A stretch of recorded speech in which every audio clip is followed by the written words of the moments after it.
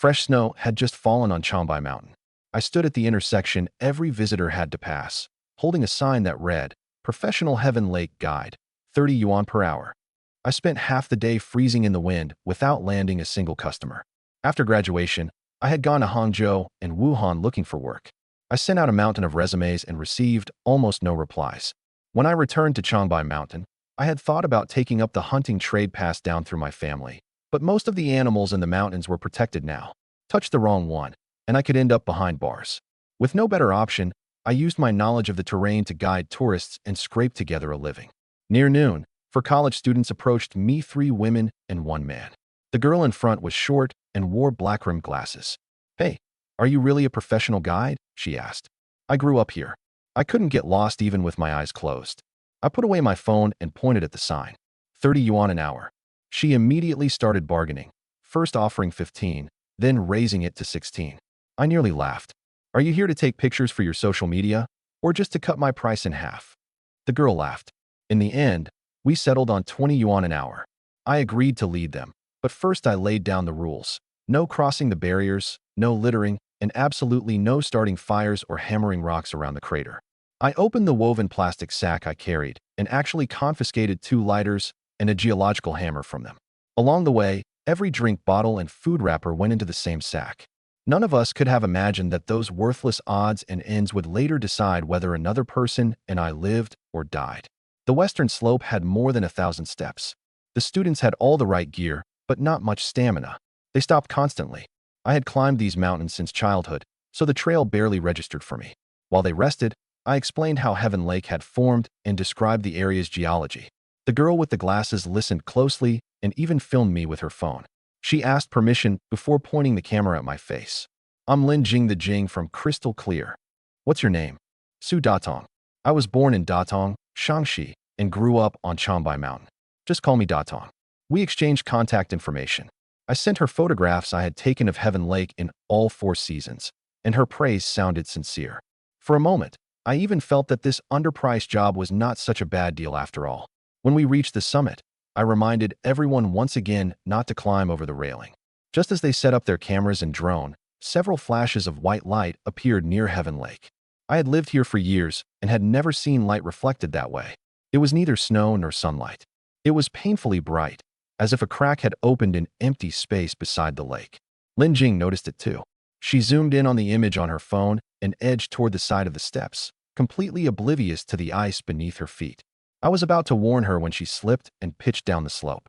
I lunged on instinct and caught her hand, but my own boots lost their grip. We crashed through the snow and rolled together toward the swelling mass of white light. A tunnel-like roar swallowed every other sound. I could not see anything around me. All I knew was that Lin Jing's hand remained in mine. The fall seemed endless. I pulled her close, shielded her head, and then lost consciousness completely. When I woke again, the light on my face was not the cold winter glare of Changbai Mountain, but a scorching sun. Lin Jing's scream made my ears ring. Every piece of clothing and gear we had been wearing was gone. Even our shoes had vanished. The only thing left was the woven sack still clenched in my hand. I looked around. There were no snowy peaks, no tourists, and no modern buildings of any kind, only an unfamiliar, immense wilderness. I felt the back of my head and my ribs, then had Lin Jing move her arms and legs.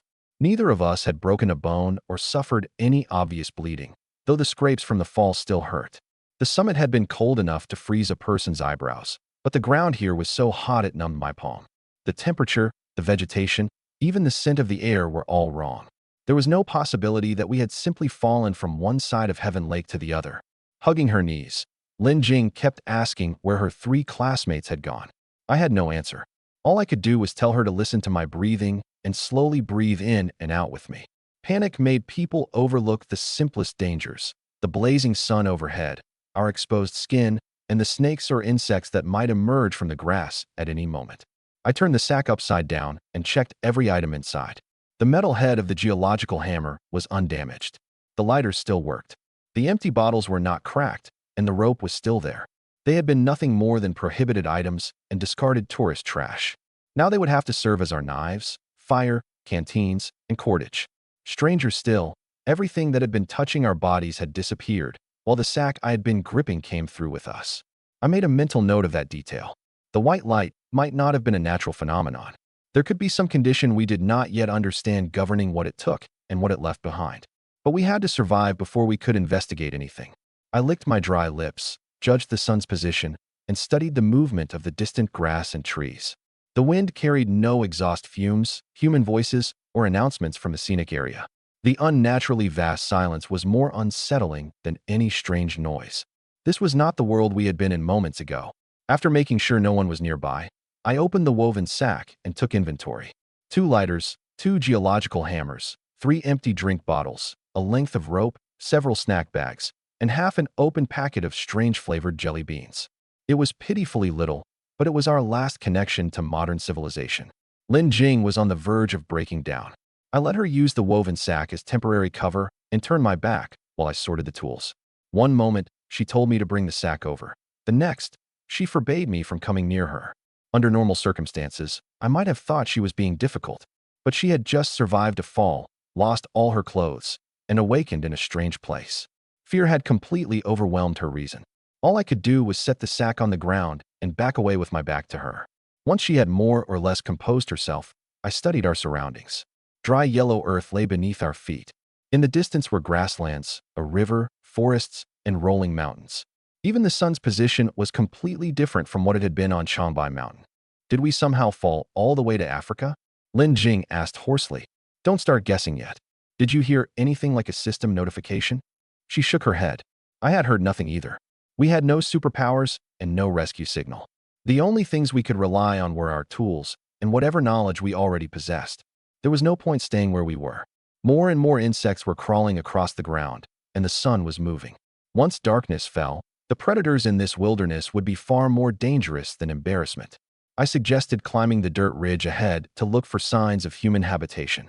Lin Jing did not want to move, but the moment I prepared to scout alone, she followed me at once. We crossed the fine sand barefoot. I carried the hammers, lighters, and rope and tried to keep some distance between us. When we reached the crest of the ridge, my heart sank completely. There were no roads, power lines, houses, or columns of smoke anywhere in sight. Herds of animals moved near the river, while a vast forest stretched across the distance. This was not an isolated corner of some scenic area. It looked like land that modern civilization had never touched. Lin Jing burst into tears. I was afraid too, but one of us had to calm down first. The most important question right now isn't whether we can get home. It's where we're going to sleep tonight. I pointed toward the distant mountains. There may be caves or water at their base. We might find leaves and plant fibers in the forest, but we can't approach the animals by the river carelessly. I had spent my childhood around the mountains and knew that most wild animals defended territories. We had no shoes and no proper long weapons. Approaching any herd without caution could get us killed. Lin Jing asked what we were supposed to do. My answer was simple: survive today first, then look for a way home. Before leaving, she reminded me that we should check the place where we had landed one more time. We doubled back and collected every empty bottle, jelly bean, and snack bag scattered across the ground. The bottles could hold water, the plastic bags could serve as bandages, and the half packet of candy was the only food we could eat immediately. I stopped expecting some system to appear out of nowhere. The sun was already leaning west. The mountains looked close, but reaching them might take hours. Before descending the ridge, I broke off a dead branch that came up to my shoulder and used it to probe the ground. Bare feet were dangerously vulnerable to venomous insects, sharp stones, and holes concealed beneath the grass. Before every step, I had to sweep the stick ahead of me. At first, Lin Jing complained that we were moving too slowly. After a sharp stone cut the sole of her foot, she immediately understood the value of caution. I pressed a snack bag against the wound and secured it with a few strands unraveled from the rope. The cut was shallow, but it served as a warning. There were no hospitals here, and any infection could turn a minor problem into a lethal one. Lin Jing recovered some of her composure as a medical student and told me we could not drink from an unfamiliar water source without treatment or casually eat brightly colored fruit. We stayed on higher ground and kept our distance from the river. There was certainly water there, but enormous animals had gathered around it. A herd of four-legged creatures drank in the distance. When one raised its head, its shoulders stood nearly taller than a grown adult. Without binoculars, I could not identify them, and I had no intention of risking my life to find out whether they were docile. I divided the half packet of jelly beans between us, allowing each of us only a few.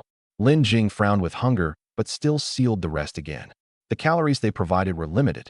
Their more important purpose was to help us keep thinking clearly so thirst and panic did not drive us into a stupid decision. All along the way, I searched for human traces, chopped branches, repeatedly trodden paths, stones arranged in regular patterns, even distant smoke that might come from a fire. But we found nothing before reaching the end of the barren ground. This place was as rich with life as an enormous wildlife park, yet there were no fences or keepers. Lin Jing asked what we would do if we could not reach the mountains before dark. I pointed to a tree with low branches and told her that, in the worst case, we would climb it for the night and make a fire below. But that was only a last resort. We had no shoes, and our strength was fading. We had to keep moving while we still could. We needed to find shelter before darkness fell. There were no roads through the wilderness, and the distant mountains were much farther away than they looked. I had grown up in the mountains, yet by afternoon even my feet ached. Lin Jing had less stamina. After crossing stones and dry grass barefoot, her steps grew slower and slower. When we stopped to rest, water and food had already become urgent problems. With a bitter smile, Lin Jing said that if she had traveled back to ancient times, she might at least have survived on her medical knowledge. I told her I had studied geology, but out here, without tools or supplies, neither of our degrees could buy us a mouthful of water. The moment I finished speaking, a series of howls rose from the nearby woods. There was more than one voice, and they were closing in quickly. I gripped a geological hammer and told Lin Jing to crouch down. There were no trees or rocks nearby to hide behind. If a pack hunter emerged, we would have nowhere to retreat. Branches thrashed violently. The first things to burst from the woods, however, were a group of women. They had bronze skin, slight builds, no woven clothing, and carried nothing but sharpened wooden poles. Behind them raced a tawny cat almost the size of a cheetah. One hind leg was wounded, slowing it down, but it could still easily overtake exhausted humans. The women did not stop when they saw us. They simply split and fled past us on both sides. Lin Jing tried to run, but exhaustion left her barely able to stand. I knew that fleeing with our backs turned would only trigger the cat's hunting instinct. I tied one geological hammer to the rope to make an improvised flail and kept the other in my hand for close defense. The beast did not pounce immediately. It watched the spinning metal hammer and heard my continuous shouting, and obvious hesitation entered its movements. I used the moment to examine its wound. The women had apparently struck it with their wooden spears before, but had failed to deal a fatal injury. The fleeing women quickly realized that I had stalled the animal. More than a dozen of them closed in again and used their spears to block its retreat. We did not share a language, but in that moment, we had the same goal. The beast shifted direction repeatedly, searching for the weakest point in the circle. When it turned to leap at one of the women, its injured hind leg was briefly exposed. I seized the opening and hurled the geological hammer. Its metal head struck the side of the animal's skull, knocking it off balance. The wooden spears around it stabbed down at once. Some glanced off its hide, others pierced its shoulder and belly. It thrashed wildly. I rushed forward and struck its head with my other hammer until it stopped resisting altogether. Only after the fight ended did my legs begin to tremble. Killing a predator did not excite me. Instead, it made me understand for the first time that every day in this world might have to be purchased with blood. The women, however, erupted in excited cries. They used sharp stone flakes to skin and butcher the animal, then carried its still warm heart to me and knelt in respect. I refused the raw food and did not dare approach them carelessly. Lin Jing hid behind me, clutching my arm. We could not understand their language and had to judge their intentions through gestures. In their eyes, the prey belonged to whoever delivered the fatal blow, and I now possessed the right to divide it. I pushed the meat back and motioned for everyone to share it. They immediately prostrated themselves. Their attitude toward me changed from wariness to something close to worship. I did not lower my guard merely because they knelt. The posture might indicate submission, or it might simply be how they treated strangers. The leading woman stood closest to me, and the stone flake in her hand was still wet with blood. If she suddenly lunged, neither of us could evade her at this distance. I therefore pulled the improvised flail back within reach, pointed first to myself and then to Lin Jing, and slowly spoke our names.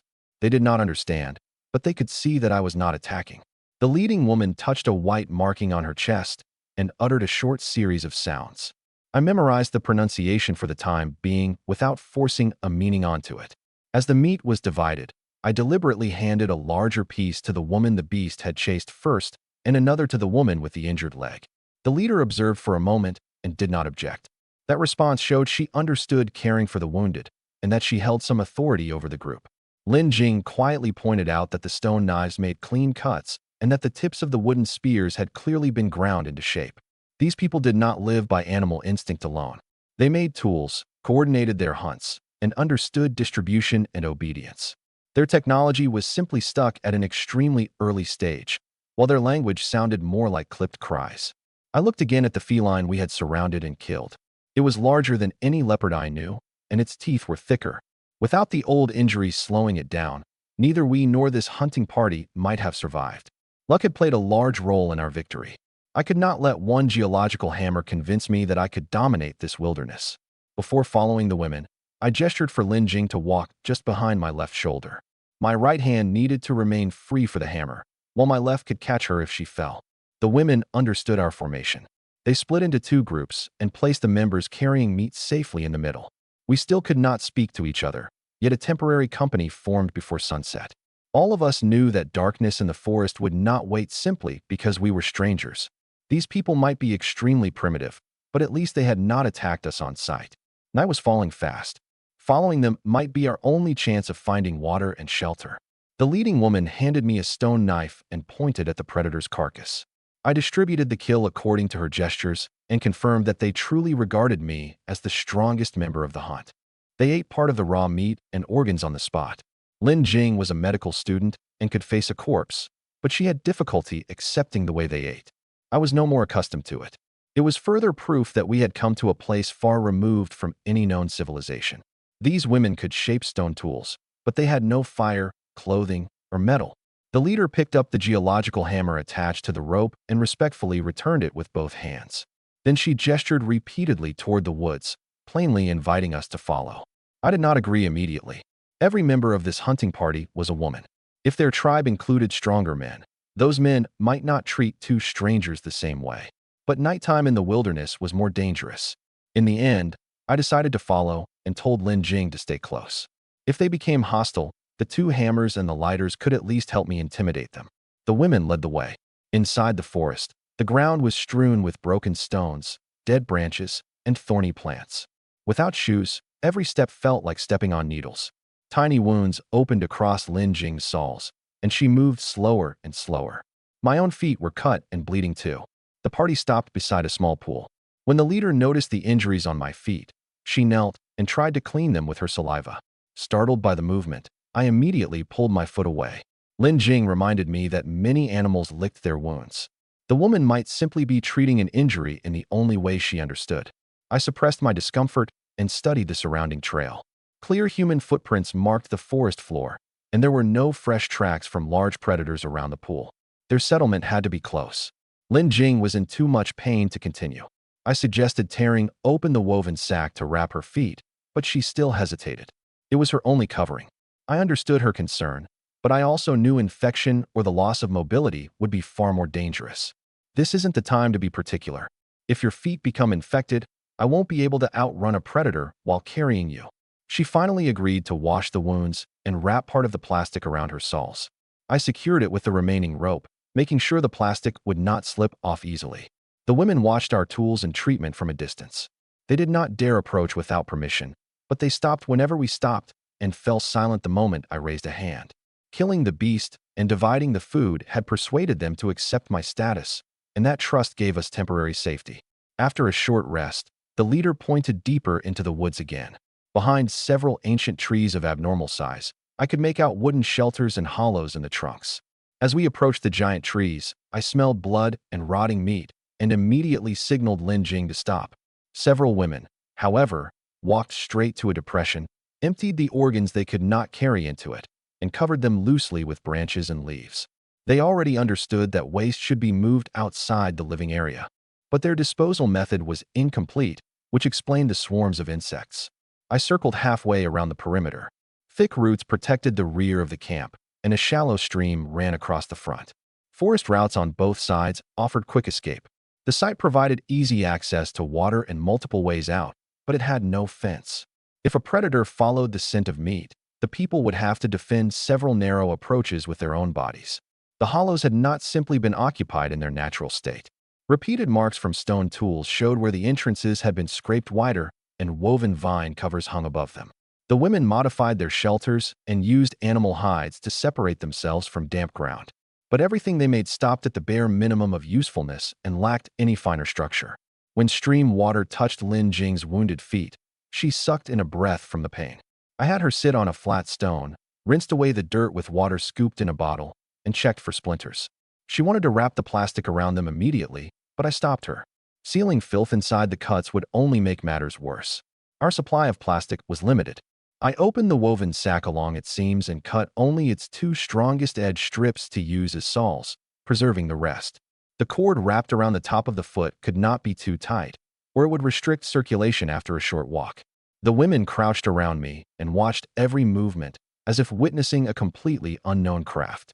One younger woman reached out to touch the transparent plastic and instantly snatched her hand back. She had probably never seen a material that was both flexible and waterproof. I handed her a scrap and let her stretch it herself. Only after deciding it was harmless did she excitedly call the others over. That small moment made me realize that even modern trash was an irreplaceable treasure here. If we ruined a bottle or burned a piece of plastic, we might never obtain another. Every use would have to be weighed against whether it produced greater survival value. At last, we had reached their tribe. The tribe stood among several enormous trees. Crude wooden shelters surrounded a narrow stream, while animal hides and dry grass lined hollows in the trunks. The people who had stayed behind greeted the returning hunting party with repeated cries. The entire camp contained only a little more than 20 people, all young adult women. I walked around the settlement and found no men, elderly people, or children. Every tree hollow and grass nest showed signs of use, and the sleeping places matched the head count. They had not temporarily lost their males. This group simply had none. With no common language, I could only point to myself and gesture questions about their numbers. They did not understand. Whenever I spoke, they dropped to their knees, apparently regarding my different appearance as something beyond their comprehension. I stopped making gestures that might be misinterpreted and inspected the water supply and defensive terrain instead. The stream crossed the camp and emptied into a pool in the forest. Its water was clear, and there were no rotting carcasses nearby. The wooden shelters could not stop a large predator, but they provided cover from the rain, and the paths around them showed that people had lived here for a long time. Lin Jing had reached the limit of her endurance. Supporting herself against a tree, she slowly shuffled to the stream. Tiny cuts covered her soles. I told her to wash them, then tore the woven sack into strips and wrapped both feet. Preserving her ability to walk mattered more than covering her body. I wrapped my own feet in the remaining plastic as well, so I would not be unable to walk the next morning. The hunting party laid its share of meat on stone slabs and reserved a fatty piece especially for me. They still intended to eat it raw, so I collected dry branches and stones and built a simple fire pit beside the stream. When the women realized I needed fuel, the whole tribe quickly joined in. They could not understand an order, but they could imitate what I did.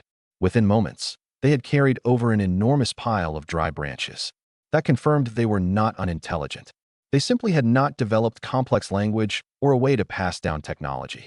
The lighter clicked. The instant a flame appeared, chaos swept through the entire tribe.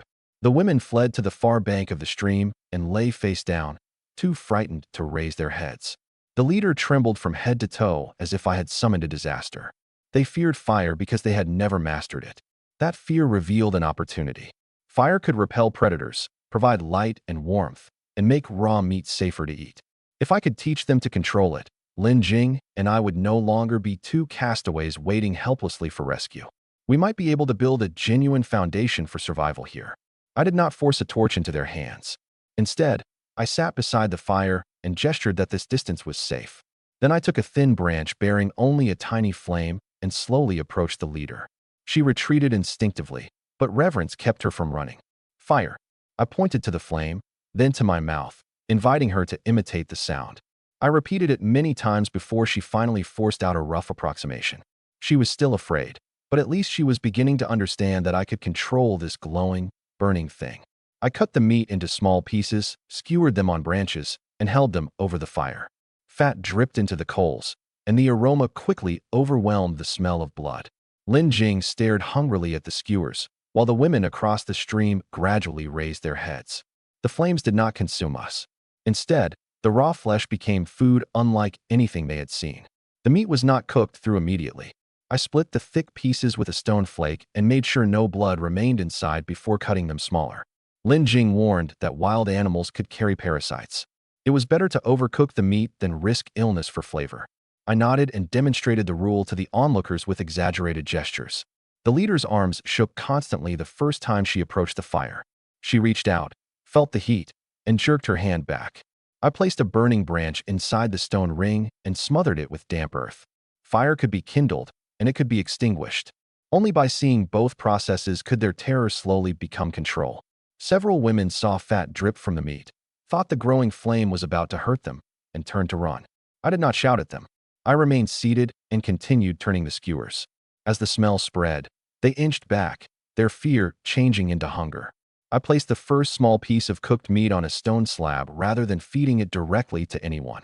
Only after the leader watched Lin Jing and me eat did she pick it up between her fingertips. It burned her, and she dropped it, then snatched it from the dirt and blew on it. The simple action prompted a wave of imitation. For the first time, the tribe gathered around a fire and learned to wait instead of swallowing food the moment they obtained it. The difference cooked meat made soon became obvious. It was easier to tear and chew and lacked the heavy smell of raw flesh. After finishing her piece, one woman pointed at the fire and made urgent sounds, clearly asking for more. I did not satisfy her immediately. I had her carry over a bundle of dry wood, and only after she did so did she receive another piece. I was not putting on airs. I needed to establish the most basic chain of cause and effect. Only if the group maintained the fire, prepared food, and followed an order could everyone continue benefiting. If they saw me only as a god who produced flame from nothing, they would still know nothing when the lighters finally ran out. I buried one thick, glowing brand beneath the ashes and demonstrated how to preserve an ember. In dry weather, they would only need to uncover the ash, add fine grass and bark, and coax the flame back to life. The leader watched the entire process and then repeated my actions on her own initiative. At that moment, I no longer saw a group of primitive people capable only of kneeling in worship. I saw a team that could learn and change. For this tribe of stone tools and raw meat, real change began with that one fire. Darkness quickly settled over the forest. I gave the first cooked meat to Lin Jing and reminded her that we had to return to the place where we landed tomorrow. The white light was our only clue to getting home. However faint the hope, we could not simply do nothing. The women across the fire finally stopped trembling face down after seeing us eat safely. The leader tried to approach. I patted the stone beside me, inviting her to sit, then offered her a skewer of roasted meat. Fire. She struggled to imitate the sound. After many attempts, she finally produced a similar syllable. I also taught her eat and wash, matching each word with an action. She did not learn slowly. She had simply never developed the language system familiar to us. Every woman had mud and lime smeared across her face. I washed my own face at the stream and pointed toward the leader. She understood and jumped straight into the shallow water to remove the coating from her skin. Beneath the mud was a young, healthy face. Her features were fundamentally no different from a modern person's. Years in the wilderness had merely darkened her skin and left her hair untended. Lin Jing was equally surprised. We had initially regarded them as some remote primitive people. Now we were increasingly certain that they were human beings just like us. I handed the leader cooked meat. She sniffed it suspiciously, bit off a piece, and quickly finished the entire skewer. Then she opened her mouth to show that it was empty. I demonstrated chewing and taking individual pieces again so she would not swallow the wooden skewer along with the food. Once the others saw that their leader had not been harmed, they crossed the stream one after another. They still kept their distance from the flames, but they began imitating me by feeding wood into the fire. I had them wash in groups and confirmed that the tribe contained 24 women. All of them were physically fit, and their bodies carried scars from years of running and hunting. There were no men, elderly people, children, or containers for storing food. They gathered and hunted during the day and returned to their tree hollows at night. Their lifestyle more closely resembled a group surviving on instinct. I did not rush to question that mystery. Until we established a language, no complicated question could produce a reliable answer. After eating, I divided the 2 geological hammers between Lin Jing and me and arranged for us to take turns keeping watch.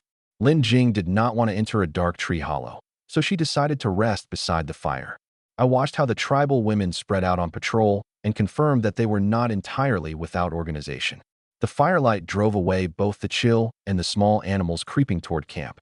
For the first time, the women learned that they did not have to rely entirely on darkness and their hearing at night. I rebuilt the fire pit in 3 layers.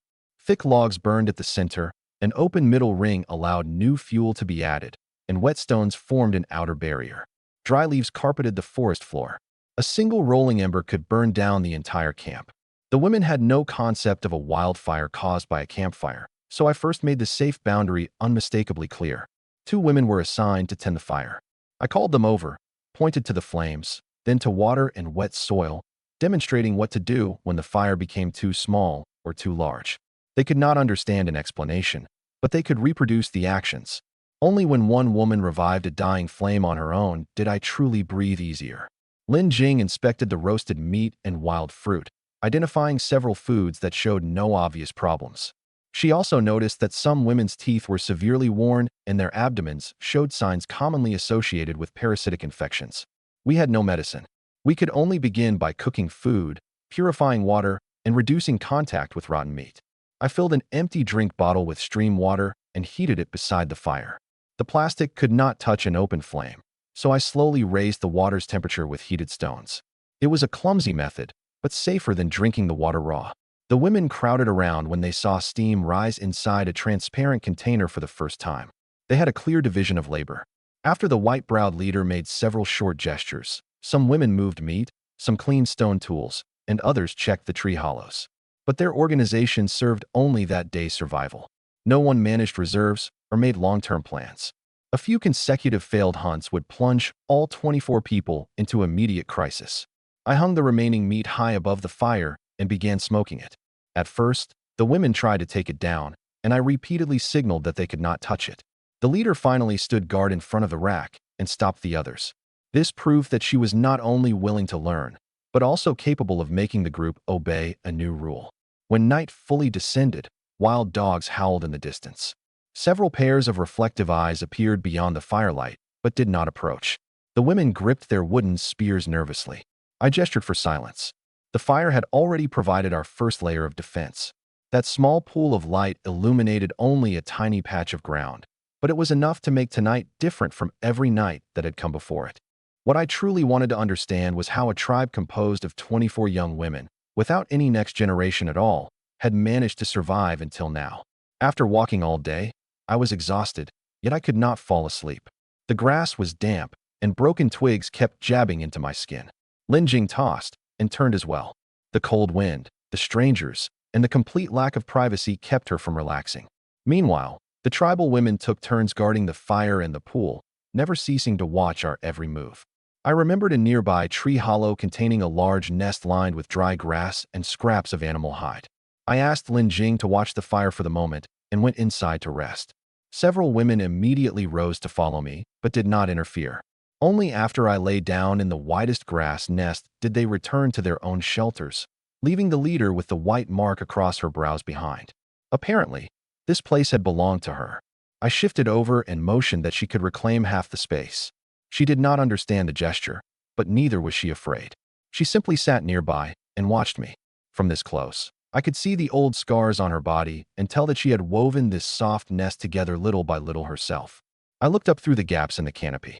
There was no moon, only a dense field of unfamiliar stars. That detail destroyed my last trace of wishful thinking we might not even be on Earth anymore. The leader gently touched my hand, then brought her face close to my palm.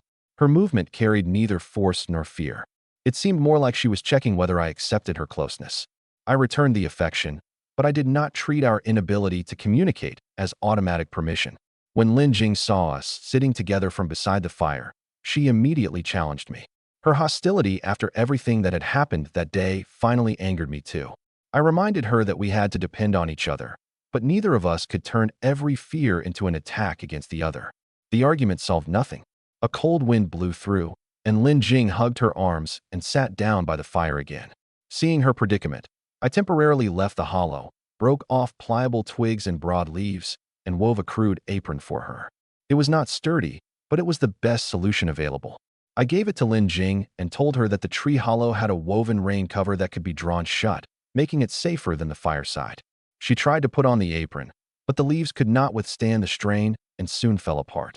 She went quiet and stopped arguing with me. When I returned to the hollow, the leader moved aside of her own accord. I pointed to myself and her, then to the grass nest, confirming my meaning repeatedly. She understood. Fully conscious, she approached and made her choice through her own actions. That night, our relationship crossed the boundary between strangers. What happened was a private decision between two adults. I did not allow the rest of the camp to take part, nor did I treat her reverence as obedience to an order. When everything grew quiet, she curled up beside me and quickly fell asleep. I remained awake in the darkness for a long time. Even after the white-browed leader fell asleep, I could hear the exhaustion suppressed in her breathing. She had led the charge while chasing the predator during the day. Back at camp, everyone waited for her to assign shelters and food. Her status also made her bear the group's most immediate dangers. I did not treat her as an answer to this world's mysteries. She could not tell me in words how the tribe had formed and might not understand her own origins. For now, I could confirm only one thing. She possessed judgment and rejected actions she did not know. Whenever I drew close, she looked into my eyes before deciding whether to respond. Lin Jing was still sitting beside the fire. I saw her clutching the hammer to her chest, trembling slightly from the cold. We had fallen here from the same world, but that did not automatically make us the people closest to each other. She needed time to accept our circumstances and assurance that I would not exploit her helplessness. I removed the piece of hide I had wrapped around myself and asked one of the fire tenders to take it to her. Lin Jing looked up at the tree hollow and did not refuse. The gesture could not erase our argument, but at least it told her that we were still companions who had to look after each other. Something approached the pool during the night, snapping a branch underfoot. The white-browed leader opened her eyes instantly and grabbed her wooden spear. I sat up and tightened my grip on the geological hammer. Without exchanging a sound, we both held our breath in the dark. The shadow beyond the firelight lingered for a moment, then turned away. Only after the danger passed did she lie down again. For the first time, I felt a clear sense of responsibility toward her, not because she worshipped me, and not because our relationship had changed, but because we had now kept watch together through one dangerous night. Intimacy in this world could not be explained solely by the labels of modern society. It was tangled together with trust, food, defense, and whether either person would still wake the next morning. That made it even more important not to confuse anyone's initiative with obedience. I established a boundary for myself. No matter how the tribe viewed me, every relationship had to come from an adult's clear, conscious choice. And every measure of trust one received had to be repaid with real protection. I had arrived in a world without civilization, without a road home, and perhaps without another man. Survival was no longer merely a matter of finding food. It meant relearning the people, rules, and responsibilities of this place. At first light, flocks of birds began calling from the canopy. The tribal women rose one after another and scattered to gather mushrooms, berries, and wild fruit. Several remained in camp to tend the fire. After one night, they had already learned that the flames would not disappear as long as they continued adding dry wood. Lin Jing had spent the night beside the fire and had only recently fallen asleep. I carried her into an empty grass nest and closed the woven rain cover above her. She was still guarded when she woke, but I did not argue again. I merely reminded her to conserve her strength. The leader I had gotten to know the previous night returned as well. She had reapplied mud to her face, leaving only a white stripe over her eyebrows. It was clearly not a natural color, but some mark of identity or decoration used outdoors. I had her wash the mud from her face again and helped untangle her hair. She trusted me completely and had begun imitating a few simple words on her own. By repeatedly pointing to objects and acting things out, I taught her fire, eat, water, and stop.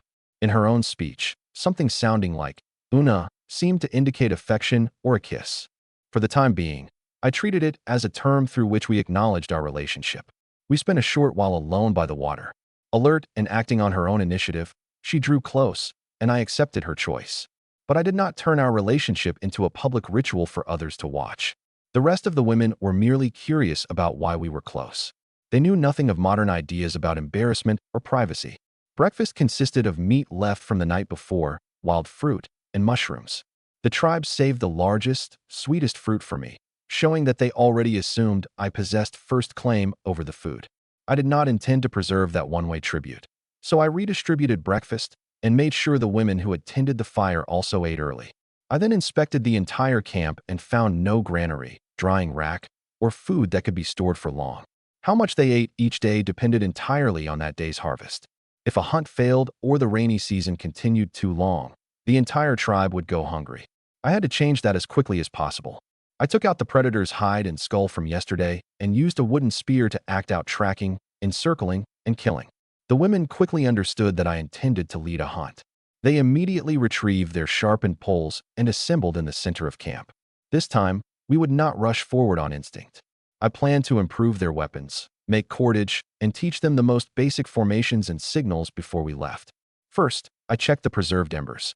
The thick log buried in ash the night before still held a dark red glow. The fire tenders had kept it alive. I praised them in front of everyone and assigned 2 women to gather dry wood. They could not understand words of approval, but the cooked meat I handed them showed that completing a task correctly earned recognition. I reorganized the 24 women into 3 groups.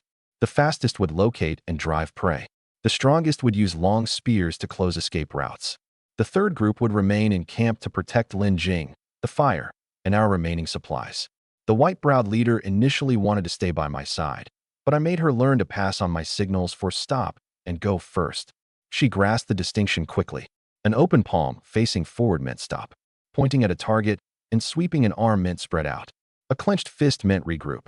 The others were accustomed to watching her, so having her relay the gestures worked much better than correcting them one by one. That established the simplest possible chain of command. I also required everyone to drink before departure.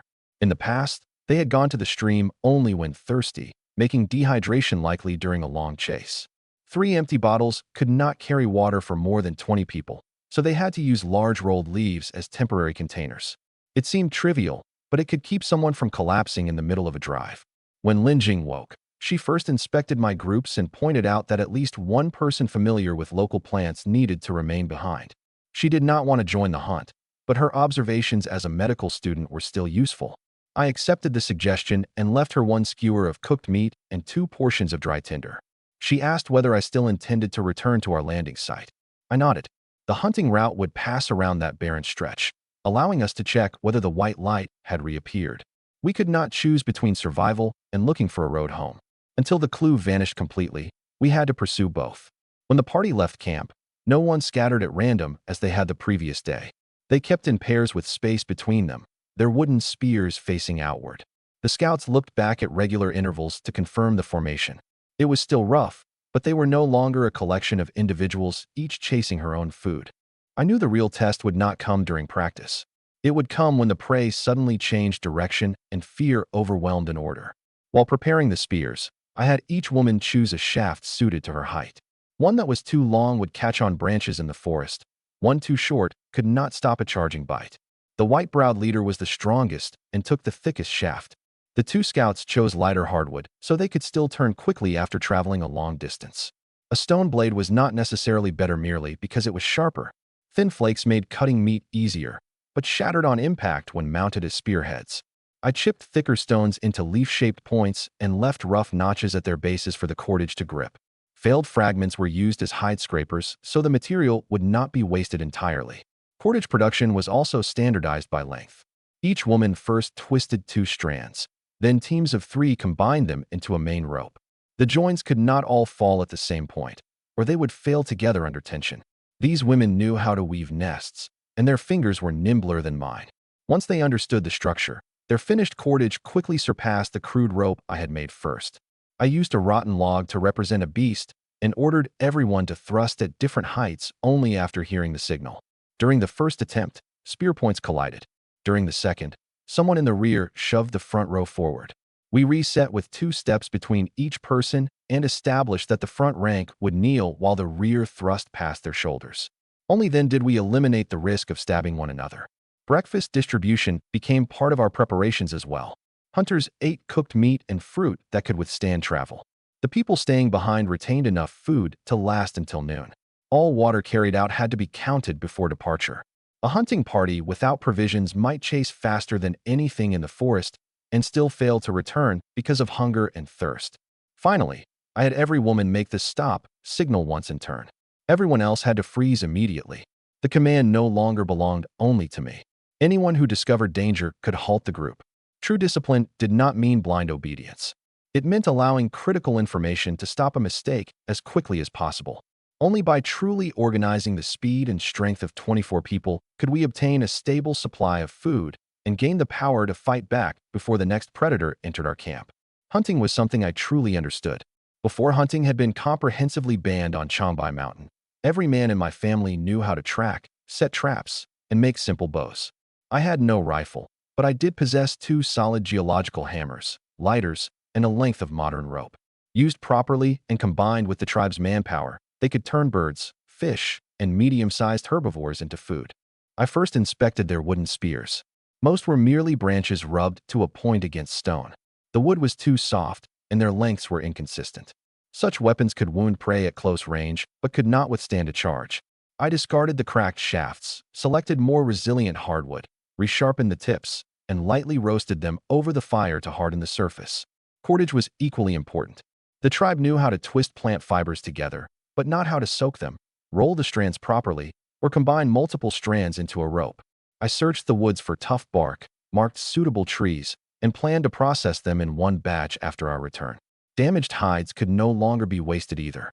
I pierced holes with a stone flake, tied them with fine fiber, and made myself an extremely crude pair of leather shoes. They fit badly, but they separated my feet from sharp stones. The women gathered to examine them, realizing for the first time that animal hide could protect the body instead of merely lining a nest. Lin Jing was still resting. I left her food and one hammer, assigned 2 women to tend the fire, then led the hunting party back toward the barren ground where we had landed. Along the way, I studied hoofprints, paw prints, and droppings and showed the group how to distinguish the trails of herbivores and predators. They already knew how to track, but relied on individual experience and lacked a common method of judgment. Whenever I crouched to inspect something, they immediately crowded around and copied me. The landing site was as empty as it had been yesterday. My backpack, field knife, lights, and compressed food had not appeared, nor had the white light left a trace. Another hope of returning home collapsed, and I had to turn my attention back to the hunt. Several sets of fresh hoof prints appeared nearby, belonging to only 2 or 3 animals. Judging by their depth, the animals weighed about as much as deer or large goats, and there might be young among them. Following the tracks, we found our targets near the edge of the barren ground. A male with heavy double horns grazed with 2 young. Its legs were long, clearly built for running. I fashioned the rope into a lasso and had everyone lie down, then used gestures to teach them me, crawl, and stop. At first, the party followed well and gradually approached within a little more than 20 yards. But when I swung the lasso to prepare my throw, the women mistook it for the attack signal. With a collective shout, they all charged. Startled, the horned beast vanished in moments. Several wooden spears landed behind it. Not one struck home. I swallowed my anger. We had failed not because they lacked courage, but because we shared no language and had never truly understood the formation. Instead of chasing the 3-horned animals immediately, I reenacted the entire sequence. One woman played the prey, and the others returned to the positions they should have held. Anyone who charged early was taken back to the starting point. Anyone who waited for the signal received an approving nod. The white-browed leader understood my purpose and voluntarily restrained several impatient companions. She scolded them with short tribal sounds and imitated my sweeping gesture. They clearly responded better to the familiar voice of their leader than to modern words they could not understand. I established a clenched fist as stop, a forward push of the palm as go, and 2 arms closing together as surround. Those 3 signals were enough for the simplest drive hunt. More commands would only create more confusion. At this stage, we had to retain only the gestures that could save lives. I then inspected the thrown spears. 2 tips had cracked against stone, showing that roasting could harden only the surface and could not compensate for the wood itself. I cut away the fractures and required everyone to identify her target before throwing.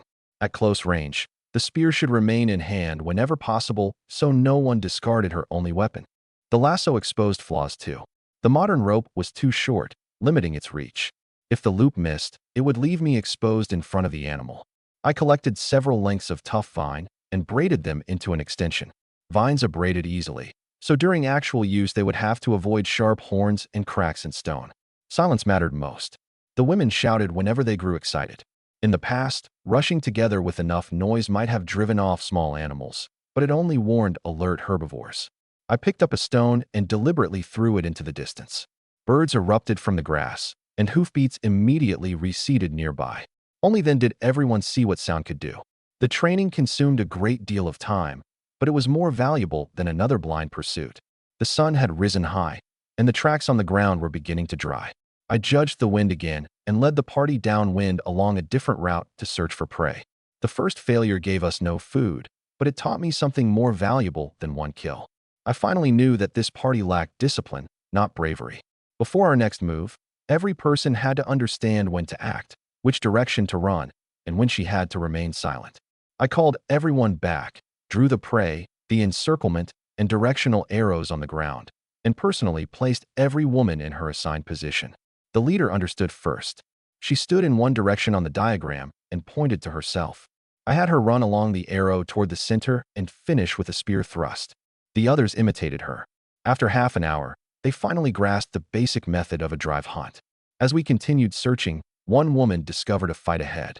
7 or 8 short-tailed wild dogs had surrounded an enormous sheep-like animal.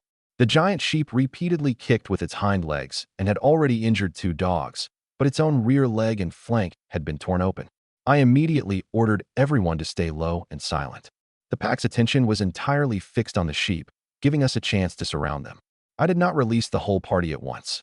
Instead, I guided each woman individually to her assigned place. 20 women spread through the grass and slowly tightened into a circle. By the time the dogs on the outside noticed something wrong, the ring had closed. Kill. I charged the giant sheep first while the others pressed toward the dogs from their respective directions. The sudden human wall disrupted the pack's escape. Several dogs tried to slip through gaps and were immediately driven back by wooden spears. 2 wounded animals simply flattened themselves against the ground in submission. I did not let myself become distracted chasing dogs. I slipped the lasso around the giant sheep's head. It spun and kicked. I stayed too close and was knocked down by its rump, but that also kept me clear of its more dangerous hind hooves. The sheep tried to flee with the rope dragging behind it, but its wounded leg could not produce enough force. I tightened the lasso again and drove a wooden spear into its already injured rear leg. The animal lost its balance and fell. I immediately moved to its side and struck its throat and neck with the geological hammer, ending its struggle. On the other side, the women had killed most of the wild dogs. Their hatred for the pack was obvious, and they wanted to keep stabbing the bodies. I stopped them at once. Hides riddled with holes would be useless for clothing, shoes, or containers. I demonstrated how to open the belly, remove the hide intact, and extract the organs. 7 wild dogs and 1 giant sheep provided far more meat than yesterday, while the sheep's hide alone could make several pieces of protective gear. The women had never seen prey used so completely. They gathered around and spoke excitedly. I forbade anyone from eating raw meat at the site. Everything had to return to camp to be cooked together. The women raised the kills on long poles and cheered continuously on the way home. Our first formation hunt had still been chaotic, but it had already proven that organization was far more effective than simply chasing prey. As we were about to leave the barren ground, the leader abruptly stopped. Her excitement became tension. A broad cloud of dust rose in the distance. More than 30 wild dogs were following our tracks, and their number was still growing. They had clearly smelled the blood of their packmates and the prey. They also knew we were carrying away the carcasses. Before launching the actual attack, I had spent a long time observing from the grass. The wild dogs were not disorganized. The 2 largest always moved around the outside, while the others took turns biting at the sheep's hind legs. They knew how to exhaust prey and immediately filled any position left by a companion that had been kicked aside. If we were more disorderly than they were, humans would be the ones left on the ground. For that reason, the encirclement could not tighten too quickly. I first placed the fastest women downwind, then stationed spear wielders in the direction where the sheep was most likely to break through. 2 steps of space separated each person. This allowed their long spears to cross without making the group bunch together if the prey charged. I had not rushed the giant sheep to steal the victory. Someone had to control the most dangerous target. Its horns and hind hooves could both kill. If it rampaged inside our ring, it would tear the human formation open first. Once the lasso tightened around its head and neck, I kept moving close beside it, so its horns could not point toward me. When it knocked me down, my right shoulder slammed into the ground, and half my arm instantly went numb. The white-browed leader saw it and tried to rush over. I shouted for her to hold her place. She could not understand the words, but she recognized my clenched fist and forced herself to stop. At that instant, I knew our training had not been wasted. After the giant sheep fell, I did not immediately loosen the lasso. A large herbivore's final kicks could be just as dangerous. I touched its eyes and limbs with a long branch and confirmed there was no response before allowing anyone to approach. When I stopped one woman who was eager to cut meat, she too learned to observe first. The wild dog carcasses were dragged together to one side. I selected the animals with intact coats and demonstrated how to cut along the insides of the limbs. The stone knives dulled quickly and had to be sharpened repeatedly on fine sandstone. Removing one complete hide took much longer than cutting away the meat, but that time could be exchanged for shoes, leggings, and insulation. The two dogs lying in submission did not attack immediately. I kept the party at a distance and did not let hatred prompt a finishing blow. They escaped into the grass while everyone moved the carcasses. I did not know whether that decision would create trouble, but a pointless pursuit would only waste our strength and destroy the formation. The answer came quickly. The dust in the distance did not come from a few dogs following the scent. It came from an entire organized pack. They tracked the blood trail and ran straight toward us. I rapidly assessed our numbers, injuries, and loads. If we continued carrying every carcass, the pack would catch us. If we abandoned all the meat, we would hand our victory straight back to them. I had to make the choice before the dogs closed in. The hunt we had just completed was only the beginning of a larger conflict. The wild dogs did not attack immediately. They spread out more than 30 yards away and watched us carrying the giant sheep and the bodies of their packmates. At last, I understood why the women hated the pack so much. Whenever they completed a successful hunt, wild dogs followed the smell of blood and used their numbers to steal the kill. Without formations or long weapons, the tribe had been able to do nothing but drive them away while losing food. This time, I formed everyone into a circle, placed the carcasses in the center, and pointed every wooden spear outward. The dogs were accustomed to attacking from the side or rear. Faced with a ring of spear points without a gap, they could not immediately find an opening. To break their cohesion, I cut off a bloody piece of mutton, stepped outside the formation, and set it down between the pack leader and me. The leading woman tried to follow, but I shouted her back. The moment anyone abandoned the circle without orders, everyone would be exposed. The alpha caught the scent of meat and crept closer with its body low. It bared its teeth as a threat while testing my reach. I matched it step for step, keeping the meat between us at all times. When it lowered its head to take the meat, I abruptly drew the geological hammer from behind my back and struck the side of its skull. The alpha fell, convulsing. I delivered one more blow and ended it quickly without continuing a pointless beating. With their leader dead, the rest of the pack immediately retreated. I chased them for a few steps to keep up the pressure, and the women shouted in unison from the edge of the circle. The dogs did not dare charge the spear wall head-on and finally scattered.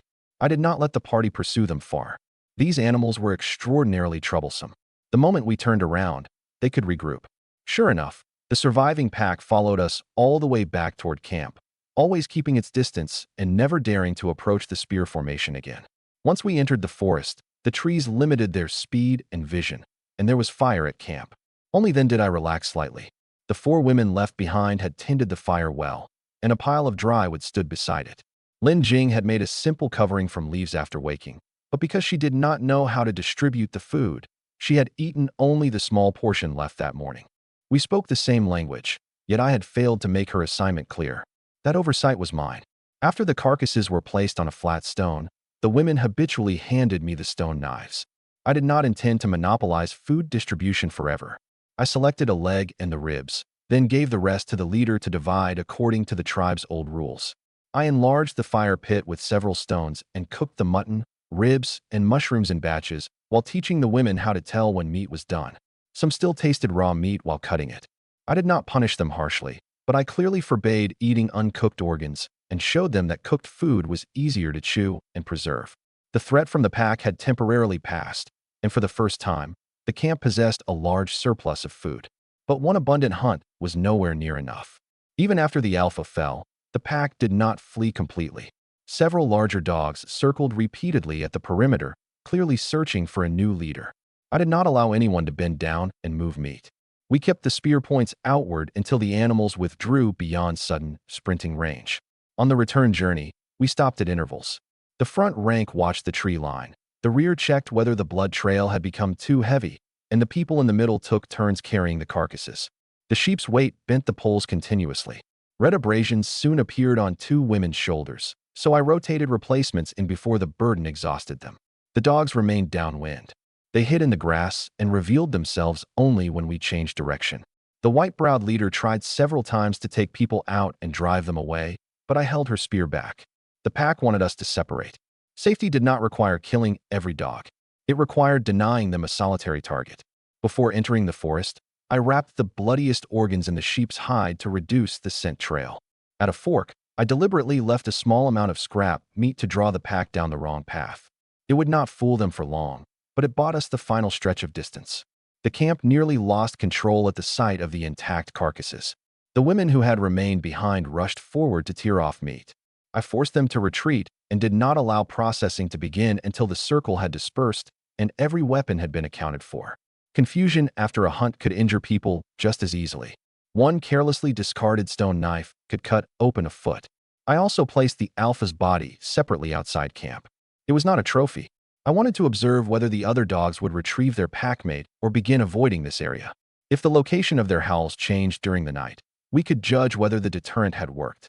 Lin Jing saw the bruise on my right shoulder and wanted to examine it.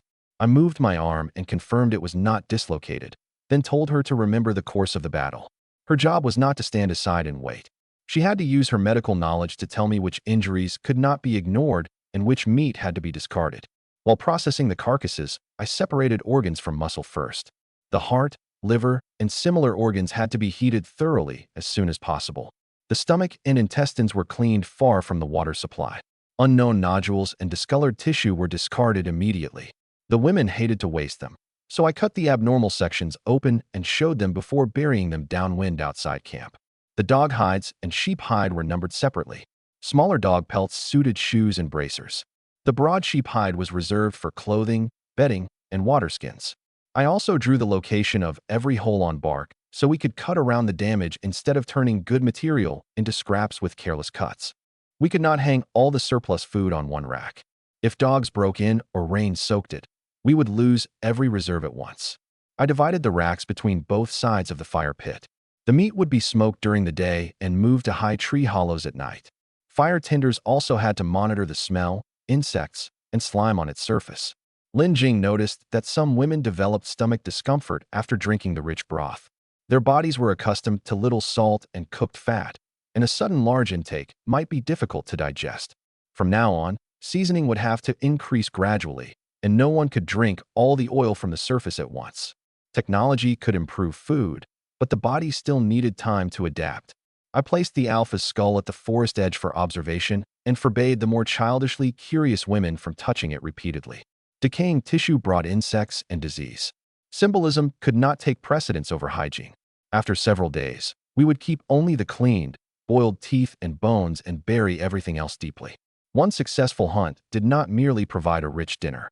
It created an entire chain of processing, preservation, distribution, and defensive work.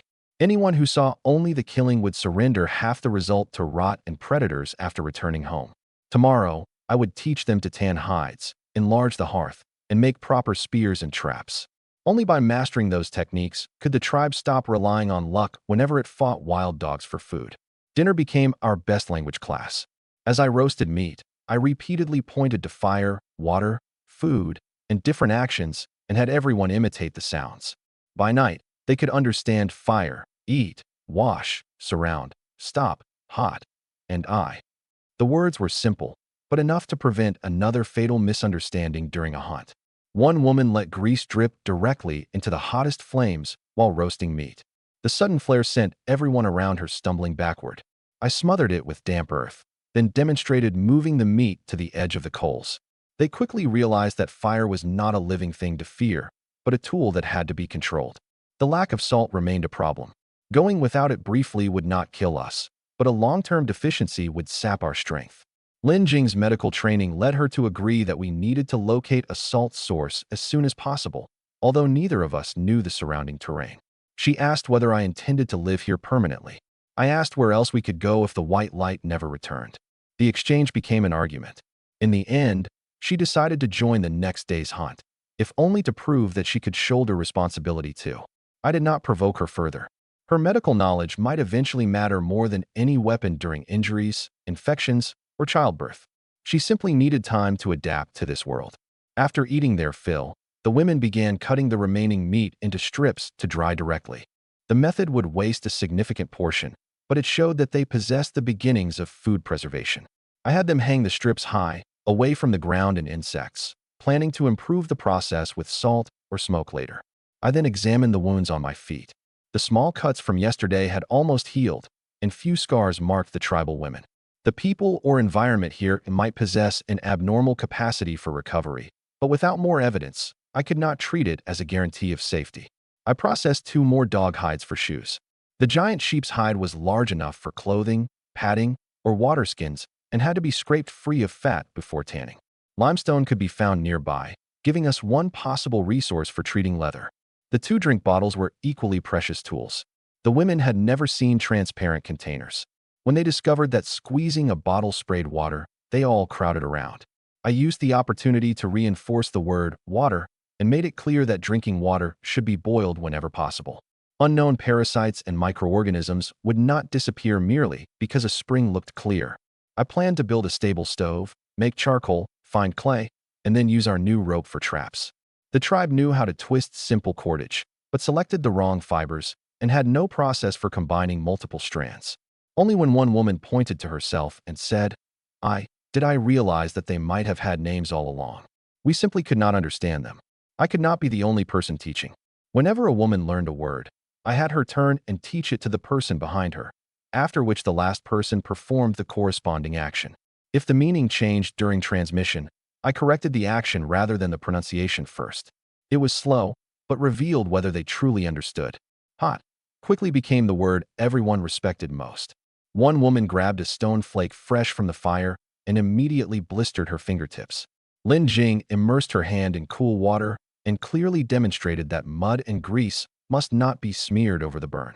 The others watched the pain subside and naturally remembered the sound. I also taught front, back, and return. In camp, they merely described positions. On a hunting ground, they could determine who had to fill a gap. I arranged 3 women around a log and had them change places at each word until they could do so without watching Mimi's movements. Lin Jing began with body parts. She pointed repeatedly to hands, feet, eyes, and the abdomen while saying each word, then had injured women identify where they hurt. In the future, accurately naming the source of pain would matter far more than memorizing polite phrases. For the first time, she had also found a clear role that did not require holding a spear. In our search for salt, we inspected everything the tribe had gathered in the past. Several gray-white stones tasted bitter and were not true salt crystals. A patch of earth that animals frequently licked might contain salt, but it was far from camp. Consuming large quantities of an unknown mineral could cause poisoning, so we only recorded the location. The temperature above the smoking rack needed control too. Too close, and the outside would burn while the inside remained damp. Too far, and the meat would merely attract insects. I tested the heat with my palm, adjusted the crossbar, and had the fire tenders turn the strips at intervals. In the past, the women had relied on weather to dry meat. This was the first time anyone had followed a defined process. Treating hides also became a lesson. I collected the scraped fat separately. It could serve as fuel, protect tools, and eventually make simple grease. The cleaned hide was rinsed in fresh water, stretched, and dried. Every step had a purpose. Skip any one of them, and the result might be nothing but a rotten, rigid pelt. During the evening review, one of the fire tenders suddenly pointed to herself and clearly said, "I," then pointed at a companion. I stopped scraping the stone in my hands. If we could first establish pronouns and names, real language had a place to begin. Chapter 13, Names. I pointed to myself and spoke one word at a time. I Su Datong. At first, the women took I to be my name. They also pronounced master as something entirely different. When Lin Jing heard me teaching that form of address, she immediately accused me of trying to turn them into possessions. I admitted that master was unsuitable as a permanent title. They knelt because fire, metal, and my hunting skills lay beyond their understanding. That did not mean they should lose the right to choose forever. I switched to teaching Datong and asked everyone to address me by name. Then it was their turn. The leading woman pointed to herself and uttered a long string of syllables. I could not distinguish them, much less reproduce them accurately. To establish consistent forms of address first, I asked each woman to choose a short, pronounceable name while I preserved clues to her original sounds. The leader repeatedly made a sound close to me, and finally accepted Mimi. The name carried no complicated meaning. It was simply the closest match to the sound she had volunteered. The others chose names according to their features and habits. The longest striding patrol woman became Longlegs. The one with a distinct old scar pattern around her waist became Slim Waist. The women whose smiles formed small hollows became Smiley and Dimple. A fire tender whose eyes always reflected the flames became Star. The woman who often tied her hair into two bunches became Twin Tails. Some of the names might have sounded casual in modern society, but our immediate need was to distinguish people instead of ordering that woman around. I refused to assign humiliating labels based on body parts and had each woman repeat the name she had chosen. Mimi quickly learned, "I'm Mimi." Then she pointed to me and said, "Datong." When the two names were correctly matched for the first time, everyone around us began practicing, and overlapping voices filled the camp. The two fire tenders could not leave their posts and waved anxiously at me. I went over and gave them names as well, then had the others rotate through the fire duty so the same people would not bear the responsibility forever. After the naming, I continued searching for suitable bark for rope and examined the soil around the pool. Most of the forest floor consisted of humus. Ordinary mud contained too many impurities to fire directly into pottery. An outlet at the other end of the pool showed that this water system continued farther away and might eventually lead us to clay or salt. Lin Jing asked whether I had discovered anything else at our landing site.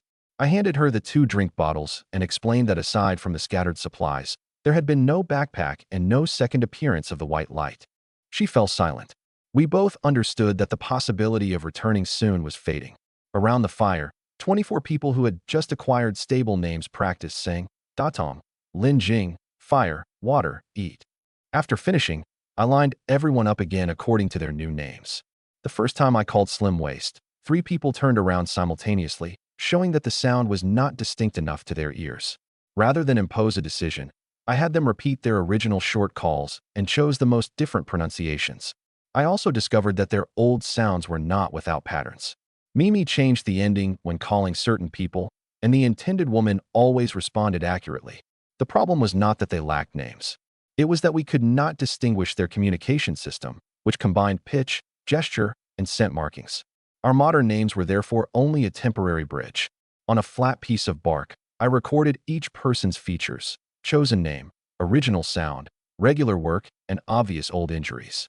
With no paper or pen, I drew symbols in charcoal. The record was crude, but it kept their identities from existing solely in my memory. Lin Jing reviewed the list. She pointed out that Smiley and Dimple sounded too similar when shouted quickly and could be confused during a hunt. I accepted the criticism and changed one to a clearer 2-syllable name. Names were not a joke. They had to work correctly the first time in danger.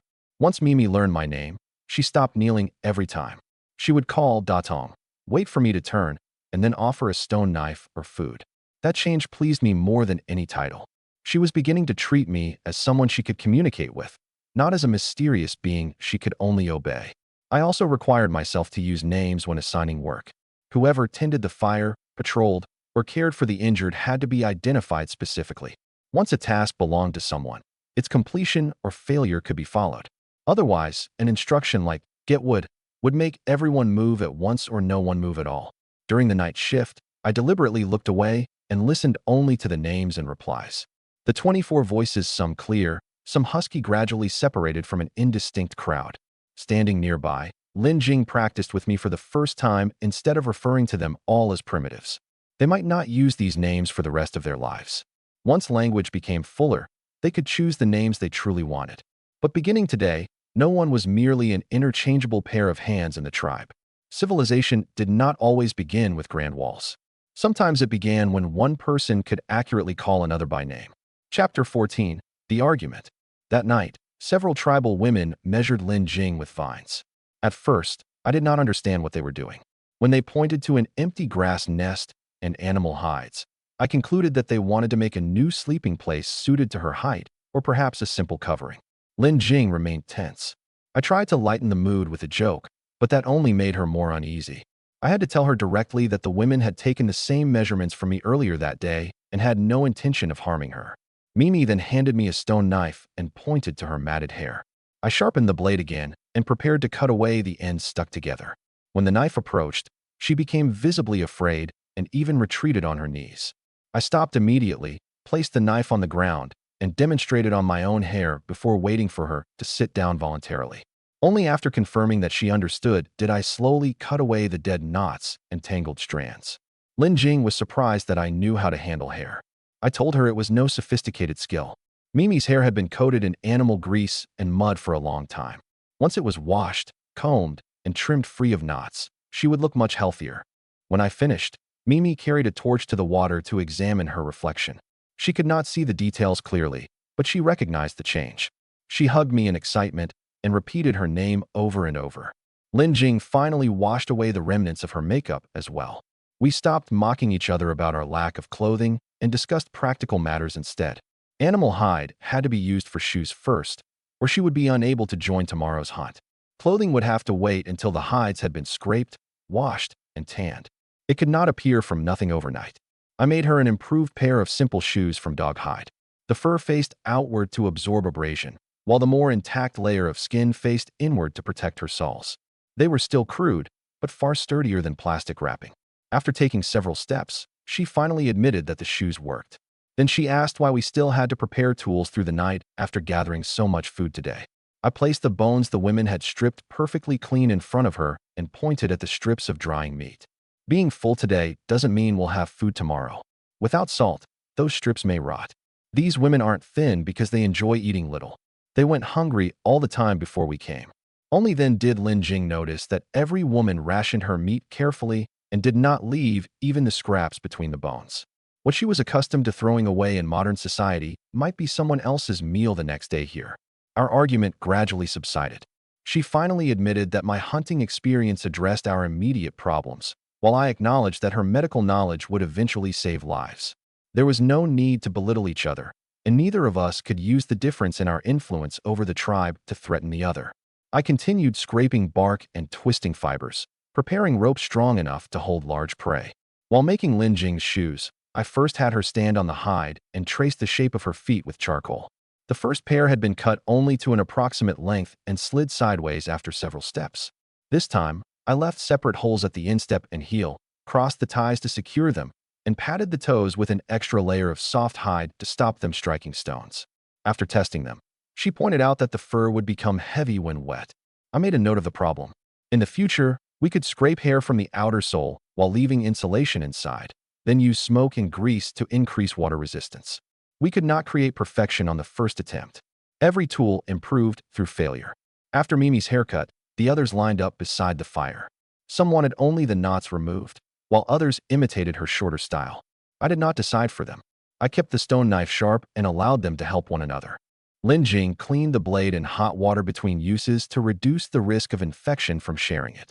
For the first time, that small change made camp feel like something more than an emergency shelter. The women looked at their hair in the water, touched one another's cuts, and laughed. It was not that they had never known happiness. Food and danger had simply consumed most of their energy every day. With a little safety, people naturally began caring about comfort and appearance. The argument also made me realize how absolutely I sometimes defined what was useful. Lin Jing's concern for modesty, hygiene, and personal boundaries was not mere fussiness. If I used survival to crush every other feeling, I would only build another environment in which no one could choose. For her part, she proposed adding medical care to the daily work, inspecting wounds each morning, washing hands and stone knives before meals, and heating drinking water whenever possible. The tribe did not understand germs, but they could understand that following those rules reduced stomachaches and infected wounds. We could put the rule into practice first and teach the reason later. We divided the remaining meat into 3 portions: today's food, tomorrow's food, and meat for smoking. Lin Jing placed dry leaves under the rack, so any dripping fluid or smell of decay would be noticed quickly. At last, her knowledge had moved beyond arguments and become a method the camp could carry out every day. I tested each section of the new rope as well. 2 people pulled in opposite directions, and the fibers held. But when looped around a thick tree under tension, the surface frayed quickly. A real trap would need hide padding at every load-bearing point, or struggling prey would escape after a few pulls. Tomorrow's goal was not to chase another animal. It was to build a pit that would make the animal fall in by itself. The tribe began moving before dawn. Longlegs and Slim Waist had the second half of the night patrol. I noticed that they had guarded the same period for 2 nights in a row, proof that the tribe already maintained regular assignments. I called them to the fire and took their wooden spears. The shafts had been sharpened through friction, giving them poor lethality and durability. I chiseled sockets with a geological hammer, inserted shaped stone blades, and lashed them in place with the new multi-strand fiber cord. After receiving the first stone-tipped spear, Longlegs immediately tested it against a tree trunk. The blade bit far deeper than a simple sharpened stick. Slim Waist stood nearby passing me materials. When the second spear was complete, she too examined the bindings again and again in excitement. They expressed their thanks with embraces and by touching their foreheads to mine. I returned the affection without abandoning my vigilance. A tribe that assigned nightly patrols clearly faced real threats in this forest. Lin Jing woke, saw how close we stood, and prepared another sarcastic remark. I told her to check her shoes and hammer first. Once we entered the wilderness tomorrow, any distraction could cause a death. She put aside her emotions and began helping me sort usable stone flakes. Late at night, Dimple rose from her grass nest and went to wash in the pool. She invited me to join her, and we spoke privately and confirmed our relationship in the shallows. Our language remained incomplete, but she could use stop, I, on, and unmistakable actions to express her wishes. I did not turn her initiative into a public display or interfere with anyone on patrol. Back beside the fire, I returned my attention to the trap. Large prey could not be confronted head-on with wooden spears alone. We needed to dig a deep pit along a game trail, set sharpened stakes at the bottom, and disguise it with thin branches, leaves, and loose earth. Its position had to avoid the tribe's daily routes, and we needed safety markers known only to us. Rope could also make trip lines and alarms. If we placed guiding obstacles before the pit, driven animals would naturally select the route that looked easiest, then break through the concealed surface. I drew a top-down diagram in the dirt, showing Longlegs, Slim Waist, and Lin Jing the order of digging, planting stakes, covering, and driving. All three acted out the steps in turn to confirm that no one had once again confused attack with weight. At first light, we would go to the game trail with the greatest concentration of hoofprints. Choosing the location mattered more than digging the pit. Mimi and I walked the trail twice, examining the age of hoofprints, moisture in droppings, and vegetation on both sides. Large herbivores passed here repeatedly, but it was not the only route. If the pit appeared too obvious, they could simply go around. I marked an oval longer than the prey's body and divided the people into 4 teams: digging, removing earth, sharpening stakes, and keeping watch. The excavated soil could not be piled beside the pit, where it would reveal the alteration instantly. The carriers had to scatter fresh earth in distant low ground and restore the original color with dead leaves. Without shovels, progress was extremely slow. Stone axes loosened the ground, shoulder blades and broad pieces of hardwood served as spades, and vine baskets carried away the soil. Tools broke constantly, so I assigned one team solely to repairs. No matter how advanced the technique, unsuitable tools allowed the most basic labor to hold it back. The stakes at the bottom could not all stand vertically. Several shorter ones occupied the center to restrict the prey after landing. Longer stakes around the sides angled inward to prevent it from climbing the wall.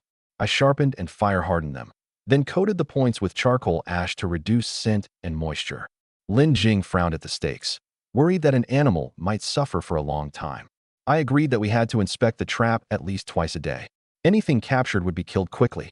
If we caught an animal unsuitable for food or belonging to a rare species, we would also consider releasing it. Survival did not mean abandoning every limit. The cover layer demanded the most patience.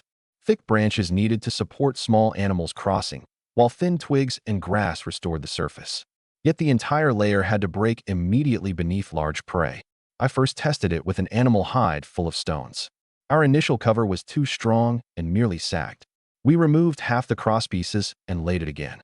To prevent accidents, I carved the same triangular symbol into 3 neighboring trees and used white mud dots familiar only to the tribe to mark the detour. Every participant had to personally walk the safe route. Hearing an order once was not enough. By sunrise, the drawing had become a project requiring the entire tribe. It would not be completed in one night, but for the first time, everyone was working together for food several days in the future. During the digging, one wall suddenly collapsed. Fortunately, the people inside heard it crack first. I immediately limited the pit to 2 workers at a time, prohibited piling earth at the edge, and assigned another person solely to watch the walls. A project did not become safe merely because its target was an animal. The people digging a trap were the ones most likely to be injured by it first. When thick roots appeared underground, we did not hack through them. They might connect to the large tree beside us. Damaging them would loosen the wall and could bring the entire tree down in wind or rain. I shifted the pit half a step outward, curved its outline around the main root, and wove thinner roots into the reinforced edge. After setting the stakes, I had everyone stand outside the pit and drop a short log into it. The first impact knocked 2 stakes crooked, proving that we had anchored them too shallowly. We dug new sockets, wedged the stakes with stones, covered them with damp soil, and tamped it firm.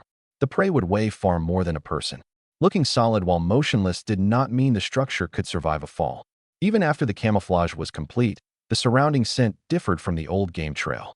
Fresh earth, sweat, and smoke might cause animals to detour. I had the team rub away tool marks with leaves and return old droppings and dry grass to their previous positions. After that, no one would walk repeatedly beside the pit for at least a day, allowing wind and dew to cover our scent again. The inspection route remained separate from the hunting route. At dawn and dusk, 2 fixed teams would approach from the safe side, check the cover from a distance, then verify the markers. Anyone who found damage could not enter the pit alone and had to return to camp for help. A reusable system mattered more than occasionally capturing one large animal. Lin Jing drew the rules and pictures at the work area. 2 people, a rope, a lookout, and an arrow for the detour. Even with incomplete language, anyone newly assigned to the task could review the diagram. Only when the technique left my mouth and became usable by others would it truly belong to the tribe. If the trap succeeded, the tribe would possess a hunting method that depended neither on speed nor luck and did not require fighting an animal head-on with their bodies. I worked until dawn before finally crawling into a grass nest to rest. When I opened my eyes again, the sun was already high, and only 2 fire tenders remained in camp. Lin Jing was gone. I immediately realized that she had truly taken a party out to hunt. She might have wanted to prove herself, but she had no wilderness experience and had not learned to command this group. If they encountered yesterday's pack, the consequences would be disastrous. I seized a newly made spear and a geological hammer and ran out of the forest. A confused trail of footprints crossed the barren ground, including the distinctive tracks of the leather shoes I had made Lin Jing. I followed them over several rolling ridges and finally heard shouts in the distance. On the far side of the slope, 70 or 80 wild dogs had completely surrounded the hunting party. The women had not formed a circle and were fighting the pack individually. Lin Jing lay in the center. Bites covered her back and legs, and blood had soaked the surrounding sand. Form a circle. Everyone together. I repeated the command as I ran, throwing my spear first to bring down a dog leaping at Lin Jing. I rushed to her side and ended the immediate threat. At last, the women recognized the order. They quickly stood back to back in a circle and protected the wounded in the center. Only when Lin Jing saw me did she begin to cry and apologize repeatedly. I did not scold her. I told her to remain conscious. We had no medicine, gauze, or antibiotics. Once sand contaminated the wounds and infection set in, blood loss would no longer be the greatest danger. A much larger black and gold leader stood among the pack, one front leg already injured. It moved closer repeatedly, trying to drive the other dogs into the formation. I waited until it opened its jaws to bite, then thrust the stone-tipped spear straight through its mouth and into the back of its skull. When the alpha fell, I did not pause to display my victory. I lifted the body on my spear and held it upright before the formation, using the result to intimidate the rest. The pack predictably began to withdraw. Several women, enraged by the attack, broke formation to pursue them. I immediately shouted for them to return. Our advantage came from our formation. Once we scattered, the difference in numbers would become lethal again. Mimi and Dimple led people out to recall the pursuers. Without its leader and unwilling to collide with a dense wall of spears, the pack finally dragged its wounded deeper into the barren land. The attack was over for the moment, but Lin Jing's injuries left her unable to stand. I improvised compression with rope to slow the bleeding, carried her on my back, and followed Mimi and the others toward camp. While tracking them earlier, I had repeatedly seen places where Lin Jing stopped and started again. She had made no attempt to conceal the route. Her shoe prints and the drag marks from wooden spears formed an almost unbroken line. It allowed me to rescue them faster, but it had guided the wild dogs just as efficiently. Every passage through the wilderness left information. The first side to read gained the advantage. When I found the first dog carcass on the ridge, I knew the situation had already escaped control. A wooden spear had entered through its flank, proving the women had stopped the first attack. Crushed berries and scattered stone tools nearby showed that the formation broke apart soon afterward. Lin Jing had learned how to order an attack, but not how to regroup people in chaos. After entering the encirclement, I first checked whether she was still breathing. Her chest rose only faintly, but her lips had not turned completely pale. The blood loss was severe, yet we still had time. I tightened a cloth strip around the deepest leg wound. The wounds on her back could not be wrapped, so I could only place her on her side to keep more sand from entering them. The black and gold alpha never let it charge itself. It directed the others with low growls and watched specifically for gaps created when our circle moved. That caution made it more dangerous than a reckless attack. I deliberately separated two spears at the front and showed it a route that appeared to lead inside. It lowered its body and took the bait. I waited until its head passed the spear points before thrusting down from the side. The stone blade cracked against its teeth, and its jaws splintered the shaft. If my angle had been slightly off, my arm would have been its next target. The formation did not stabilize immediately after the alpha died. Some women ran out in fury when they saw their companions bleeding. Others tried to help Lin Jing and turned their backs to the outer ring. I repeated only return and surround, while Mimi echoed the orders in short tribal sounds. Together, we finally pulled everyone back into the right positions. During the retreat, I placed the fittest women in the rear and had the lightly wounded take turns carrying the alpha's body. It was not a trophy, but a moving deterrent. Whenever the pack approached, we set the body down facing them and let them smell their leader's blood. Lin Jing kept saying she was cold as she lay across my back. I recognized it as a dangerous response to blood loss. While running, I made her answer with her name and the date. She could no longer determine the time, but she could still say my name, meaning she had not lost consciousness completely. Just as the forest entrance came into sight, her hand suddenly slipped from my shoulder. Mimi did not point toward the grass nests. She urgently slapped at the water in the direction of the pool. They did not take me to a nest. They ran straight for the emerald green water. The wild dogs caught up again during our retreat. Mimi immediately separated 6 women into a small circle to block the narrow path, while Dimple led Lin Jing, the other wounded, and me ahead. Their division of labor had matured considerably since yesterday. They had already learned to use formation to buy time. As I carried Lin Jing into the forest, I could hear only wooden spears clashing and people shouting behind us. For the first time, I clearly understood that these women were not tools for me to command at will. They were risking their lives to protect the group and to protect a stranger they had known for only 2 days, someone who had once failed to understand them. Back at camp, several women lowered Lin Jing into the pool. Blood quickly spread through the water.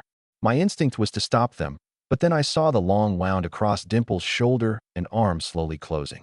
They surrounded the injured and chanted in low, rhythmic voices while continuously rinsing the wounds. Lin Jing's tightly furrowed brow gradually relaxed, and her breathing steadied. The water truly possessed an abnormal healing power. I had no time to investigate why. I took up a spear and returned to support the rear guard. By the time I reached the forest edge, Mimi and the others had driven the pack away, leaving more than a dozen bodies on the ground. Longlegs and Slim Waist guarded the rear with their spears while the others supported one another, all carrying wounds of varying severity. Mimi was hurt worst, yet she still gripped the leather shoe I had lost while running. I carried her back to the pool, and the other injured women entered one by one. The emerald water deepened in color, as though each treatment consumed some power within it. To keep the dogs from following the smell of blood again, I dragged several carcasses to the forest edge as an unmistakable scent and visual warning, then assigned Longlegs to observe from a safe distance. She did not try to show off her endurance. Once I finished, she merely patted my back and told me through gestures to return to the wounded. Several hours later, the lighter wounds had almost disappeared. Lin Jing and Mimi had suffered deeper injuries and healed more slowly, but both were out of danger. The new tissue showed almost no visible scars, explaining why years of hunting had left so few old wounds on the women. After waking, Lin Jing admitted her mistake. She had thought that accompanying the party would make hunting easy. Only when surrounded had she discovered that modern knowledge could not replace training and discipline. They could have run, she said quietly, looking at the people wounded for her. That's exactly why you can never risk their lives to prove yourself again, I told her. We may never get home, but we have to survive together. Smiley cooked thin, tender pieces of meat and fed them to Lin Jing. This time, Lin Jing neither refused nor showed disgust toward the women's way of life. Once Lin Jing entered the water, the deepest bites stopped bleeding first. The edges drew together as if pulled by invisible thread, far faster than normal clotting, but the wounds did not instantly become intact skin. I kept her head above the surface and recorded the approximate time so that this unknown treatment would not cause her to drown. Dimple's wound was shallower, making the change easier to see. The exposed flesh first turned light red, then acquired a thin membrane. She bit hard on a piece of wood against the pain, but did not leave the pool. This was not painless magic. Healing itself still brought intense sensation and drained physical strength. When Mimi returned with the party, only 4 of the 6 spears remained intact. The women did not jump directly into the water. They allowed the most severely injured to enter first. The order showed that they had long known of the pool's ability and also knew it could not be wasted. Those with the lightest scratches washed only in ordinary stream water. I collected 2 bottles of pool water for comparison. One remained in the shade, the other near the fire. I planned to observe changes in color, sediment, or smell. After recovering consciousness, Lin Jing warned that the ability to heal external wounds did not make the water safe to drink, much less inject. We had to begin investigating its unknown effects with the most conservative observations. She also recounted the attack. She had tried to imitate me and capture a small animal, but the pursuit led the party farther and farther from camp. The dogs first sent a few individuals to harass them. Believing their numbers were limited, she kept advancing until the main pack closed in from both sides. By the time she called surround, everyone's positions had already been stretched apart. I had her describe the mistake to everyone, not to humiliate her, but to turn its cost into rules. Never pursue unknown prey without scouting. Never enter low ground without knowing the enemy's numbers. If the leader is injured, Mimi automatically assumes command. Anyone hearing return must regroup before doing anything else. The tribal women did not punish her. Smiley brought meat, Star took her night watch, and when the badly wounded Mimi woke, she even pushed the leather shoes back toward Lin Jing's feet. Watching those actions, Lin Jing finally stopped interpreting their kindness as ignorant obedience. That night, she apologized to every injured woman in turn. They could not understand the full sentences, but they knew the names and understood her bowed head, offered food, and assistance changing dressings. Dimple patted the place beside her and invited Lin Jing to sit. A nearly fatal mistake had finally made her a true member of the tribe. The healing water saved everyone's life, but it did not eliminate the threat. The pack knew our hunting routes and greatly outnumbered the tribe. Until our equipment and formations were complete, going out again would merely repeat today's danger. I suspended hunting for several days so the wounded could recover while everyone concentrated on manufacturing weapons and armor. Long spears remained the first priority. The wooden shafts provided reach, stone blades penetrated, and I kept the geological hammer for close targets. I also began making stone axes, bone arrowheads, and short clubs studded with canine teeth. Wild dog fangs were no match for metal, but they could still increase the damage of a blow. As the women sorted bark, vines, and animal sinew, they displayed weaving skills far beyond my expectations. Their grass nest consisted of 3 interlaced fiber layers. The outer layer shed water, the inner layer held animal hide, and even the woven roof could be drawn closed. Without those techniques, they could never have survived for long in the forest. Lin Jing's new nest was ready as well. Although her reckless trip had led to many injuries, no one rejected her. Mimi even surrendered a softer hide, clearly considering the protection of a companion more important than assigning blame. I did not allow the injured to perform heavy labor. They twisted rope, shaped small stone flakes, and learned words. Lin Jing documented the pool's healing process. She discovered that recovery speed varied with wound depth. Pain and bleeding eased first during immersion, after which tissue gradually restored itself. The power could not be abused. The darkening water suggested that healing carried a cost. No one knew how long it needed to recover or whether it worked on disease. I began considering armor. The area contained abundant strong vines. Heated and shaped, interwoven, and reinforced with resin, they could become lightweight wicker armor. Teeth and claws would have difficulty passing directly through multiple layers, at least protecting the chest, abdomen, and limbs. Shields were equally necessary. A round shield could stop a pouncing bite, while a spear counterattacked around its edge. As long as the formation held, even a larger pack could not break through easily. I was not trying to turn the tribe into people who knew nothing but fighting. I first dismantled the spears broken in the attack. Most had snapped directly behind the stone blade, showing that the mounting point was too rigid and transferred the entire impact to the shaft. The new spearheads needed a layer of tough hide inside the socket, followed by double lashings of sinew and bark cord that would secure the blade while absorbing force. For the wicker armor, I began with the most vulnerable areas. Broad, flattened vines overlapped across the chest and belly, while the armpits and waist retained room to move. Replaceable plates covered the outside of each arm. A rigid shell around the whole body would exhaust its wearer with weight before she even ran. Armor had to protect vital areas without interfering with changes of position inside a formation. I had long legs were the prototype, while slim waist simulated an attack with a hide-wrapped club. The first strike loosened the shoulder joint immediately. After the second reinforcement, the shield spread the force and long legs retreated only half a step. Seeing the difference firsthand inspired far more enthusiasm than hearing me describe it. Lin Jing inspected every edge. Broken vine ends could cut skin, and continuous rubbing could cause infection. She wrapped fine hide around every point that contacted the body and suggested marking each suit with its wearer's identity, preventing poor fit and cross-contact with wounds. For the first time, the camp possessed the concept of personal equipment. The bow experiments proved more difficult. The first hardwood stave split halfway through bending. The second flexed but could not hold under the weak bowstring. The women could make fine cord, but did not know how to distribute tension evenly through sinew fibers. I soaked the material, separated the fibers, twisted them together, and dried them slowly in the shade. Bone arrowheads had to be ground symmetrically or they would pull off course. Shaping even one with stone tools took a long time. I did not pursue quantity and produced only 3 for testing. They pierced thick hide from 10 paces, but drifted beyond that range. For now, they were suitable only for training and hunting small animals, not confronting the pack. Equipment production also forced us to establish storage.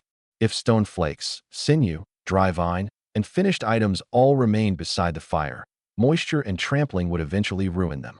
I had an empty tree hollow cleaned, separated it into material areas, and assigned Star to record withdrawals. A few days earlier, we would use our only stone knife until its edge curled. Now every tool had a process for manufacturing, maintenance, and return. Those details outside combat were precisely what raised our fighting power. Suspending hunts did not mean collecting no food. Snares around camp were checked daily, gathering parties stayed within sight of camp, and smoked meat was rationed conservatively. We would rather eat monotonously for a few days than send the entire party back into the pack before the equipment was ready. While the wounded recovered, I had them reconstruct the attack. Who saw the first dog, who shouted what, and which side collapsed first were reproduced with stones on the ground. Their memories differed, but repeated comparisons confirmed that the dogs deliberately attacked the people with the shortest spears or their backs turned outward. For that reason, the first armor protected the shins, forearms, shoulders, and neck. Wild dogs attacked low, biting the legs to drag a person down before lunging for the throat. Even the strongest chest armor was useless if its wearer could not stay upright. I had the least wounded women roll across the grass in the prototype to see whether the joints separated or restricted breathing. Shield formation training also included a fallen fighter. If one person went down, the shield bearers on either side overlapped inward while the rear rank pulled her back with a rope loop. 3 or 4 people could never bend down simultaneously to help. Lin Jing decided whether the injured person could be moved. Anyone with a suspected neck or back injury was immobilized first. The healing pool opened only at scheduled treatment times each day. Ordinary washing used stream water, and minor scratches did not justify immersion. Mud and sand had to be removed before entering, followed by water and food afterward. The more limited a miraculous resource, the more carefully it had to be managed as communal emergency care instead of a bath for anyone who felt tired. After several quiet days of manufacturing, the howling outside camp became noticeably less frequent. The pack might be waiting for us to expose ourselves again, or it might be fighting over a new alpha. Our restraint before the equipment was ready gave us a chance to meet the next conflict as a prepared force. On the contrary, only by keeping these women alive during hunts and camp defense could we spare the effort to fire pottery, grow crops, domesticate animals, and finally escape a life in which every next mouthful of meat required risking death. The first wicker shield I made was only a prototype. Vines became easier to bend after heating, so I coiled them into a circle and bound them with crossed multi-strand fibers. Without resin, the structure remained somewhat loose, but it was light enough and strong enough to stop a wild dog's frontal lunge. I also mounted a sharp stone flake in a short wooden handle, making a knife that could be used from behind the shield. The long spear controlled distance, while the blade and shield handled close combat. That combination was far more reliable than giving everyone nothing but a sharpened stick. Itching wounds kept Lin Jing awake through the night. I warned her not to scratch and took her into the pool again to rinse the healing tissue. She copied Mimi and gently massaged around the injuries. I helped only with the places on her back she could not reach, taking care not to reopen the newly closed wounds. For the first time, she told me that when we exchanged contact information at Heaven Lake, she had not been entirely uninterested in me. I admitted that I had wanted to know her too, but the pressure of daily life had kept me from pursuing it. In this world, that unspoken past suddenly felt very distant.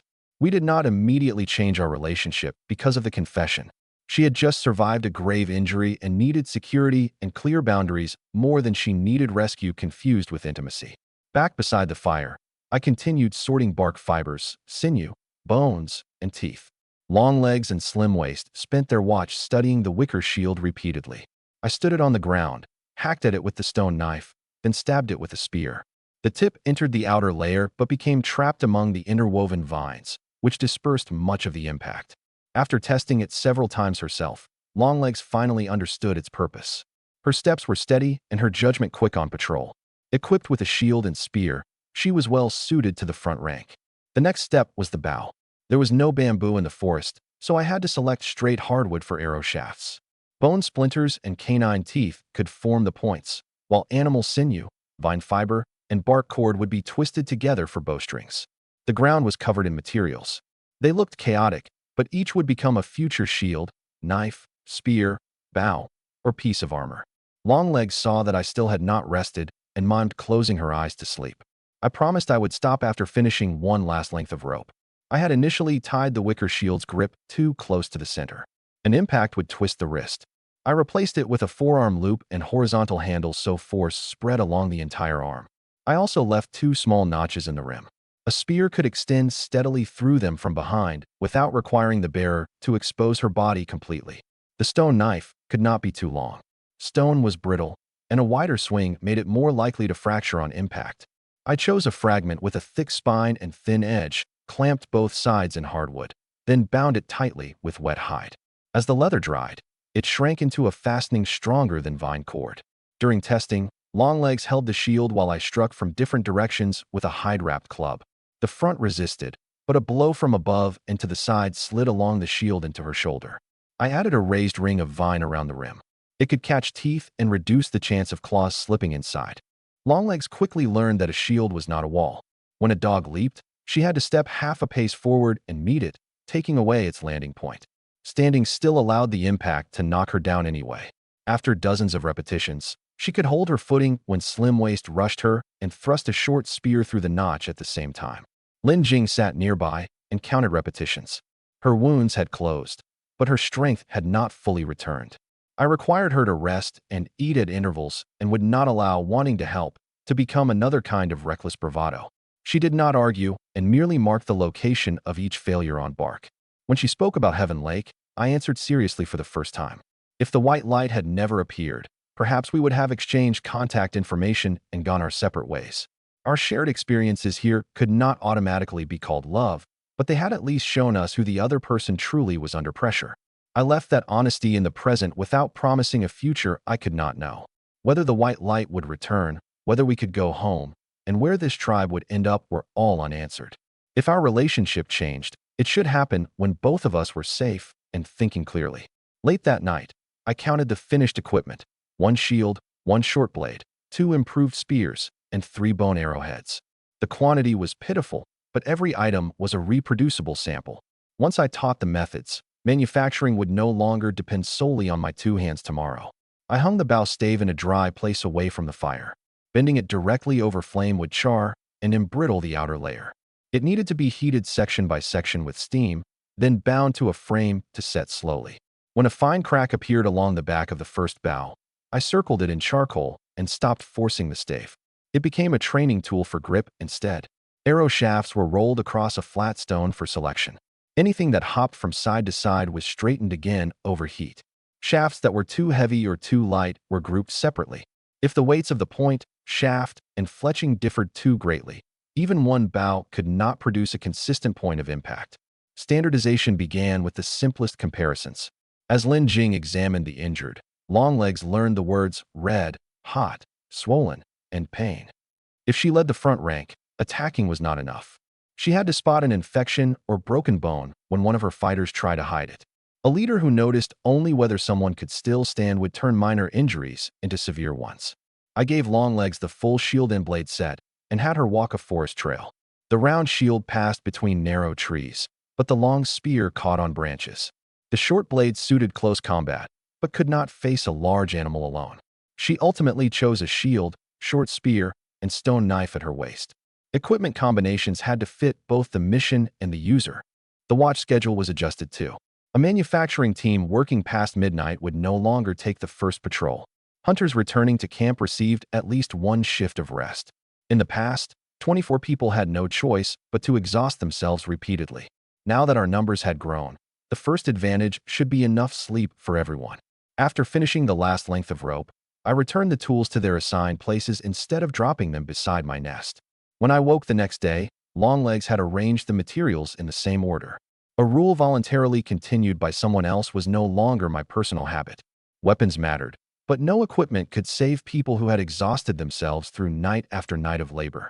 With a stable fire, the tribe finally had the ability to consider something beyond hunting. Our priorities were clear. First, eliminate the wild dog threat, then expand the camp and store food. After that, domesticate docile herbivores, fire pottery, and search for salt and metal ore. Any truly usable metal would allow our tools to escape the limitations of stone. Most of Lin Jing's injuries had healed, and she no longer called me sir or guide, but simply Dao. She said that after seeing me charge into the pack to save people, she knew I had not abandoned her because of our argument. I carried her out of the pool and merely reminded her that she could not hunt again in the near future. At dawn, I inspected every injured person. Most had recovered completely. Mimi, who had been gravely wounded, still needed rest. The water was darker than yesterday, further proving that its healing power was not infinite. I divided the labor into two groups. The wounded remained in camp to twist rope, process hides, and tend the fire. The 12 healthiest women accompanied me into the forest to search for clay, resin, hardwood, and new game trails. We set the first trap beside an obvious trail used by small animals. A flexible branch supplied tension. A noose lay hidden beneath the leaves, and I carved a private marker into the trunk. To make sure everyone understood, I triggered the mechanism with a stick. The loop snapped tight and hoisted the stick above the ground, prompting cries all around me. I repeatedly pointed to the marker and directed the women around it. A trap could capture prey, but it could injure our own people just as easily. Rules had to come before technique. Farther in, I discovered a stand of straight, completely black trees. The wood was extraordinarily hard, a geological hammer left only shallow dents, yet resilient enough for bows, spear shafts, and structural supports. The women had known of the trees for a long time, but lacked tools capable of cutting them. We set 3 more snares, then found a clay-bearing layer upstream. It was mixed with pebbles and rotting leaves and would need sifting, kneading, and test firing, but it was enough for our first batch of crude pottery. The stone along the channel was harder than what we had near camp. I selected pieces that fractured into sharp edges and carried them back for blades and arrowheads. On the return journey, the women surrounded a flock of wild fowl and quickly captured several alive. I did not slaughter them all. If we could weave a cage and identify their food, we could attempt to raise them for a stable source of meat and eggs. Our loaded return also exposed a new problem. We had no baskets or carrying frames. The women could weave complicated nests, but had never transformed that skill into portable containers. I immediately drew the shape of a basket and showed how gathering, transport, and storage could be combined. The forest was larger and more dangerous than I had expected. In addition to tracks from the feline predator we encountered on our first day, unidentifiable sounds continually came from its depths. While searching for materials, I required everyone to travel in groups of at least 2. Resin gatherers carried stone flakes and leaf packets. Clay diggers carried long spears. Anyone finding unfamiliar tracks stopped first and could not leave the other's sight merely to collect one more object. The richer the resources, the easier it was to forget we were still inside a predator's territory. No large animal had gnawed the black trees, but the bark released a slightly irritating sap. I wrapped my hand in a leaf, shaved off a little, and exposed it to the air. It dried into a hard film and might serve as an adhesive, but until we determined whether it was toxic, it could not touch skin or food utensils directly. The clay needed washing first. I collected 3 samples: raw soil, soil with stones removed, and soil mixed with fine sand. Back at camp, we would shape them into bowls of equal size and fire them at the same temperature. Only by comparing cracks and leakage could we learn which mixture suited a vessel. The captured wild fowl went into a temporary vine cage. The male struggled most violently, so I covered the top with hide to reduce its fright. Lin Jing examined its droppings and behavior and reminded everyone to wash after contact. Domestication was not merely keeping an animal confined. We also had to prevent it from passing disease through the entire camp. Twin Tails completed the first carrying basket. She narrowed the base of a grass nest, wove the walls upward, and added 2 broad vines as shoulder straps. During the first loaded test, the narrow straps cut into her shoulders. I had her widen them with folded hide. After the change, one person could carry the amount of clay that had previously required 2 people to hold in their arms. We checked the traps on the way back. The first snare had triggered, but only a tuft of hair remained, meaning the loop had closed too slowly. We adjusted the angle of the spring branch and removed twigs that might catch the rope. A failed trap yielded no prey, but it provided evidence for the next improvement. Near camp, I discovered a paw print in wet earth larger than a human hand. Its edges were fresh, and the water inside had not fully seeped away. The animal had not gone toward the pool. It had paused on our morning route, as if smelling the scent we left behind. I silenced everyone, placed the materials in the middle of the group, and returned quickly along our original route. Once home, we built the fire higher and increased the outer patrol to 4 people. Every resource the forest offered might come with an owner watching from concealment. We were exploiting the forest's resources, and some hidden thing within it might already have noticed us. After several days of preparation, the camp had become completely different from the place we first entered. The women learned to use carrying frames and baskets, bringing back soil, stone, bark, and fruit in separate loads. For snares, captured a deer-like animal. Instead of slaughtering it, I built a crude enclosure and attempted to domesticate it. We ate only some of the captured wild fowl, clipped the flight feathers of the rest, and pinned them as well. In the past, the tribe had been forced to eat food immediately because the next meal was never certain. Now that we had drying meat, traps, and reserves, we could afford to keep animals alive in exchange for a continuing supply of meat, eggs, and sinew. Lin Jing handled the clay. She repeatedly sifted out impurities with a finely woven basket, then kneaded the resulting mass until it was uniform. I built a more stable stove from stone and mud in preparation for firing our first clay pots. Language lessons continued too. Every evening, Lin Jing drilled names and daily words, while I taught combat actions such as thrust, jab, sweep, and chop. I painted bold white markings on the resin-reinforced wicker shields so the party could identify its own people more easily in a melee. The blackwood spears were finally complete. The timber was straight and hard and took enormous effort to cut and shape, but once thrown, it buried itself deep in an ordinary tree trunk. The finished weapons excited the women more than fruit. Lin Jing asked whether we could still go home. I did not lie. The white light had never returned, and our chances were small. But before finding an answer, we had to break the wild dog's control over the forest exit. Otherwise, they would threaten every hunt, salt-gathering trip, and long journey. She was still afraid of the pack, but insisted on coming. I made it clear that this time she could not pursue anything without orders or leave the shield formation. She agreed to obey and picked up the spear she had shaped herself. At dawn, I inspected every shield, rope, shoe, and spearhead. The injured remained behind. The combat group followed me out of the forest. The skull and teeth of the previous alpha still hung at the edge of the trees, their smell already rotten. I took them down and carried them with us, intending to use them as both a provocation and a means of identifying the true leader. The wild dogs soon revealed themselves in the barren country.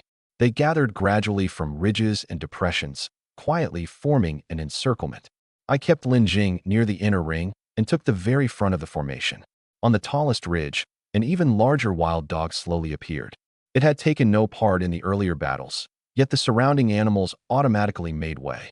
It was plainly the true king controlling this region. I threw the former leader's remains in front of it and raised my blackwood spear. Before departure, I had laid every piece of equipment in a row and checked each one again.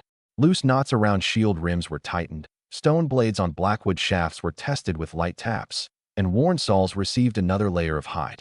New weapons did not grant victory automatically. Any overlooked failure point could open a gap in the formation.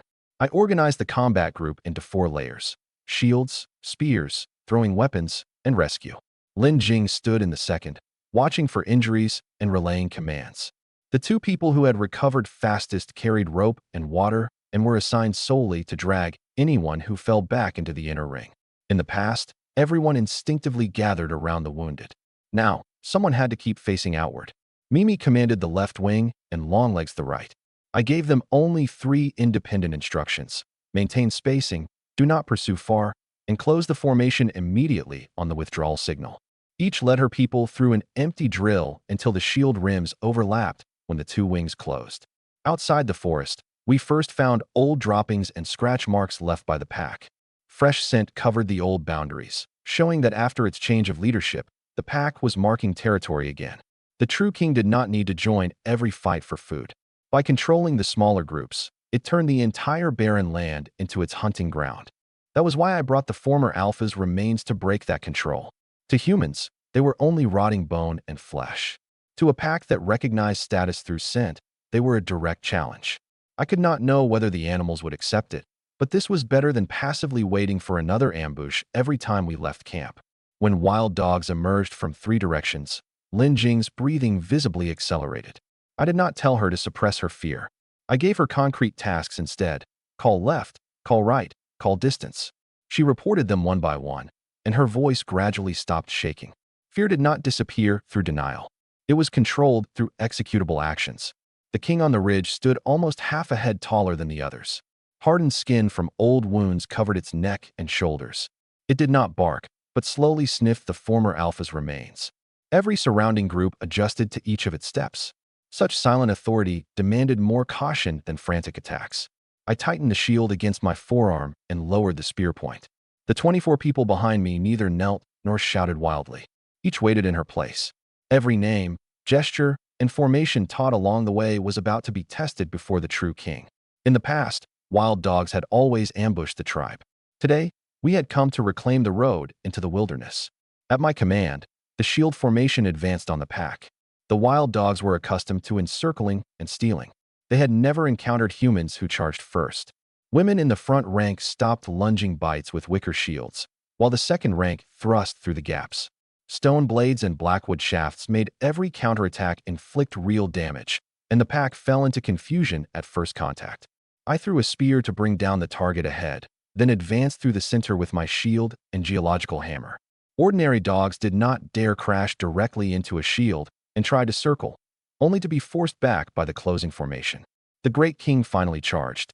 Its bite was astonishingly powerful, and its frontal collision drove me half a step backward. I yielded with the impact, let its teeth lodge among the vines, then struck its head and neck from the side of my shield. The wounded king turned and tried to flee. I did not allow it to return to the pack. If it escaped alive, it would likely rally the others for another ambush.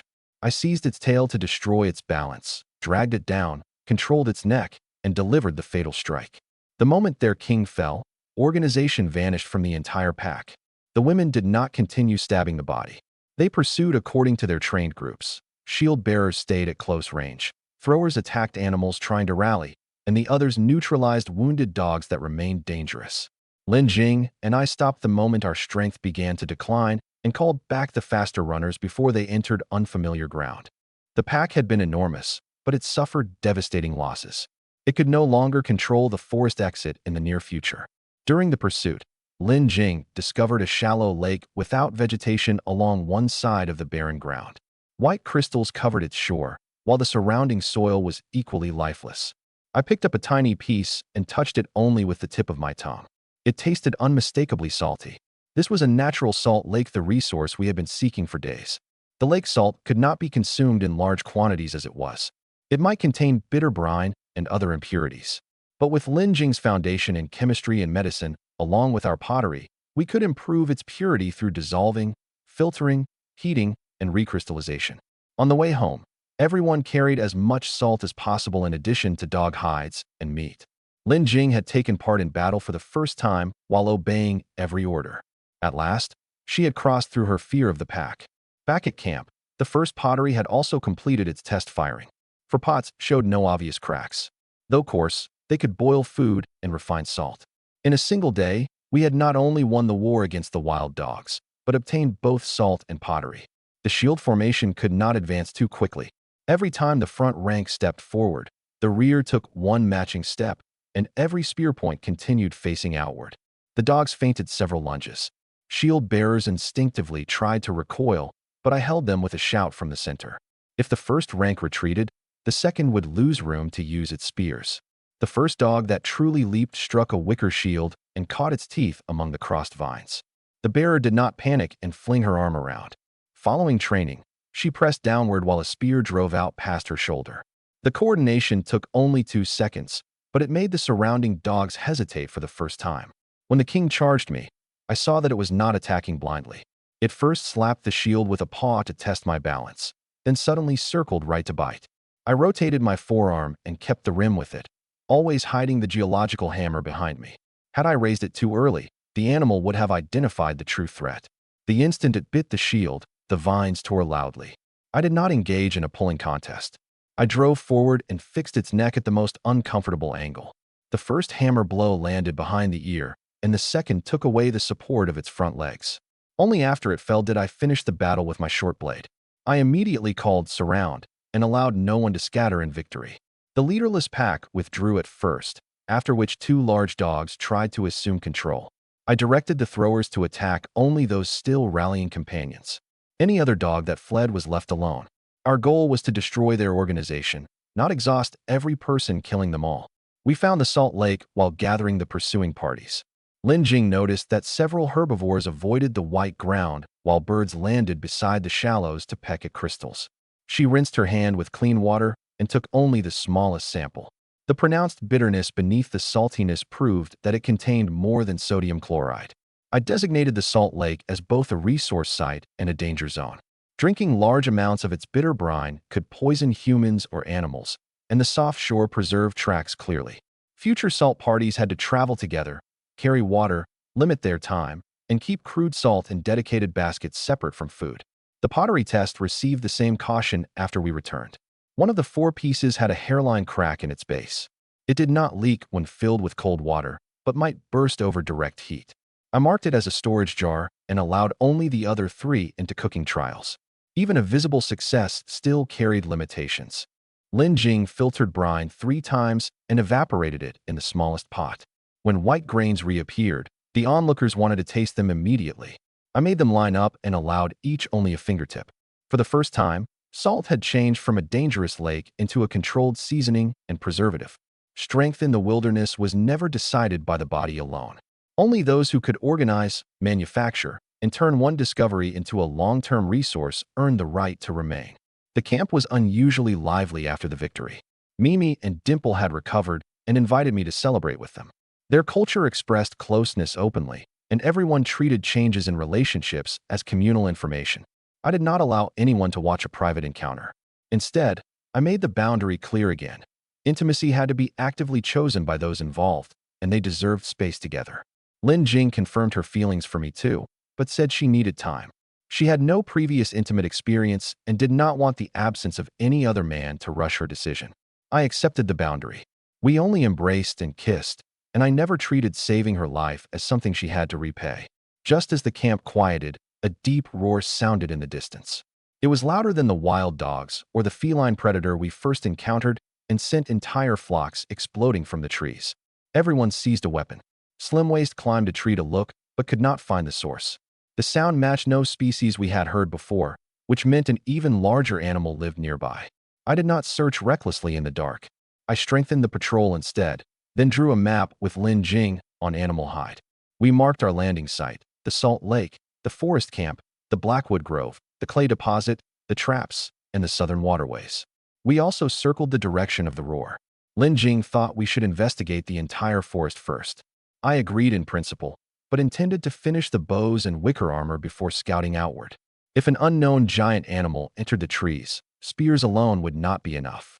Once the kiln cooled, all 4 pots had survived. Lin Jing eagerly filled one with meat and water and added a little untreated lake salt. I warned her to use very little. This first attempt was only a taste test. The pot went onto the new stove. As the water boiled, the aroma of meat spread through camp. The women had never seen liquid continue bubbling inside a vessel, and all observed from a safe distance.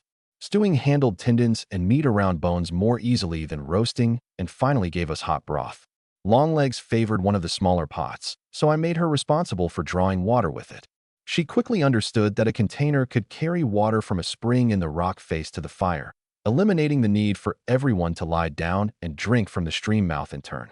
The rock face ran for about 50 yards and stood as flat as a natural wall. With blackwood frames, vine lashings, grass roofs, and mud walls, we could build safer houses along it. The simultaneous appearance of a map, pottery, a stove, and a building plan showed that the tribe had moved beyond living for one day at a time. Before the celebration began, I took account of everyone who had fought. Shield straps had abraded 2 women's arms. One person had mildly sprained an ankle, and Lin Jing had suffered no new wounds. No deaths did not mean no cost. Damaged equipment and exhaustion both needed to recover before another expedition. When Mimi and Dimple approached, I again explained private boundaries with our available words and gestures. I, you, want, stop, and wait outside were incomplete, but sufficient to let anyone change her mind at any time. At first, they did not understand why companions had to stay away. I pointed to each person's nest and belongings until they understood that intimacy also required individual space. Lin Jing could express herself more precisely. She cared for me and felt grateful for the rescue, but did not want the pressure of this environment to decide for her. I accepted that without asking for a deadline or comparing her choice with Mimi's or Dimple's. Different people had different boundaries. The only universal rule could be consent, not identical timing. When the roar came, the camp instantly returned to defense. Fire tenders built the flames higher, shield bearers blocked the 2 forest paths, and penned animals were driven against the rock face. Several days of training had not eliminated fear, but it kept everyone from scattering. I crouched and touched the ground. The vibration was weak, so the source remained some distance away. Birds in the canopy flew from south to north, placing the animals south of camp. It did not approach further. Perhaps it was claiming territory, or perhaps the call followed a successful hunt. The map became truly useful after that alarm.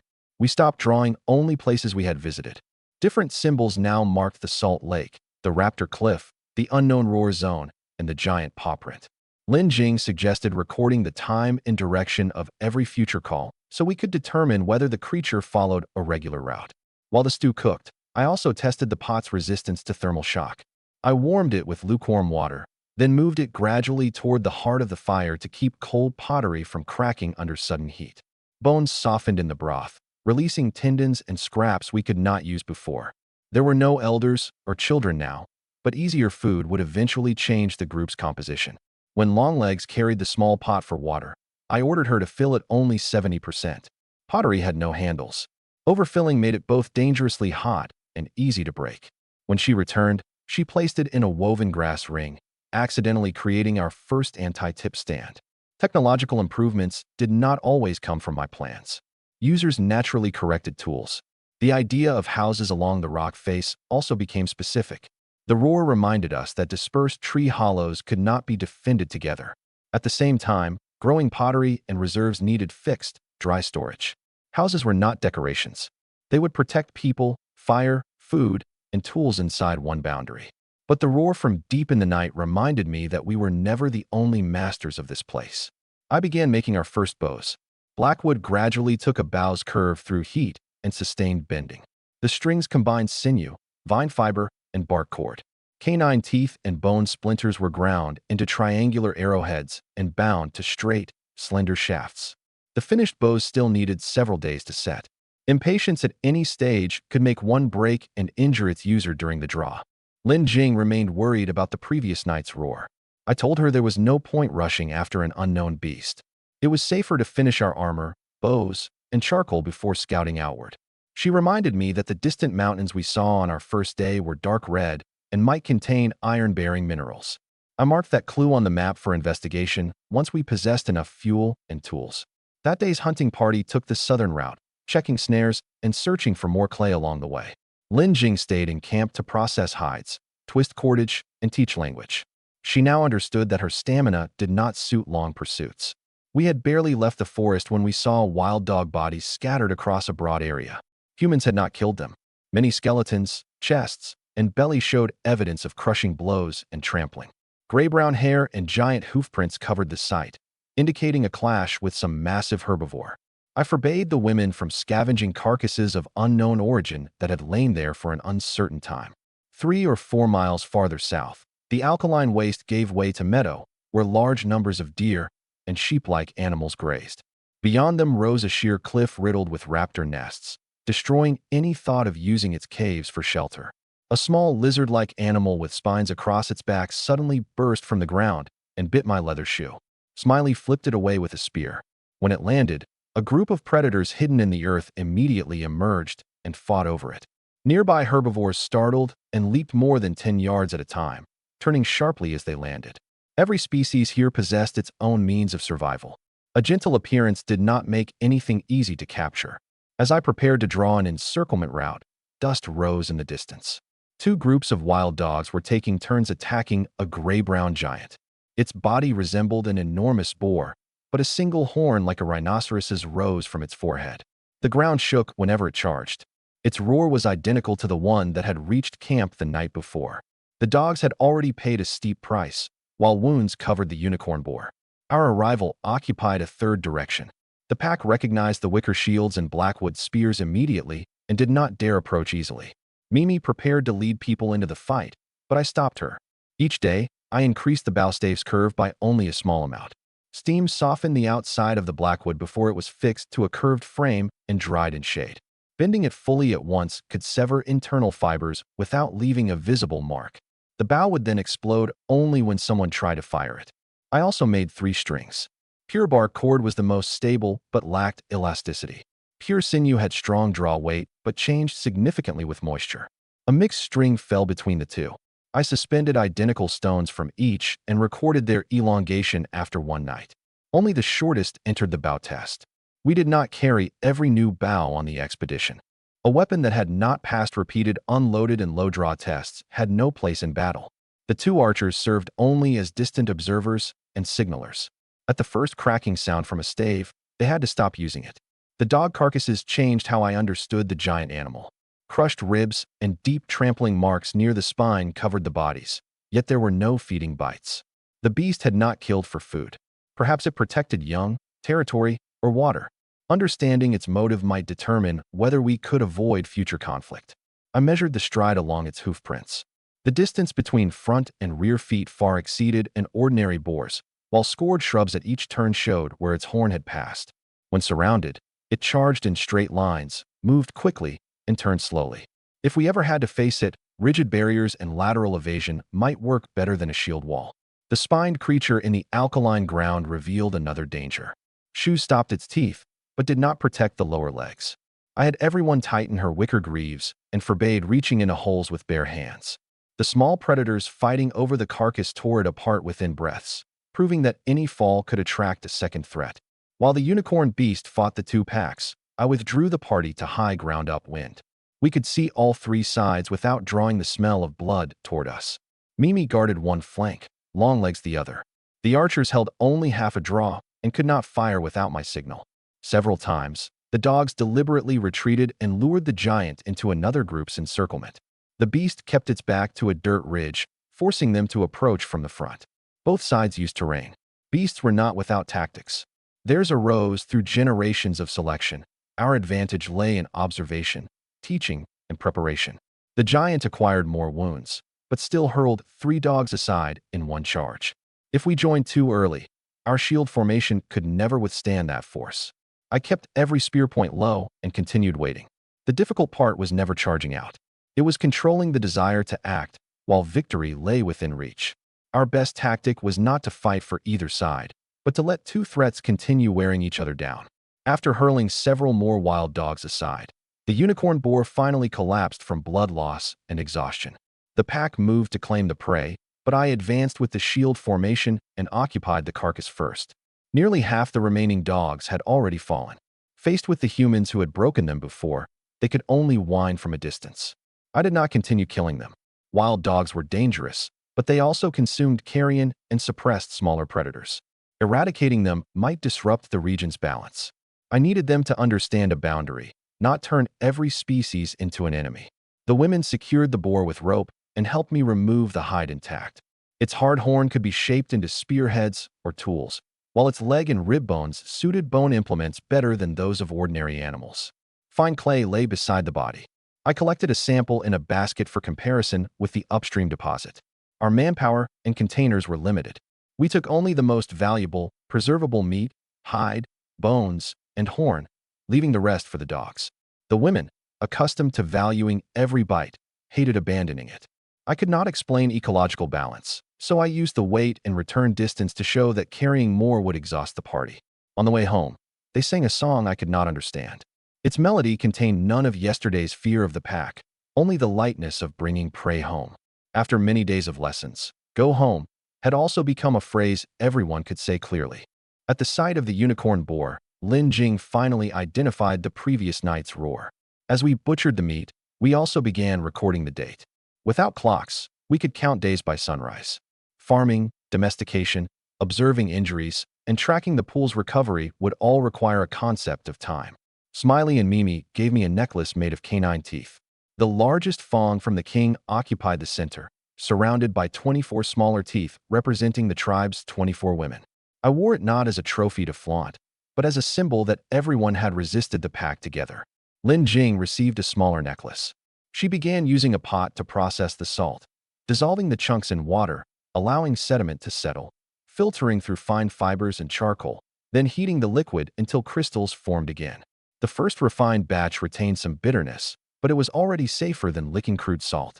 After dinner, everyone lay on dried hides beneath the stars.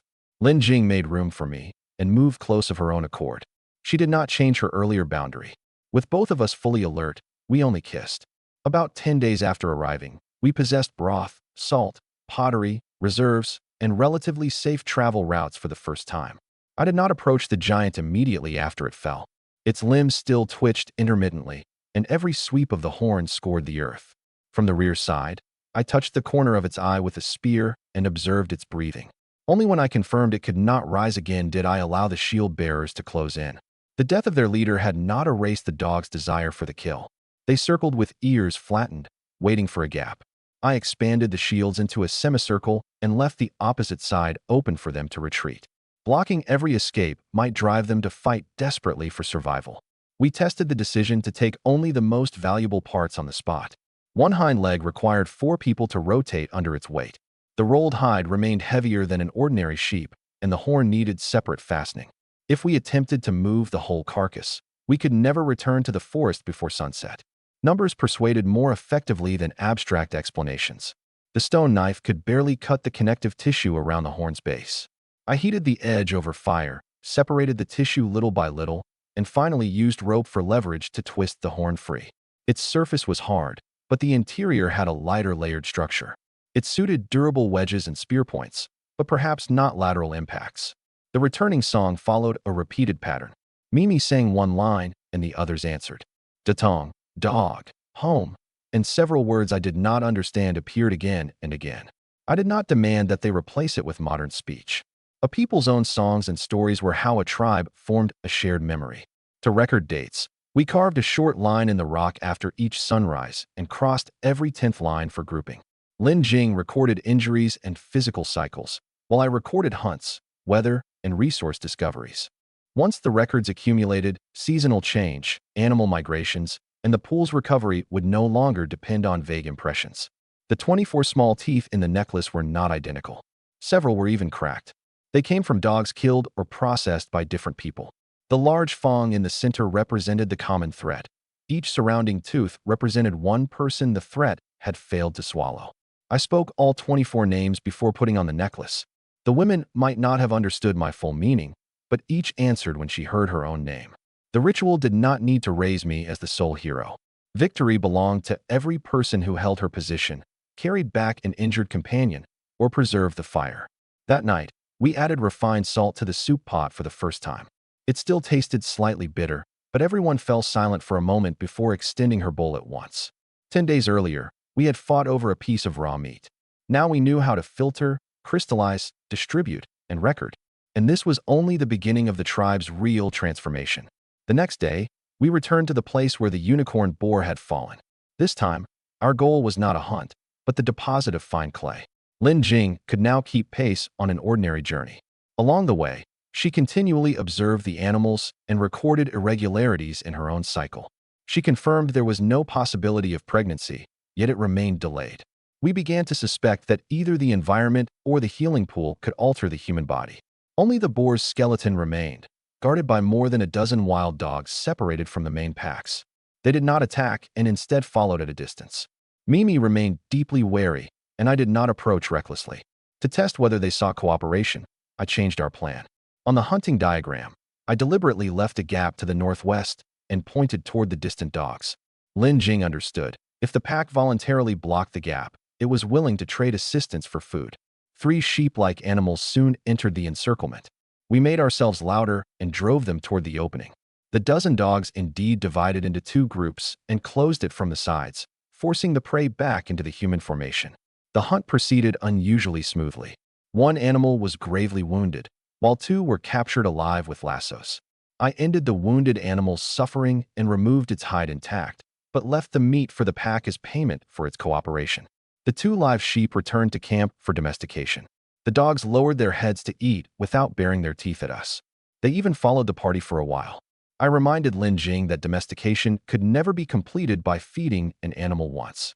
Hunger and injury could still make a wild creature turn on us. For now, we could only establish a stable exchange. Clay was heavier than prey. I filled each carrying basket only halfway and lined it with grass and hide to prevent loss. When we returned, Longlegs was delighted by the live sheep and immediately inspected the enclosure. I began processing the clay, sifting out stones and rotten leaves, allowing the fine particles to settle in water, then repeatedly pressing and kneading the mass to remove air bubbles. The women gathered to learn. Some carried water while others worked the clay. The first pots had proven the technique possible. Our second batch needed broader uses. I planned bowls, plates, wash basins, salt jars, and lidded storage vessels. We also needed a heat-resistant crucible for future or experiments. From this moment onward, fire would do more than cook meat. Before digging, I inspected the fresh tracks around the boar site. The dogs staying there had not moved the hardest bones and had dug shallow beds on the sheltered side, proving they were not merely passing through. They were willing to remain near human activity while preserving enough distance to retreat at any time. During the hunting trial, I used no sounds familiar to the pack, only human gestures and movement. The 2 dogs in front watched several times, then voluntarily ran outside the gap. They might not understand commands, but they could understand that cooperation made food easier for both sides to obtain. The 2 live sheep struggled continuously in the lassos. Rather than carrying them like carcasses, we covered their vision with broad hides and separately controlled the head and hindquarters until they calmed. Dragging them over a long distance would create injuries. If we wanted domestication, reducing stress and harm had to begin at capture. When leaving the entire wounded animal for the pack, I withdrew everyone far enough away. The dogs circled and sniffed the food for a long time before deciding there was no trap. Their new leader allowed 2 injured animals to take the first bites. That showed an internal order more complicated than strength and theft alone. Back at camp, the clay entered 3 processes. A coarse screen removed stones. Washing settled the fine mud, and both feet and hands needed it. Air trapped inside would expand under kiln heat and burst the vessel. I cut open each mass and examined the interior until no obvious holes remained before allowing anyone to shape it. The women excelled at coiling. They rolled the clay into long ropes, stacked them ring by ring, and smoothed each seam with wet hands. The first large jar had a thin base and thick walls and collapsed while drying in shade. We gave the second a thicker base and narrowed its mouth gradually. It finally held its shape. Failing before the kiln at least saved fuel. Every lid had to match its vessel. I carved identical marks into the pieces while still wet so they would not be confused after firing. Salt jars received narrow mouths to reduce moisture. Wash basins had wide openings for cleaning. Crucibles were small with thick outer walls. Different uses had begun to determine form. Pottery was no longer one bowl, made in varying sizes. The kiln fire also needed stages. A low flame first drove off water, after which we gradually added charcoal and airflow. Temperature could not be seen directly. I judged it from the color at the kiln mouth, the behavior of the flame, and changes in test shards. Mimi added fuel at intervals, while Lin Jing recorded the approximate duration of each stage. During the night, the kiln produced its first faint crack. Everyone looked at me tensely. I did not open it in an attempt to rescue anything. A rush of cold air would only destroy more pieces. Learning to wait through firing and cooling was part of the patience required to enter an age of pottery. It would turn earth into containers or into tools, and bring the tribe fully into the age of pottery. The women could now conduct an ordinary drive hunt without me. For 2 consecutive days, I stayed in camp modifying the furnace while they returned with prey and clay and remembered to leave food for the dogs that assisted them. The new furnace had a closed dome, a chimney above, and an air intake at the bottom. Once we had enough leather, I would make bellows to raise the temperature and attempt metal smelting. Lin Jing told me that her cycle remained delayed and that none of the tribe's 24 women had ever experienced anything similar. This was more than an individual nutritional problem. She suspected the pool, the rules of this world, or the tribe's unusual method of reproduction. The question went directly to the secret of an all-female tribe, but language could not yet provide an answer. We could only record time, physical changes, and use of the pool while waiting for more evidence. Everyday life continued to improve steadily. Refined salt gave flavor to soup and roasted meat. The women ate less and less raw food. By observing what the domesticated animals consumed, Lin Jing identified several herbs without obvious toxicity and began tests with the smallest quantities. Longlegs accidentally broke the pot I had given her and was too upset to speak for the rest of the night. I fired another, stronger one, using the incident to tell everyone that pottery would break. Damage was not a crime. Learning to make another was more important than fearing a mistake. We continued studying the healing pool. Water flowing from the source was clear and ordinary, but changed color and taste after entering the basin. The key therefore lay in the bottom or the surrounding rock. I dove repeatedly and found only an unusually smooth stone floor and a dozen ordinary rocks, no plants, mineral vein, or glowing object. That day, a small crocodilian pretending to be dead bit twin tails during a hunt. The party immediately returned her to the pool, where the wound began healing quickly. This both confirmed the water's effectiveness and exposed the danger of wetland creatures and flaws in our process for confirming a kill. Searching for ore, I led a party to the southern cliff. Numerous raptors circled above. Without covering archers, we did not dare climb and collected only fallen fragments. The dark red color might indicate iron or another metal, but required test firing. Below the cliff lay a wetland of tall grass. The women indicated that the small crocodilians lived there. We captured dozens with spears and planned to use them for meat and hide. As we prepared to leave, water erupted in the middle of the marsh. A giant crocodile nearly as long as a bus crawled onto the mudflat, its golden eyes fixing on everyone along the shore. Even the raptors rose quickly and stopped diving. I ordered an immediate retreat. It did not pursue far, but the wetland lay directly between us and the mineral cliff.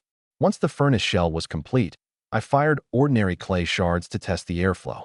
When the bottom vent was too large, the wood burned quickly, but heat escaped straight through the chimney. A smaller opening concentrated the temperature. We made movable stone dampers and adjusted the intake according to the flame color so we would not have to break the mud wall every time. The bellows required one complete, soft hide. 2 boards enclosed the leather bag, and a hollow bone tube at the front pushed air in one direction as the boards opened and closed. The seams of the first version leaked, moving only ash. I sealed the edges with resin and tightened wet hide over them. Only then did the airflow increase noticeably. Lin Jing's record of her physical changes was stored separately. At the same time each day, she noted perceived temperature, appetite, and fatigue, finding no obvious illness. The tribal women did not understand cycle, so we used date marks and words for body parts to question them. Every answer indicated that they had never experienced similar bleeding. Ordinary spring water in a clay jar did not change. Water removed from the pool slowly faded in color. This suggested that the effect depended on the pool environment rather than an endlessly portable liquid. Both comparison bottles were strictly labeled, and no one could drink them by mistake. When Twin Tails was bitten, the party had already checked the prey for death, but failed to inspect a burrow in the mud. The little crocodilian had sprung sideways from concealment and targeted her ankle. Her grief kept it from tearing away a large amount of flesh. We added a wetland rule. Turn every fallen animal with a spear and probe every hole within 3 steps first. Fragments from the southern cliff came in dark red, black brown, and a little bright yellow. I bagged them separately instead of assuming similar colors meant identical minerals. Back at camp, they would undergo streak, hardness, magnetism, and heating tests. If they were only low-grade iron-bearing rock, transporting more blindly would waste labor. Before the giant crocodile appeared, every smaller crocodilian in the wetlands suddenly stopped struggling, and the raptors climbed higher. Animals sensed an apex predator before we did. I added the warning to the map: water moving without wind, shore animals falling still, and birds gaining altitude meant immediate retreat when all three occurred together. When the giant crocodile climbed onto the mudflat, its head was almost the size of an adult human torso. A blackwood spear might enter its eye or mouth, but no current weapon could defeat the thick armor across its back. One sweep of its tail left a trench nearly 2 feet deep. I did not even allow the archers to test a shot, which might provoke it into pursuing us. After reaching hard ground, I watched where it stopped. It moved with agility while its limbs sank into soft mud. On loose stone, its belly dragged and its turn slowed. If we had to cross in the future, we might lure it away with bait or build an elevated passage. But any plan first required knowing whether the wetland contained only one. If we wanted metal, sooner or later we would need a safe way through the giant crocodile's territory. The giant crocodile stopped at the edge of hard ground. Its speed in mud and water had been astonishing, but its movements slowed markedly on land. That limitation gave us time to escape and would be central to using the terrain against it later. The wild dogs following us were equally unwilling to approach the wetland. A new lesser leader had emerged among them. Though they still kept their distance, they stopped whenever we stopped. Our samples were too few, and I refused to return empty-handed. I selected a great horned sheep nearly the size of a cow as our target. The women no longer needed individual placement. They spread into an encirclement on their own and used lassos to close the escape. The dogs voluntarily occupied the outside, but received no permission to attack directly. Several ropes quickly brought the great sheep under control. We let it back alive to expand the domesticated herd. The dogs had performed no critical role, but I still gave them a small amount of organs to preserve the cooperation, without letting them earn an entire meal by merely following us. Back at camp, I crushed and sifted the collected ore and fired it in a crucible. The result was disappointing.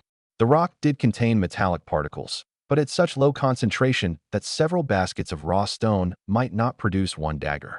Lin Jing stirred soup with a wooden spoon she had carved and reminded me that civilization could not leap into the Iron Age in 20 days.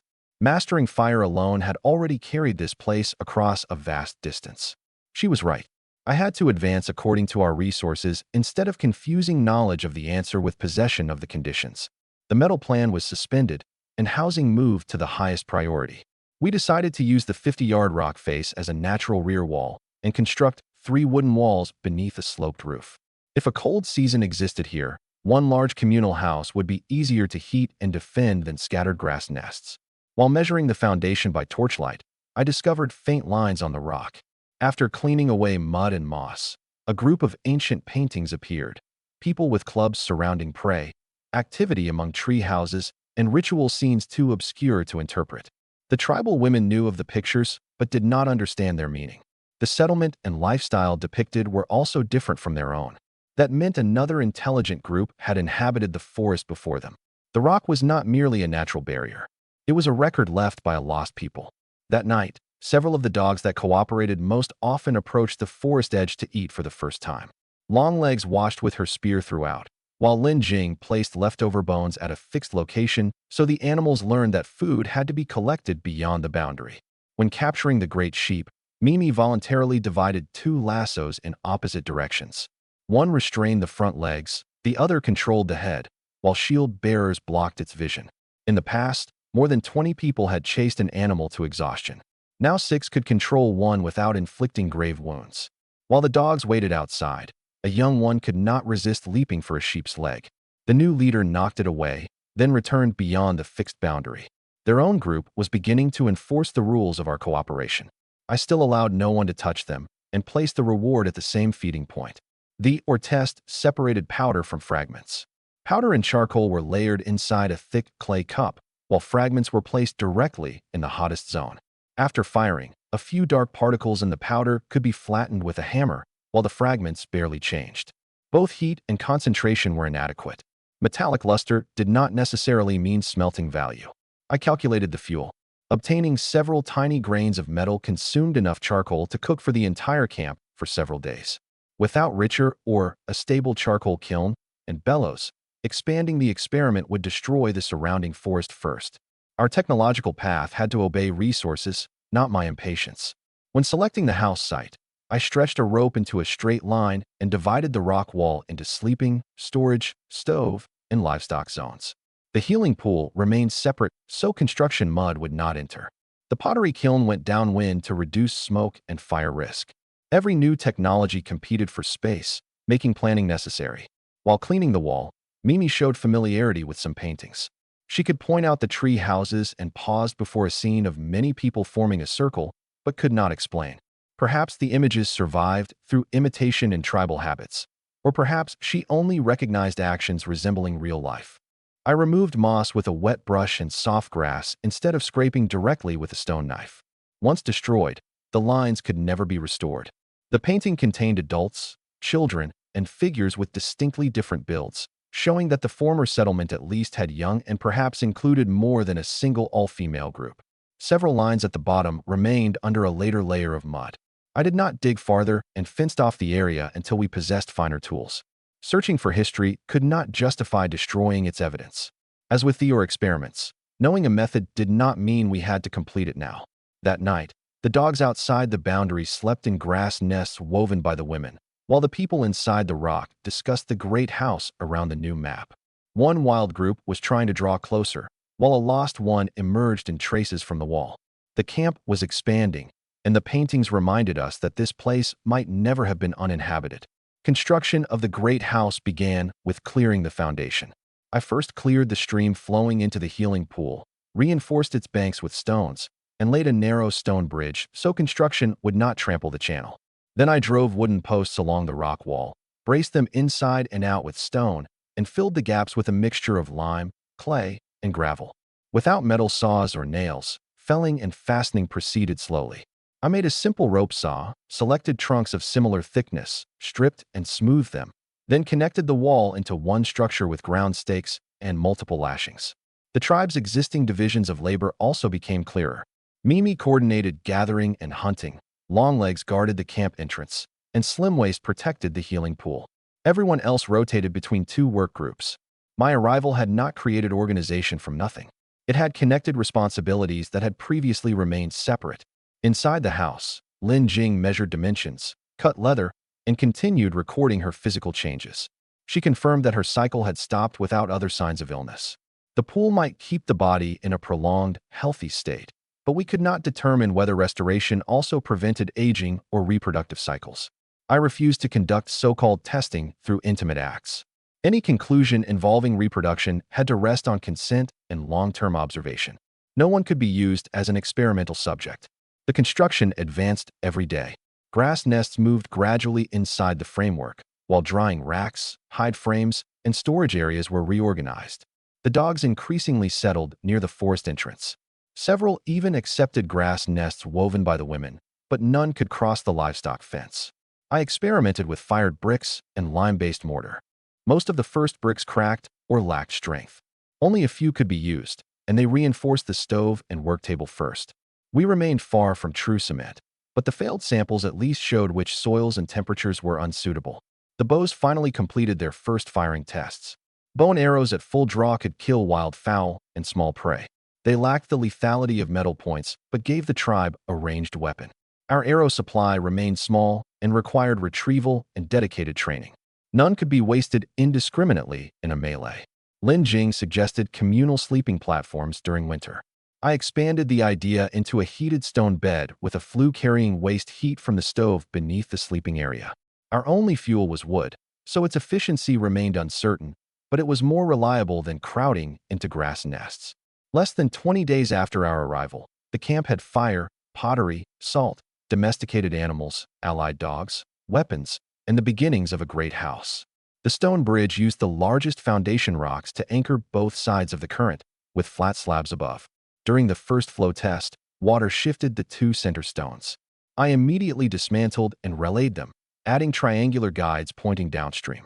If the bridge collapsed during the rainy season, it would not merely impede construction. It might contaminate the healing pool. The foundation could not sit flush against the rock wall either.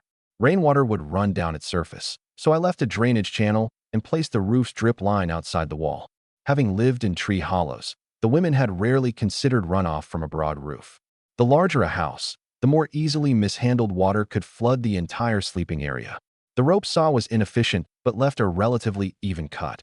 Two people pulled in turn while a third continuously added fine sand to increase friction. Sawing one blackwood trunk took a long time, so I reserved it for load-bearing columns and used easier timber for ordinary framing. Grading materials accelerated the work noticeably. Without nails, wall connections depended on notches and lashings. I cut shallow mortises with a stone axe, seated the horizontal beams into the posts, and wrapped them with wet vines. The vines shrank as they dried, tightening the structure. Bark pads protected points prone to rot and made later replacement easier. We kept and numbered every brick test. Samples with too much sand crumbled. Clay that was too pure cracked. A small amount of grass fiber stabilized bricks while drying, but left holes after firing. I separated porous insulating bricks from dense load-bearing ones instead of seeking one universal formula. Archery training used a fixed range with the thick rock wall as a backstop and warning markers on both sides. Archers first learned never to point a drawn bow at a person, then practiced at 10 and 15 paces and against moving targets. Each arrow carried its owner's symbol on the shaft and had to be recovered after training. Even a broken arrowhead had to return. The first fire in the underfloor flue sent smoke through cracks in the sleeping platform. We extinguished it immediately, sealed the gaps with thin mud, then sent smoke through the empty channel for an entire day. Only when the room no longer smelled acrid did we cover it with stone slabs and dry earth. A leaking heating system could kill faster than cold. The livestock area was incorporated into the great house's outer wall. Sheep and wildfowl could not share a living room with people. Their waste collected downwind for future planting. The dog's feeding station stood still farther out. Those three boundaries could never be confused. At dusk, the first section of roof frame rose. Everyone stopped working and watched straight wooden lines appear against what had once been an empty cliff. This was not a house bestowed by a god. More than 20 people had built it together from the same drawing and set of measurements. Our tools were still stone and wood, but this place was no longer a primitive person's temporary den. Searching for ore and other resources, I led Lin Jing and the hunting party back toward our original landing area. The cooperative dogs followed until we encountered another pack, and the two groups warily moved around each other. Lin Jing said the divergence resembled the beginning of wolves and dogs. One group remained wild, while another chose proximity to humans. Whether history would truly repeat itself was unknown, but our feeding, boundaries, and cooperation were unquestionably changing them. Beyond the small ridge where we had once cried, an enormous river and vast grassland appeared. The women rarely traveled this far, and even the dogs seemed uneasy. The number of animals greatly exceeded the alkaline wastes. It was a natural hunting ground and therefore home to far more predators too. While I searched for ore, Mimi had already organized a drive hunt. Venus and Fleetfoot took bows into concealed positions, while the others closed from both sides. The first bow and arrow struck a sheep-like animal, which ran several dozen yards before falling. The second missed, but the attack proved that arrows could weaken fast prey. While helping close a gap, Lin Jing was knocked down by two frightened females. Her chest and knee were injured, and she could not breathe for several moments. After confirming no obvious fracture, I made her sit and recover and reassured Fleetfoot, who thought she had caused the injury. The lesson showed again that participation in combat did not mean rushing forward. Lin Jing was better suited to observing injuries, managing ropes, and relaying commands than using her body to block large animals. The party successfully controlled several live sheep. I refused to give meat to the dogs that had not participated. They needed to understand that cooperation had to correspond to contribution. Just as we prepared to withdraw, a tremendous roar sounded in the distance. A reddish-brown, long-haired monster shaped like a giant lizard charged over the grass slope with almost no warning. I hastily fired 2 arrows and could not tell whether they hit. The women immediately established a fan-shaped spear formation. Lin Jing handed the ropes around the live sheep to Venus and withdrew into the protected area. The beast lowered its head and snapped at Mimi. She twisted aside and drove her blackwood spear into its lip, only to be flung more than 10 yards away. The others attacked from both sides. Their spears cut only the surface and could not penetrate its thick hide and long coat. The dogs joined the fight, but could find nowhere to bite effectively. The beast's body hugged the ground, while one sweep of its tail raised a cloud of dust. Ordinary attacks produced no meaningful damage. I retreated to the baskets, took out a lighter, and seized the dry fibers and resin prepared as tinder. After entering the beast plains, I had first established a temporary observation point on the tallest ridge. Mimi drew the river, herds, and several obvious migration routes on bark with charcoal, while Lin Jing recorded the water sources. Open space did not mean safe passage. The broader the ground, the fewer places existed to cover a retreat. The two packs did not begin fighting immediately when they met. They sniffed and circled, while our cooperative group always remained closer to us.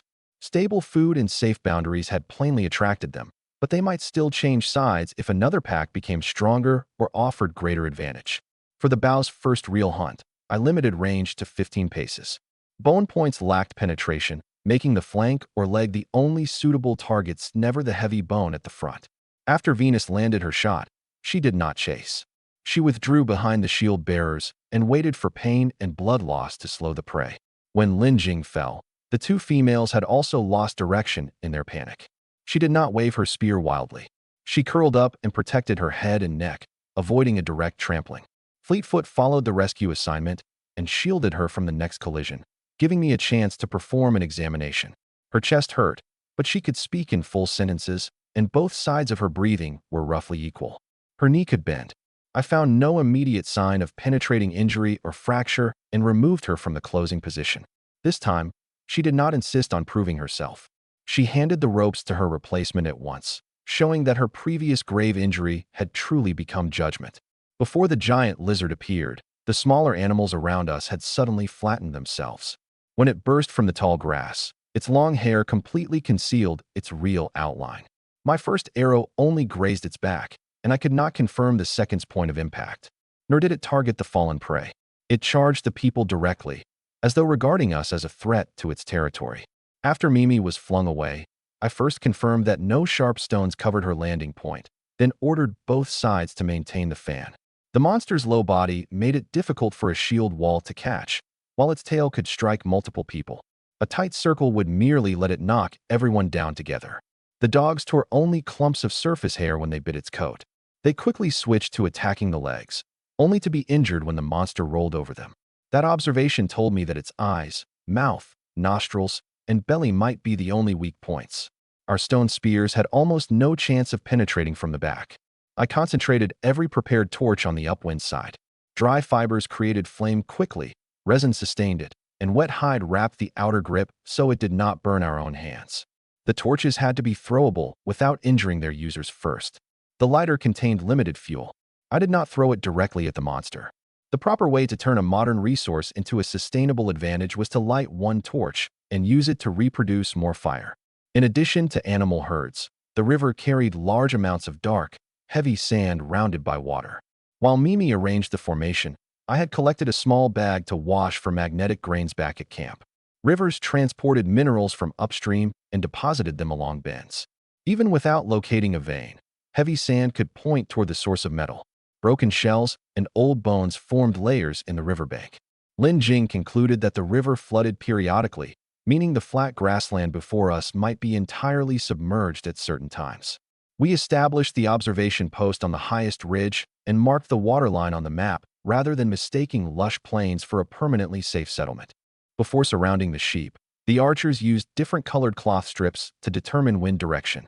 Bone arrows were light, and a crosswind magnified their deviation. An abdominal wound could contaminate meat and cause prolonged suffering, so I allowed shots only at the outer leg and shoulder. Once an arrow landed, they stopped shooting and let the rope team finish the capture.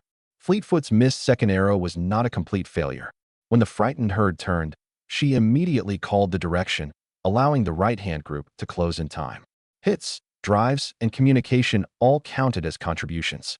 An archer could not release arrow after arrow merely to prove her accuracy. A ranged weapon's greatest value was changing the prey's route, not only killing it. After Lin Jing fell, Fleetfoot was afraid to draw again. I made her participate in the examination and see that the injury was not worsening, then had her fire one signal arrow into the air. An accident needed review, but could not become permanent fear. Otherwise, when we truly needed her next time, the group would have lost a trained archer. The live sheep were controlled with nose loops and wide belly straps rather than thin cord cutting into their legs. They would require quarantine at camp. Parasites and diseases from the plains could spread into our existing flock. The enclosure's area also limited how many animals we captured. Capture was only the first step. Lifelong feeding was the true cost. When the red-haired beast appeared, our cooperative dogs first produced a short howl different from an ordinary warning, and the sheep flattened themselves at the same time. It clearly stood near the top of the local food chain. Even animals familiar with the grassland chose stillness and concealment as their first response. In the future, such collective silence could warn us earlier than tracks. After firing the first arrow, I saw the shaft deflected by long hair without creating a deep wound. The second seemed to enter the shoulder, but quickly vanished beneath the coat. Ordinary bone arrows could not demonstrate an effect, and continued volleys would only exhaust our supply. I immediately sent the archers to both sides so that false confidence in their weapon would not trap them. The fan formation used wider spacing than our defense against dogs. The monster's tail could sweep several people aside, and shields could not stop a charge from its whole body. Each group attracted its attention for only an instant, then sidestepped, forcing it to turn repeatedly and preventing a straight-line acceleration. The formation's purpose had changed from stop it to deny it a stable target. Before seizing the resin, I examined the gullies, wind, and extent of dry grass. Fire could defeat the long coat, but could also seal our retreat. Lin Jing handed a clay water vessel to the fire control group, while Mimi marked the withdrawal route with a white shield. Before using flame, whoever controlled it had to decide where it would end. If stone spears could not pierce its defense, we would use something the animals of this world had never truly learned to face fire. I first killed the arrow-struck sheep. There was no time to butcher it properly, so I tore off one piece of woolly hide. Lin Jing did not understand why I was doing this in the middle of battle until I ignited the dry fibers, resin, and wool together. The monster's thick coat could stop canine teeth and stone spears, but it was also extremely flammable. Staying low, I used a gully to approach from the side, flung the burning hide onto its back, and laid several small lines of fire through the grass around it. Flames spread rapidly along the long hair. For the first time, the monster showed real fear. It rolled wildly in an attempt to smother the fire, failed to see the edge of the gully, and toppled sideways. Its enormous body became wedged upside down in the narrow ground. I immediately ordered everyone back and had them throw their spears from a distance. No one could approach. Mimi had just climbed up after being thrown and still wanted to charge, but I held her back. Broad abrasions covered her arms and knees. One more impact from the monster could kill her. With the beast trapped, the short hair on its belly was exposed. Once the flames weakened, I concentrated the party's attacks on the head, neck, and eyes and ended its struggle as quickly as possible. Fire, terrain, and ranged attacks had broken its defense together. No one had been forced to stop it with her body. When the fight ended, everyone was exhausted. The dogs remained to share the monster, while I carried Mimi back to the healing pool first. Longlegs and Slim Waist met us at the forest edge. Lin Jing brought the frightened sheep home and prepared warm soup and clean water in clay vessels for the lightly injured. The water began healing Mimi's abrasions. She rested against my shoulder. I confirmed her safety with an embrace and did not pursue any intimacy while her injuries remained unhealed. The women excitedly reenacted the flames consuming the beast. To them, this victory proved once again that an enemy's overwhelming strength did not require us to become stronger than it. We only had to find a weakness it could not answer. Lin Jing also admitted that she had once imagined wilderness survival far too simply. She asked to continue accompanying future parties, but was willing to take on medicine, records, and logistics within her abilities instead of forcing herself into the front of a spear formation.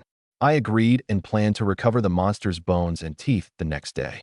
The skeleton was enormous, and its dense bones might make stronger arrowheads, tool handles, and structural components. After nightfall, Lin Jing asked to sleep beside me because she wanted a sense of safety. I had her confirm the boundaries again. In the end, we simply rested against each other. Before lighting the attack, I had moved everyone upwind. Burning resin produced heavy smoke, and fire spreading through the dry grass could consume us first. 2 people waited behind us with clay pots of water, while several others held wet hides to beat out any uncontrolled flames. I tied the wool tinder bundle to the end of a long branch. The first struck the monster's back and bounced off, setting only a small patch of grass alight. I did not rush closer. When it turned toward that fire, I pressed the second burning hide into the thickest hair from the opposite side. Flame did not cover the animal instantly.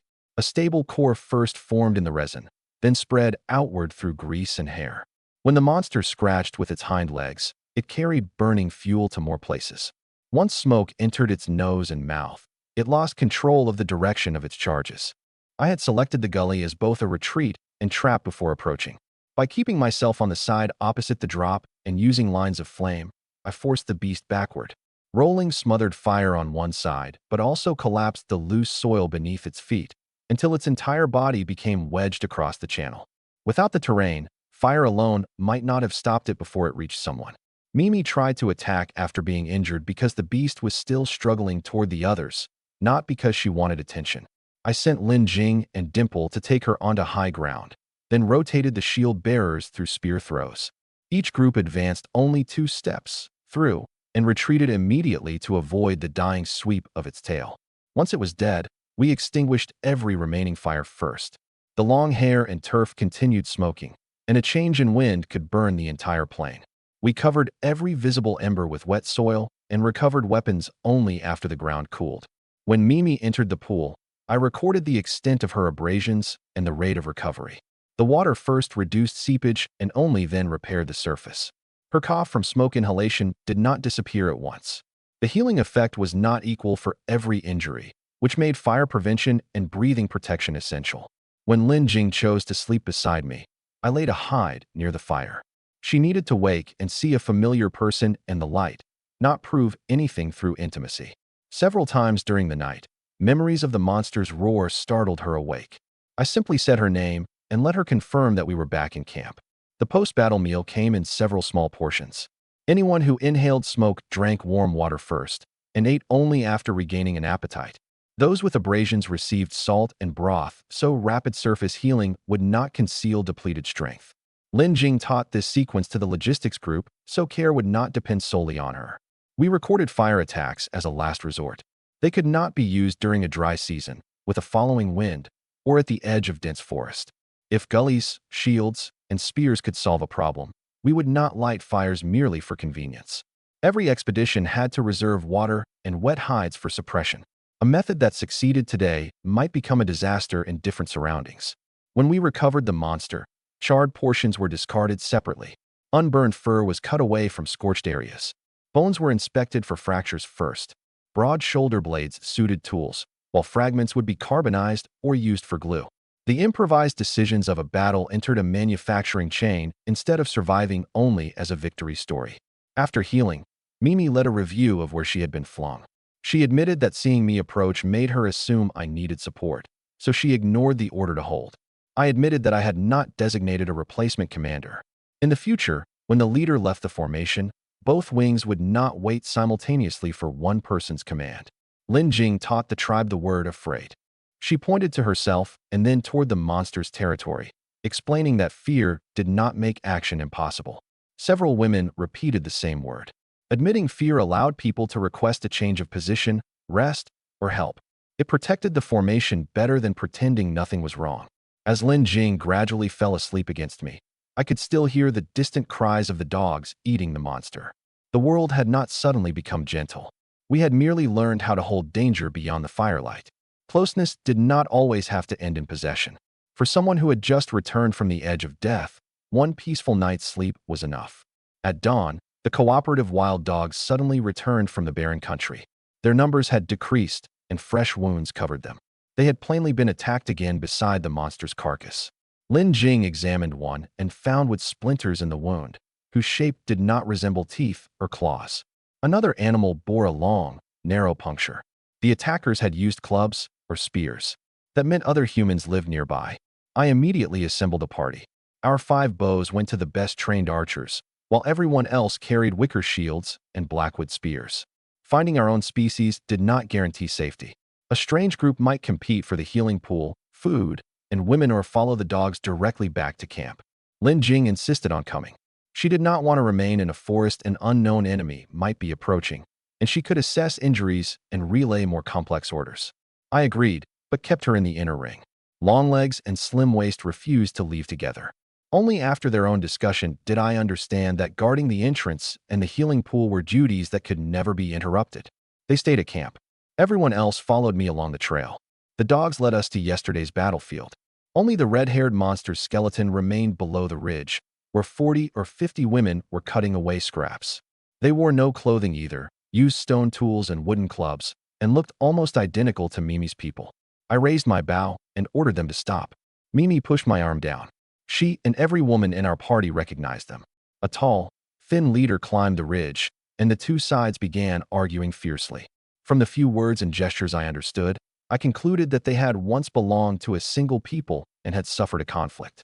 The tall woman had injured Mimi with a spear, and her group was later driven away. The newcomers carried obvious old scars, animal hides, stone tools, and all their belongings. They had plainly migrated a long distance. With no permanent camp and little food, they had taken the monster's remains from the dogs. I did not lower my weapon, but neither did I order an attack. Before following the wounded dogs, I treated them. I did not pull the wooden splinters out immediately. I cleaned around each wound and confirmed nothing had broken deep inside. The animals bared their teeth constantly. I covered their eyes with hide, while women familiar with them restrained their limbs. Even after days of cooperation, pain could still make them bite. The edges of the punctures were clean and the depth resembled wounds from our improved spears. The splinters came from ordinary hardwood that had not been fire-hardened. The attackers' technology was inferior to ours, but they clearly knew how to fight the pack. Broken branches could not leave similar wounds in the same places on several animals. During the pursuit, I kept the archers apart from the dogs. The pack might be guiding us toward its attackers, or merely fleeing back to a known food source. At every bend, Mimi first checked the high ground and both sides, so the whole party could not be lured into a low-lying ambush. The battlefield's tracks were chaotic, but human footprints concentrated around the monster's belly, while tool marks followed its joints. These people understood butchering and were not simply tearing scraps from the carcass. Several patches of ash showed that they had at least encountered fire or once preserved it from a natural source. I had raised the bow not to shoot at once, but to stop everyone outside arrow range. The group below nearly doubled our numbers, and some held long wooden poles. 5 bows could not stop a simultaneous charge. I first needed time for observation and communication. Mimi lowered my arm without hesitation. Several long calls from her then silenced the crowd below, proving that the groups not only knew each other, but still recognized some old relationship. The tall woman set down her stone spear before approaching, yet did not kneel. Her bearing differed completely from Mimi's. During their argument, Mimi pointed to a nearly invisible old mark on her shoulder and mimed being stabbed. The tall woman repeatedly pointed into the distance and to her empty hands, seeming to explain something involving food or migration. We could not confirm the details, but this was clearly no ordinary separation. Lin Jing noticed that the exiles carried hides from young animals, but no children. They too were all adult women with an age distribution similar to the original tribe. The two groups shared more than language and faces. They shared the same mystery of having no next generation. The group below butchered the monster skillfully, but used no fire. They first gave edible portions to the injured and wrapped the rest in hide, showing that migration had prevented them from preserving embers reliably. Several looked openly hungry when they saw the tinder at our waists. That desire could itself provoke conflict. While Mimi spoke with the tall woman, I had the archers lower their arrows instead of continuously aiming at specific people. Prolonged targeting would turn negotiation into waiting for an attack. Putting the bows away entirely would remove our protection. Both sides could see our ability to retaliate and our temporary choice not to use it. Lin Jing observed that several people limped or had cracked lips, while one old abdominal injury might be infected. She suggested offering water first. I had her place a clay jug midway between the parties and retreat rather than approach personally. The tall woman took the first drink, then gave it to an injured companion, proving she still bore some responsibility for care. The dogs scattered around the outer perimeter. They feared both their attackers and a sudden clash between us. Several injured animals repeatedly looked toward our camp. The longer the standoff continued, the more likely the smell of blood would attract another predator. I used the sun's position to remind Mimi that every negotiation had to pause before dark. During the dispute, several women called each other by names we already used. Dimple even descended the ridge and touched foreheads with an old acquaintance, while Longlegs kept her spear tight in her hands. The division had not severed every private bond, and different members had clearly suffered different harms. That made it even more important not to treat the tall woman's explanation as the answer for her entire group. We would have to hear people separately, observe their conduct, and give the injured the right to refuse contact. Tribal history was not a single line spoken by one leader. It was the consequences carried by dozens of people. We had not found a wholly unfamiliar enemy. We had found a past the tribe had never explained to me. The two groups argued across the ridge, and restraint quickly gave way to anger. Mimi tightened her grip on her spear, while the tall woman repeatedly lowered her head to explain. Fleetfoot and Dimple stood between the two sides and tried to calm them. Both groups spoke the same language and preserved similar customs. The split could not have happened long ago. Lin Jing asked whether I would accept the exiles. I refused to decide for Mimi and the others. If betrayal and a stabbing truly happened, we don't know why. We have no right to demand that the injured forgive immediately. I also knew that more than 40 newcomers could provide enormous labor. Housing, gathering, defense, and hunting would become easier. But the advantage of numbers could not conceal unresolved questions of power and trust. A forced merger would only carry the old conflict into camp. Dimple later came to ask for my opinion. I pointed to Mimi, Longlegs, and Slim Waist, indicating that the original members had to decide together. My control of fire and weapons did not give me the right to take away their power over their own history. We returned to camp first. The exiles followed at a distance with their hides and stone tools, and ultimately stopped outside the forest without forcing their way in. An unusual silence fell inside camp. Longlegs was visibly furious when she learned the news, while Slim Waist listened to every person's view.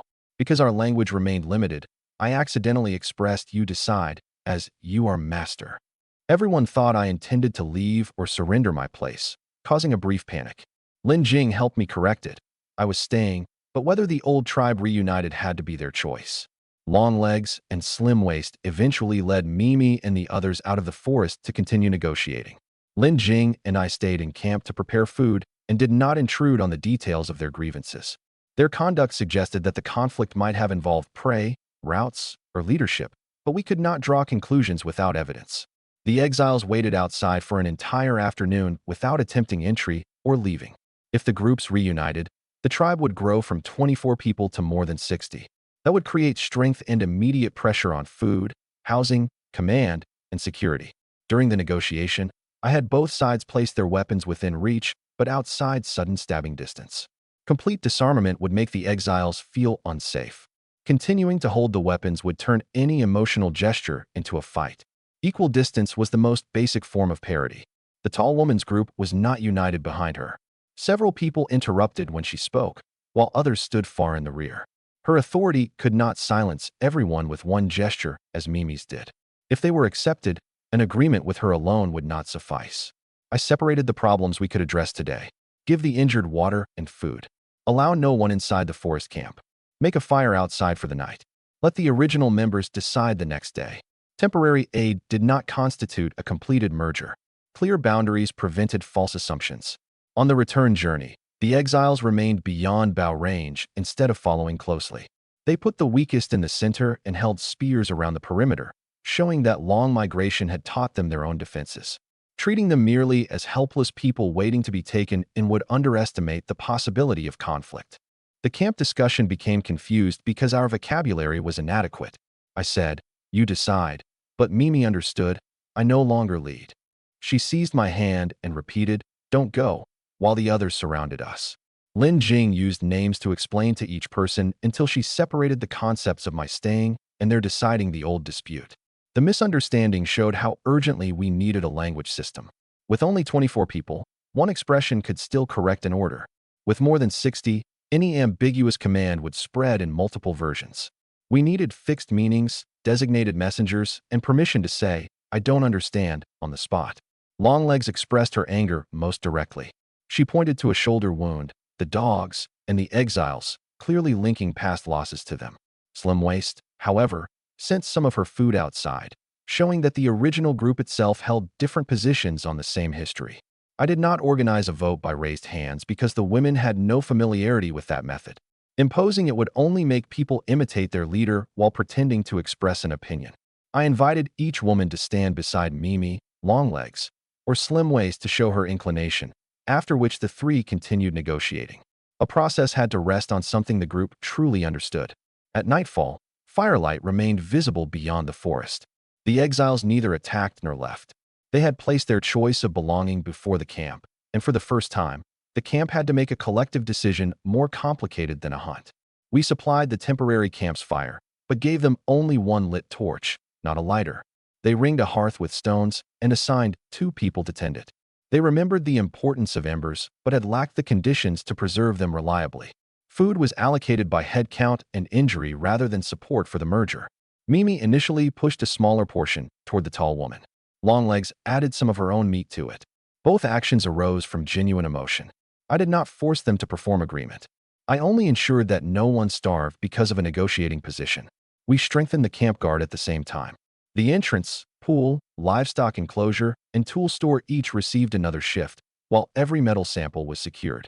Kindness and caution could coexist, with the old conflict still unexplained. Leaving critical resources completely open might create temptation and suspicion. Lin Jing began drawing the simplest rule sheet. Fire could not be taken away. Weapons had to be registered before leaving. Food was distributed according to work and need, and spears had to be lowered during disputes. The pictures placed no one above or below another. They showed actions everyone had to follow. A rule that constrained only newcomers could never become a common institution.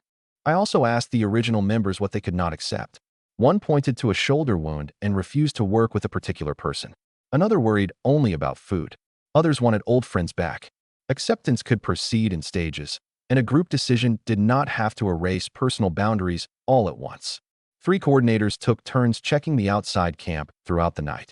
They did not leave the exiles alone in fear, and they did not let them use darkness to approach.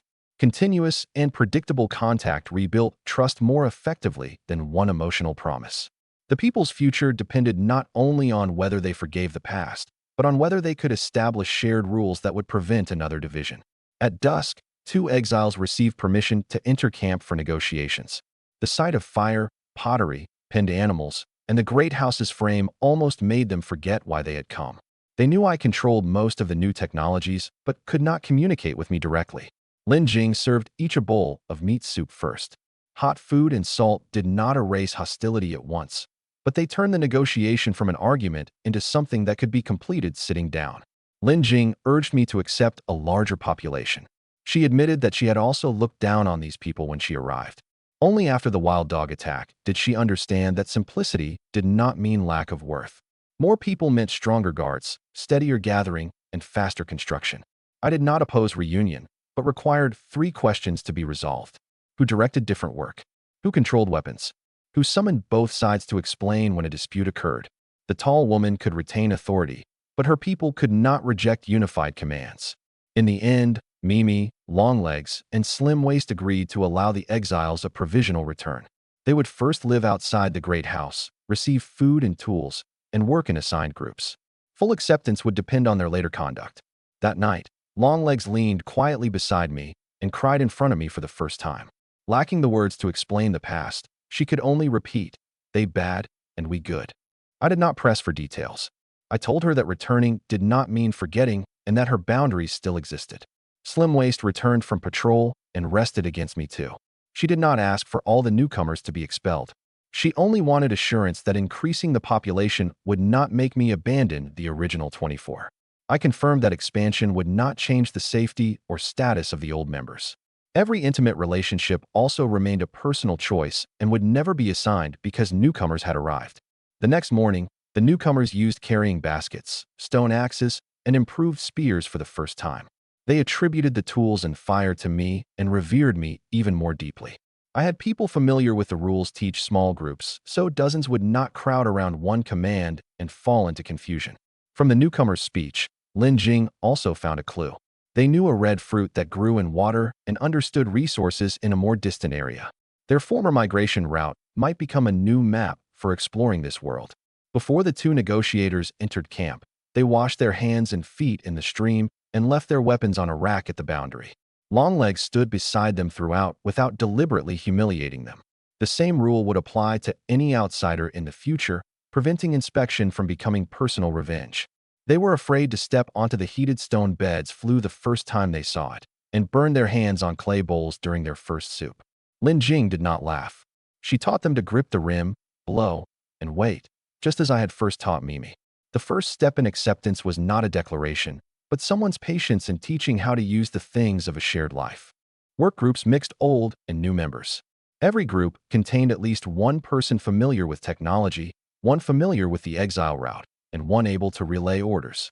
If all newcomers remained together, they would continue listening only to their former leader. If we separated them completely, they would feel controlled. Integration had to be gradual. Weapons were temporarily checked out by name. People received them before leaving and returned them for inspection afterward. Private stone knives could remain with their owners, while bows and metal samples stayed under central control. This was not because newcomers were inherently untrustworthy. With more than 60 people, a lost or damaged weapon had to be traced to its last user. Dispute resolution followed a fixed order to first stop the action and lower weapons. Each side then selected someone who could restate its position. Finally, Mimi, Longlegs, Slim Waist, and the tall woman listened together. My role was to prevent violence and explain new rules, not decide every minor disagreement. When Longlegs cried, I did not promise that I would never let a newcomer hurt you. Something beyond my power to guarantee. I promised that anyone crossing a boundary would be stopped, and that she could refuse contact. She gradually relaxed because the boundary was clear, not because she had been ordered to become magnanimous. The second day's tool instruction revealed more differences. The newcomers knew how to find wetland foods and track across open ground. The old members understood fire, pottery, and formations. Once they taught one another, the old relationship between stronger and weaker began to shift. Acceptance was not charity flowing in one direction. The exiles' experience also became an asset to the new tribe. They drew the red aquatic fruit with many layered shells and pointed toward higher forest. During migration, they had bypassed the giant crocodile wetland along another dry riverbed. If the route was reliable, it could provide a new approach to the mineral area. That night, the newcomers slept in temporary shelters outside, while old members took turns guarding. No one called it a complete reunion, but fire and food were already shared, and the first mixed patrol departed on schedule. Reunion did not erase the old wounds, but it gave two groups that could barely survive alone in the wilderness another choice. The first meal after the population surge vanished quickly. More than 60 people plus the dogs overwhelmed our old soup and drying meat. The newcomers stripped every scrap from the bones. I immediately slaughtered one domesticated sheep to supplement the food and began preparing a large-scale hunt for the next day. We lacked enough weapons, so I first established groups. Every old member who knew the commands led two newcomers and translated surround, stop, advance, retreat, in their positions. At first, the tall woman refused to accept Fleetfoot's command, so I temporarily removed her from the line. Longlegs and Slim Waist pleaded for her together. That confirmed the old conflict was not simple enough to require permanent exclusion. I allowed the tall woman to return, but made it clear that battle could have only one command system. The hunting party approached 70 people. Lin Jing remained in camp with a small group to study edible plants, first aid materials, and domesticated animals. I led everyone else to the meadow near the wetlands, where visibility was broad, herbivores abundant, and a large encirclement practical. Mimi drew a traditional plan that aimed to capture only one or two animals. I added 4 targets and expanded the circle. She hesitated, so I had her retain command and distributed the newcomers evenly in every direction.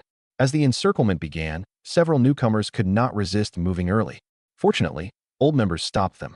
Only when the archers struck the outer targets did Mimi give the charge signal. Dozens closed at once, while the dogs chased prey attempting to slip through gaps. The running herd briefly disrupted the formation without breaking it completely. In the end, we controlled 14 animals. 2 died, while the rest were tied for domestication or later processing. I gave one animal to the dogs that had helped close the escape, showing every newcomer that cooperation brought a corresponding reward. The tall woman also witnessed a planned drive and live capture for the first time. Excitement replaced her doubt. On the way home, the party resembled a small army. Stone spears, wicker shields, a few bows, and a pack of dogs remained primitive, but were enough to make ordinary local predators avoid us. I did not indulge in a false sense of kingship.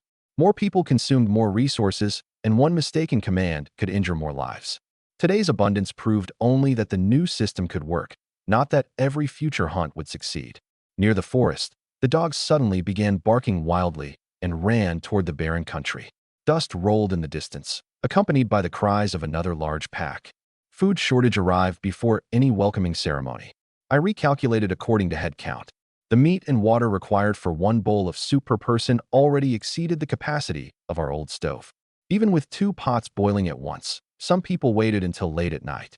I immediately ordered expansion of the communal stove and production of more medium-sized vessels. Population growth required infrastructure to support it. Slaughtering a penned sheep was an emergency measure. If livestock covered every new mouth, the small herd we had just established would disappear in days. The next hunt needed both meat and live animals, but numbers could not justify entering the giant crocodile's wetland or the territory of an unknown beast.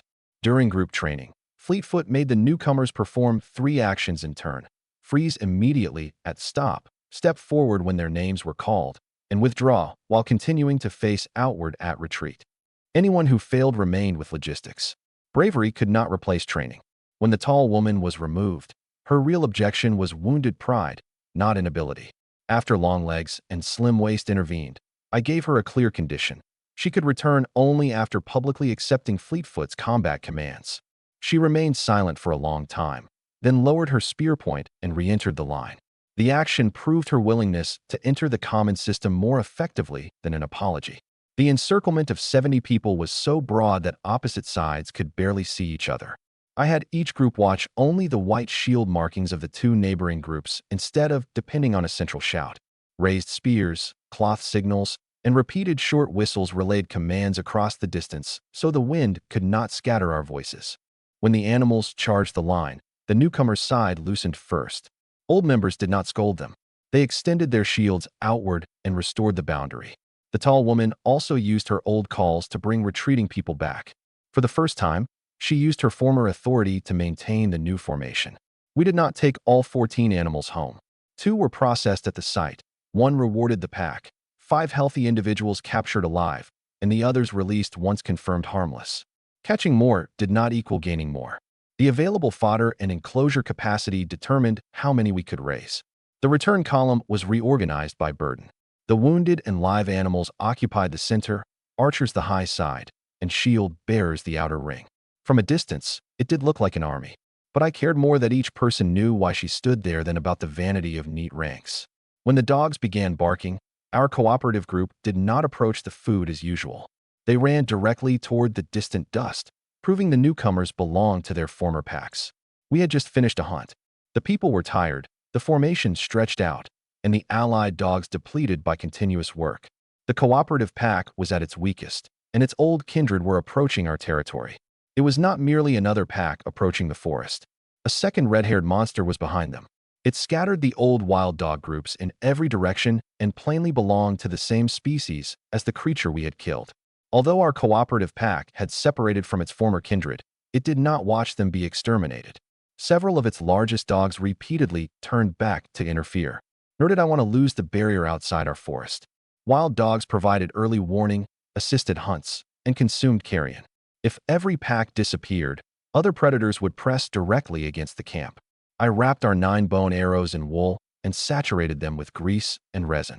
Mimi and Longlegs organized the shield formation, while spearmen on both sides limited the monster's direction.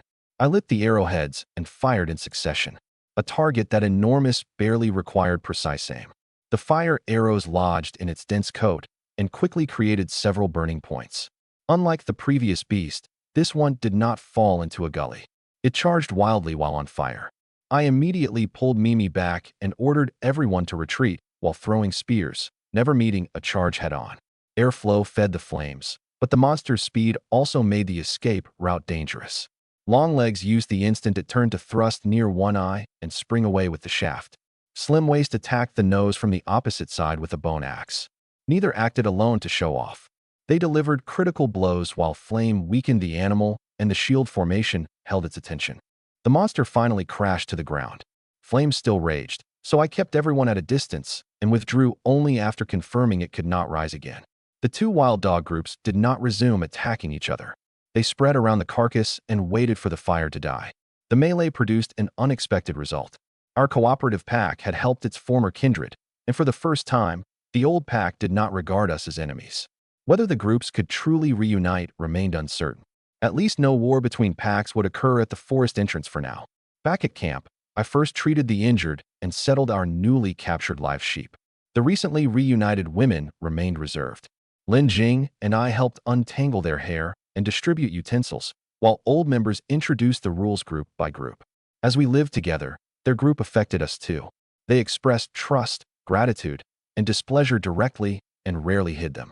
Lin Jing admitted that she had accepted the likelihood of living here for a long time and would reconsider our relationship after confirming her body's safety. I did not rush her. When the red-haired monster appeared through the dust, the old packs had already lost all formation. Several wounded dogs still tried to bite its hind legs, but the dense coat stopped them. The cooperative animals did not intervene from abstract sympathy. They still recognized their former companions, and if every member of their species in this area died, they would become the next targets. We had only just completed the great hunt, and many people's shoulders and arms trembled with fatigue. A dense advancing formation could not be sustained.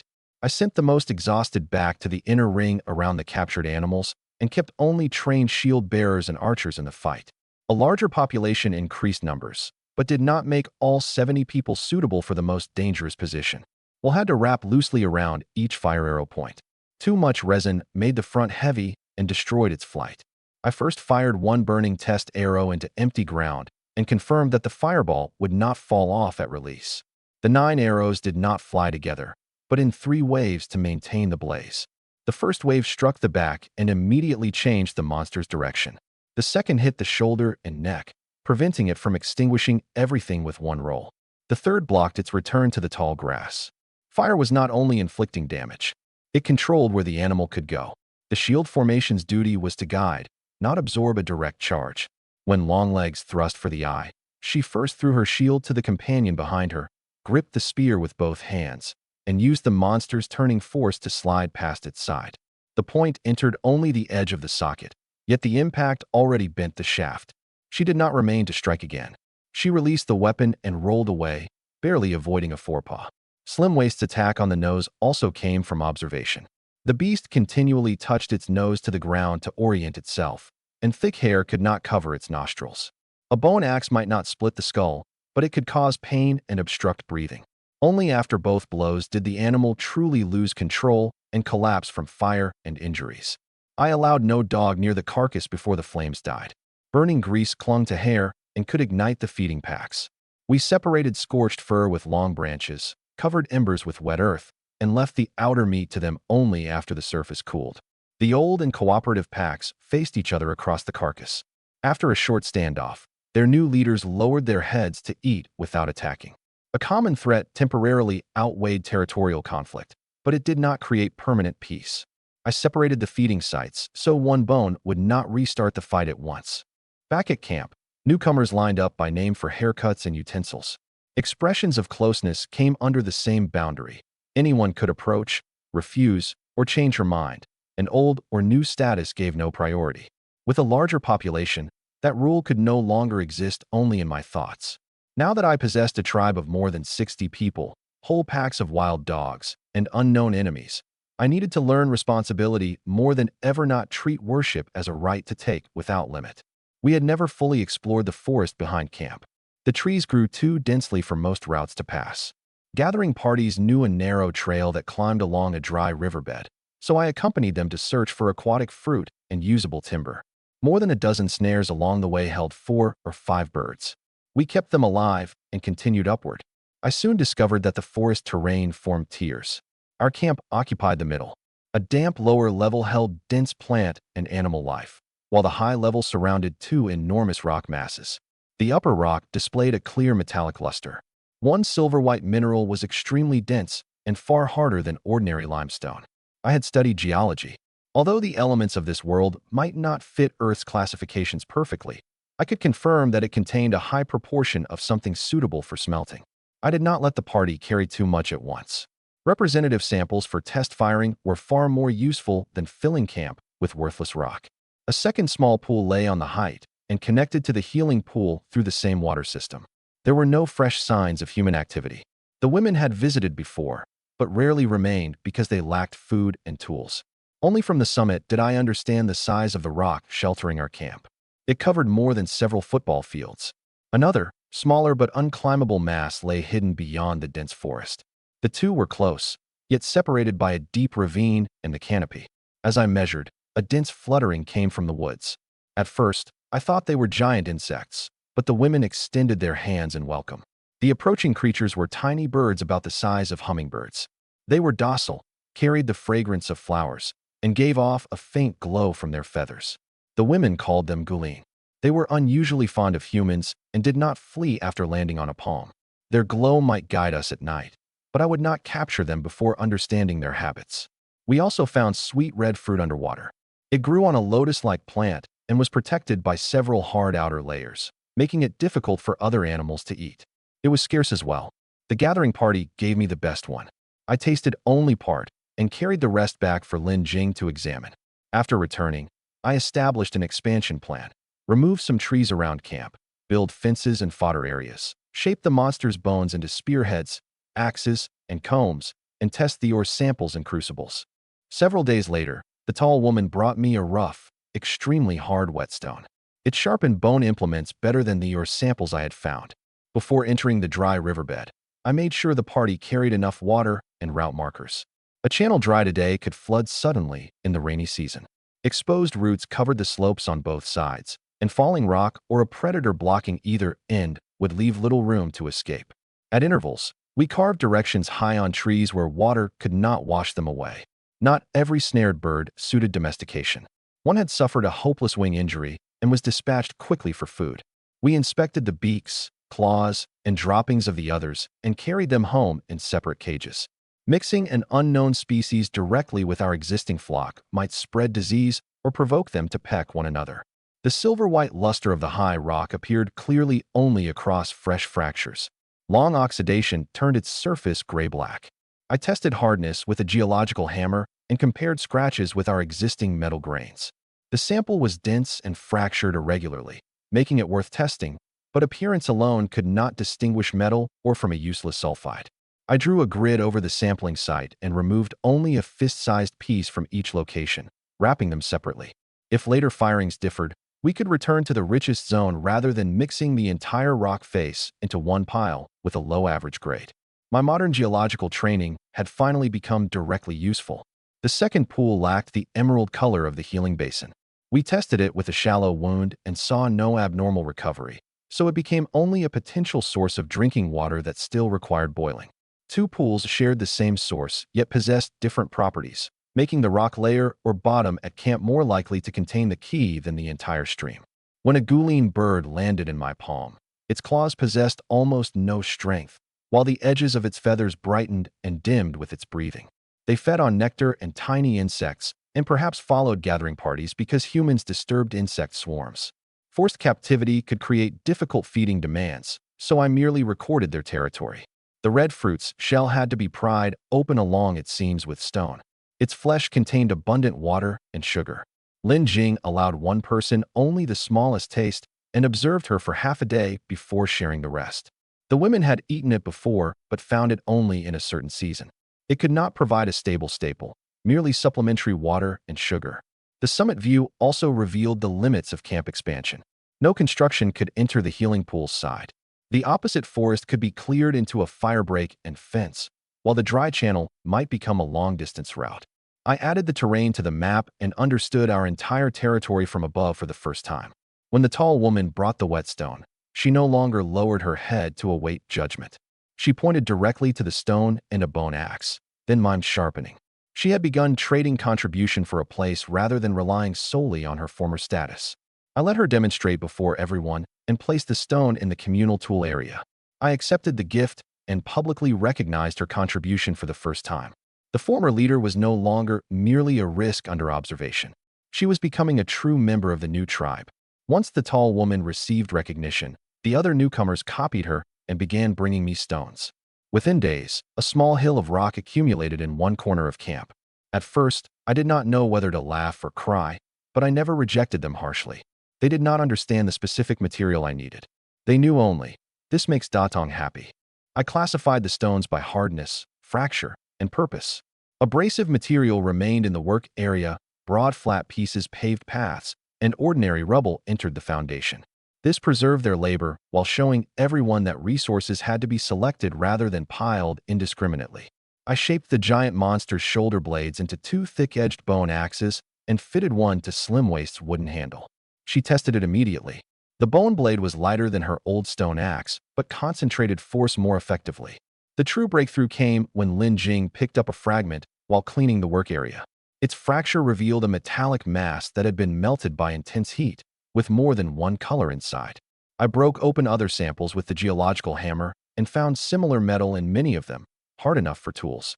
These did not resemble naturally concentrated ore.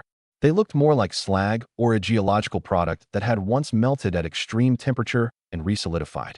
Whatever their origin, their metal content far exceeded the cliff fragments and would spare us much of the beneficiation process. I immediately questioned the tall woman about where they came from. My urgency frightened her into thinking she had done something wrong. Lin Jing reminded me to smile. I lowered the hammer, raised the metallic mass, and clearly showed that it was valuable. Several women pointed in the same direction beyond the forest and acted out a broad field of rubble. They had crossed it during exile and casually carried back stones suitable for sharpening, unaware of the metal inside. One simple gift had accidentally solved the problem I had pursued for days. If we could separate and repeatedly forge those masses, we would not have to wait for mining at the dark red cliff. We could first make tongs, an anvil, axes, saws, and metal spearheads. As gifts continued to arrive, I did not merely say no. I placed 3 sample groups in the work area: dark hard stone for grinding bone, fine stone that flaked into sharp edges, and heavy rock containing metal masses. Each group bore a different symbol so gatherers could learn selection through comparison instead of abstract words. Ordinary stone received specific uses too. Flat pieces paved muddy paths, rounded ones stored heat, small rubble filled wall foundations, and easily fractured stone became kiln temperature indicators. Once everything was classified, newcomers saw that no one mocked what they carried back and became more willing to ask about its use. Making the bone axes exposed the direction of the material's grain. The giant shoulder blade's transverse layers cracked under lateral blows, so the edge had to follow the dense structure. The first axe looked thick but chipped after 3 strikes. The second, with its orientation corrected, repeatedly severed soft wood as thick as a wrist. Identical raw material gained a different lifespan through structural understanding. The slag-bearing stone looked like ordinary black-brown rock on the surface. Lin Jing noticed its abnormal weight and sound. It was heavier than ordinary rock of equal size, and fracturing revealed metal enclosed by glassy material. She had no geological training, but continuous comparison while organizing allowed her to see the difference I had overlooked. I conducted preliminary tests with magnetism, deformation, and heat. Some dark grains were attracted by our existing metal, while silver-white particles showed no clear response. Under hammering, some shattered and others flattened. This was probably mixed alloy and slag rather than a single ore. Future smelting had to proceed in separate batches rather than dumping every sample into one crucible. The tall woman recoiled when I questioned her urgently, showing that she still associated technological authority with punishment. After putting down the hammer, I first called her name, then gave her the metal grain to examine. Finally, I asked again using only good, what, and where. Only then did she and several others point together. Through gestures, they described a place that glittered in sunlight, with hot black ground and little vegetation. It might be an ancient smelting site, a volcanic melt zone, or the product of an impact.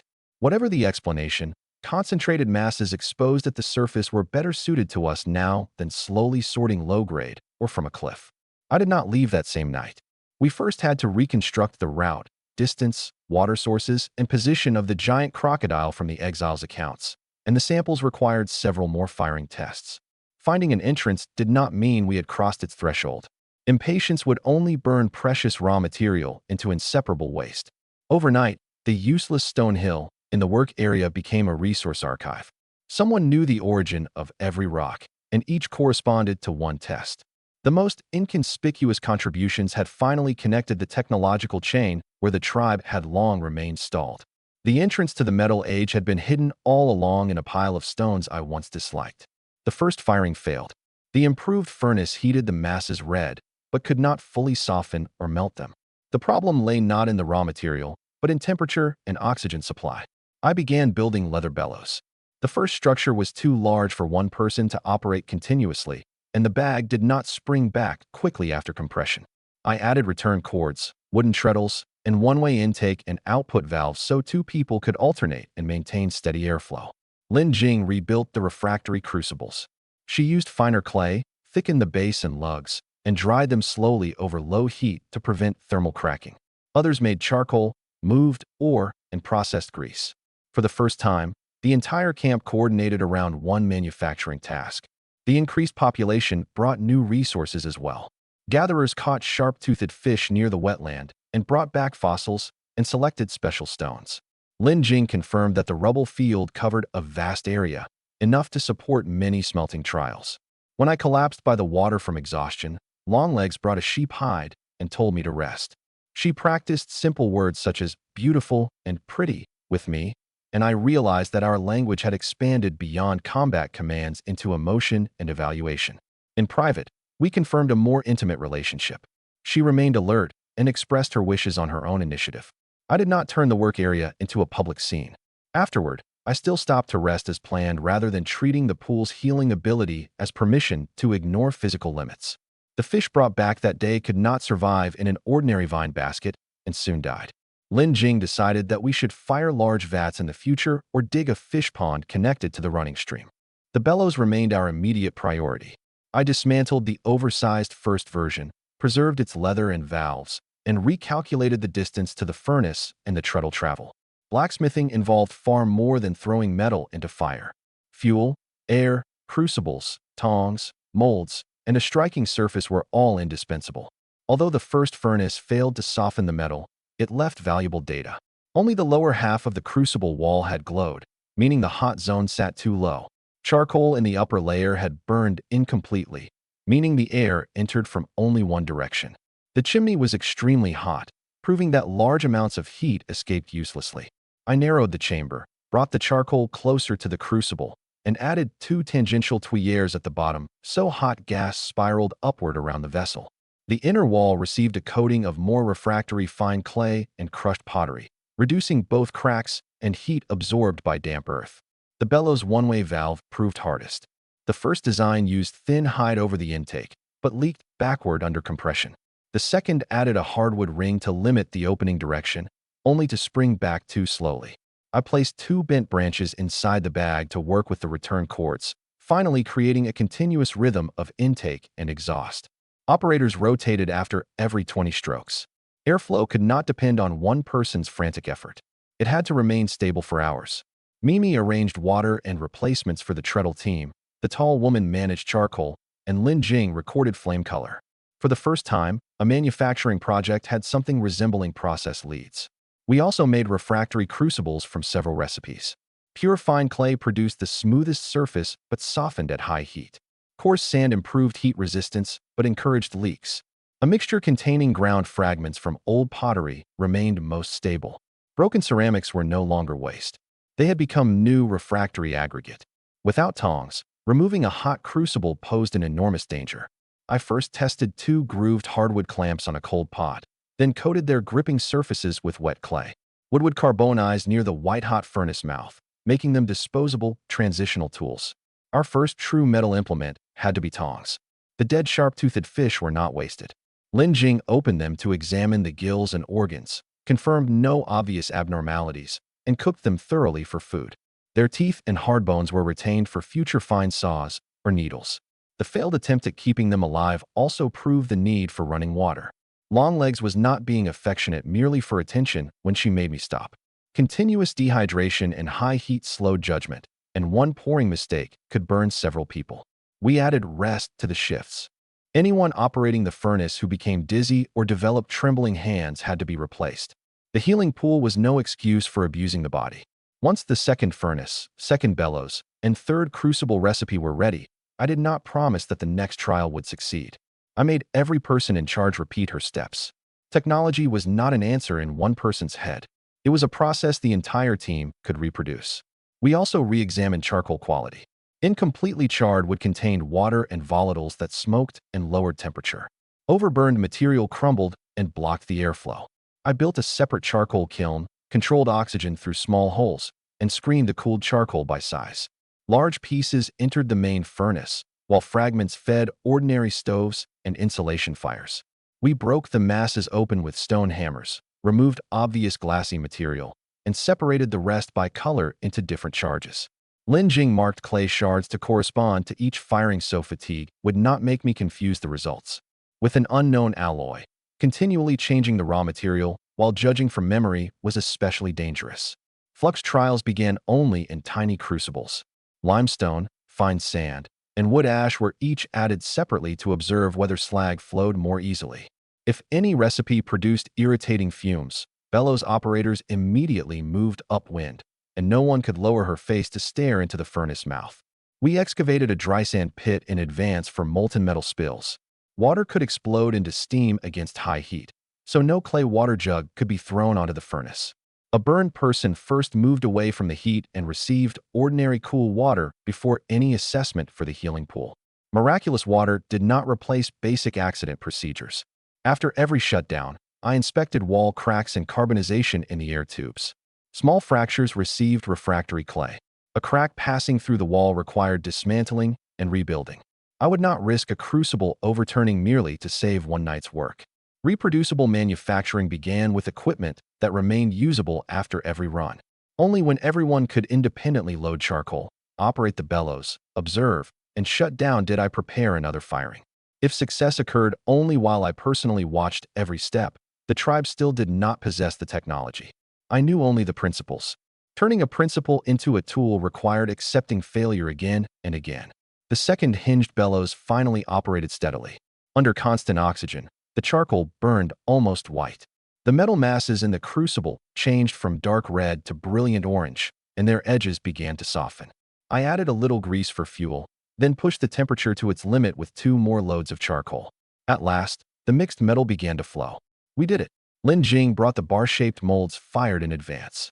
Using the geological hammer to hook a crucible lug, I carefully poured the molten metal into blanks for tongs, a hammer, and spearheads. Everyone remained beyond the safety line. Only the bellows operators shut down on command. The first castings had rough surfaces and many impurities. I reheated one metal bar and hammered it repeatedly against a flat boulder to make the tongs we needed most. Then I produced a small anvil and large hammer, forming the most basic forging tool chain. I did not call the unknown alloy iron. It contained at least 2 metals, and bending, impact, and quenching tests still had to determine its properties. Lin Jing reminded me that it resembled compounding medicine. A small difference in ingredients, temperature, or process could produce a completely different result. The day marks on the wall had reached 46. Her cycle had still not resumed, and there was no sign of pregnancy. Wild dogs reproduced normally, so the water source did not necessarily suppress reproduction in general. The issue might affect only humans or relate specifically to the healing pool. We decided to continue observing. We would not intervene with unknown herbs or use intimacy as an experiment. Once the tools gradually became available, I forged our first 3-edged spearhead. It went through 3 rounds of heating and hammering. A socket modeled after a shovel fitting wrapped around the ebony shaft, and 2 metal rivets secured it. After grinding, I tested thrusts, jabs, chops, and lateral loads against the stump. The edge did not roll, the socket did not loosen, and only the stump lost a large chunk. I handed it to Longlegs. She knew it had been made especially for her. After testing each movement, she accidentally struck stone.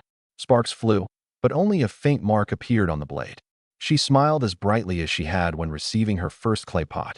Everyone around us finally understood that the substance flowing from the fire was not dangerous waste. It was a weapon stronger than stone, bone, or wood. The tribe held no ceremony on the day its first metal spear was born. Before the second high-temperature firing, every material was grouped by approximate weight. We had no scale, so I used an equal-arm wooden balance and identical stones, keeping the metal masses, charcoal, and experimental flux in every crucible as consistent as possible. Only similar conditions could show which formula actually changed the result. When the chamber turned white, waves of heat made approach impossible. I observed the metal's edge through a long-handled sight tube, while the bellows team adjusted entirely through hand signals. Shouting or moving carelessly beside such heat could overturn a crucible, so a dedicated person maintained order outside the safety line too. Once the metal flowed, I did not pour everything at once. I first filled the smallest test groove to confirm that the melt left the crucible cleanly and the mold did not burst, then poured the blanks for tongs and hammer. Even so, residual moisture in one groove produced a spray of tiny droplets. Fortunately, everyone stood behind and to the side. The cast tong blank was too brittle. One end snapped the first time it gripped a hot bar. I reheated the fracture, forged it thin, folded it, and fitted it into a long hardwood handle.